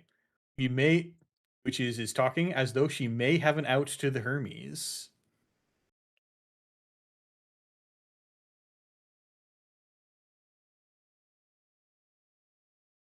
Hmm. Right. Talking about may have mismanaged something. But we definitely are too far in to consider rollbacks.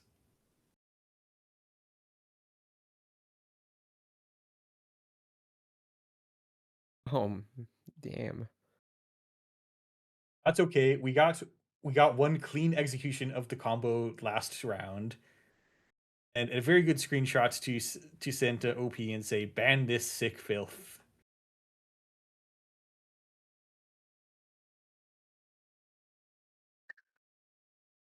People on chat asking to spam this word to undo turn. My god.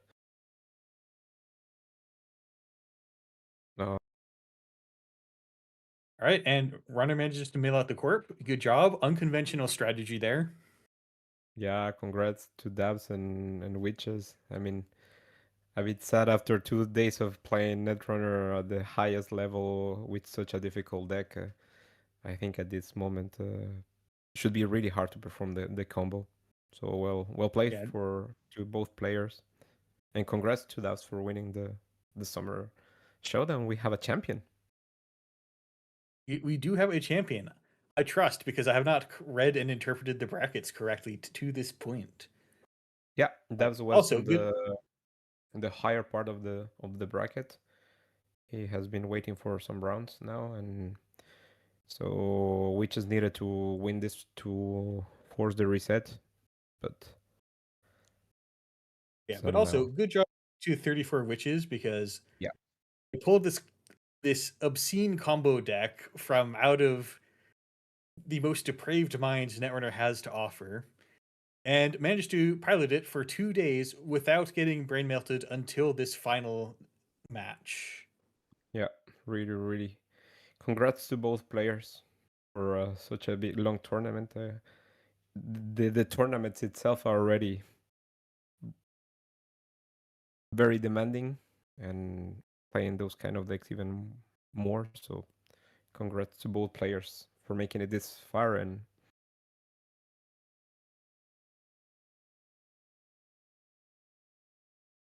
perhaps, let's see if we can.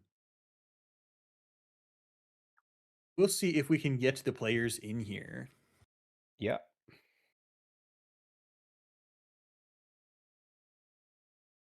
Is all of this text happening in the chat log? We should be having them read that aloud to us.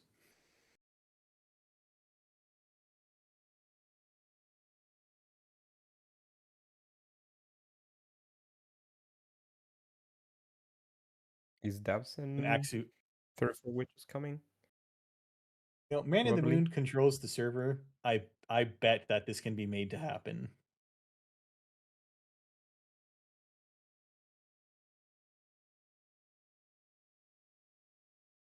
Showdown General.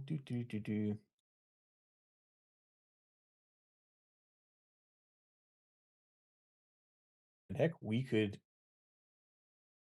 We're just checking to see if the players have enough in them to get on the comms.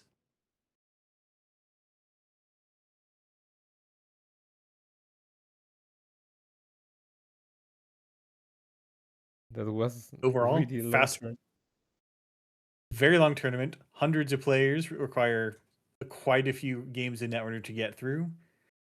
Very, very big cut that we had to work on to whittle down to top 16.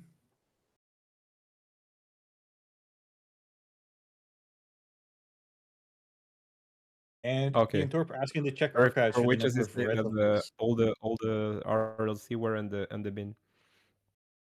Yep. All RLCs were in the bin. So maybe that one RLC to do the turn 1 wage workers ended up costing one of the needed extra clicks. Hello, Summer Showdown champion. Hello. All Hello. right, so we Hey. Witches. everyone's in here. All right, so that was a very spectacular final set of games. So we saw the second to last game in which you executed the combo, and we saw exactly why something out of here has to be banned. And then we saw the final game in which possibly Hermes, possibly some fumbled cards. The combo did not go. So how do you two feel about that final game? Let's start with Witches. I feel all right, honestly. That sort of the difficult part. Hermes essentially taxes as one click on this sort of turn, where we're trying to kill with Neurospike. But what really made this one difficult to execute was bricking on not finding the last flop and needing to play Simulation Reset for value. Those lines are hard to think through and need foresight. But yeah, I'm pretty happy that I came so close to pulling it off. With some more practice, I should be able to get those. And do you think this deck makes it long enough to get more practice? Oh, who knows? Who knows? But there's a Mega City next weekend. And Davs, it's most of the time was dedicated to the Corp. But how did you feel about the matchup, and how are you deciding how to try to challenge the Corp? Well, I'd seen this play out a little bit, but so I also knew that Hermes was at most a minor impediment, because you have one click on that combo turn doesn't seem to be doing all that much. I was hoping going into the game that I would be able to bait some of the ice reses and be able to destroy some of them, because the Devil Trump combo. But the fact that they kind of like came out slightly wrong and the ice never got resed, because which was like slightly played around my possibility of Gachapon on finding a chisel when I ran at some point. That was a bit annoying. Also, I wonder if I gambled on the 50-50 when I ran the Regolith. That was in one of the servers. I don't think it changed. I mean, no, it could change a little, considering how the combo turn play out and how Witches bricked. maybe if I run the other remote, I don't know what it is, but maybe that like that could do something. Maybe if I clear it, because I left for Regolith because that was like a really bad trash. Anyways, but that's no details. I was just kind of sitting there and being along for the ride. Yeah, I think you're very much right about hoping that I res ice. I think it's even sometimes correct for me to decline, send a message. That's very interesting. I hadn't thought about that. That's funny. And Gio, do you have any questions for play this deck throughout the whole tournament for 34 Witches? Because it seems really brain draining to play it that long. Yeah. So I lost 2 games with this deck all tournament, and both of them were actually they were both against Hermes Lou, and both games where I had a difficult but probably doable combo, but flubbed the execution. It's certainly quite taxing to get through. But then you have some games like the ones I had on stream versus Topan, which those were kind of free execution, just as long as I don't do something very silly. Even then, it's still heavy thinking.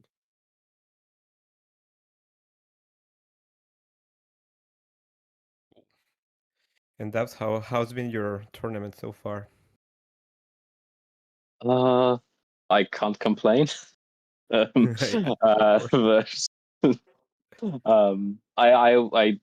think I was super. I thought I maybe could have some game depending on like how the money I opened with, the pinholes I opened with, the Hermes I opened with, whatever. Into this, but my start wasn't the best. I opened with a few breakers and stuff, so I was kind of again along for a ride, and then I was kind of excited about the Viessa versus the Eco matchup. I think those are always fun games. Yeah, and the game we played in the semis or whatever, winners finals, I guess it's called. No, wait, I always get the namings of the different stages of a bracket confused. But anyways, the game that put me into the final, that game was a little bit unfortunate for Witches, I think. So I was kind of the rematch. I think would have been fun as well. I think I got a bit run over there, but it happens. Yeah. Not finding the marrow and 50 cards is right. Yeah, teach another bug or something. I found the marrow, but just late. by the time it showed up, I just couldn't find a moment to install it. Yeah, definitely. It's a little awkward when you have 2 cards in hand and it's marrow and Hippocampic. Well, we've probably got to let Axu go to sleep eventually. So, any final thoughts?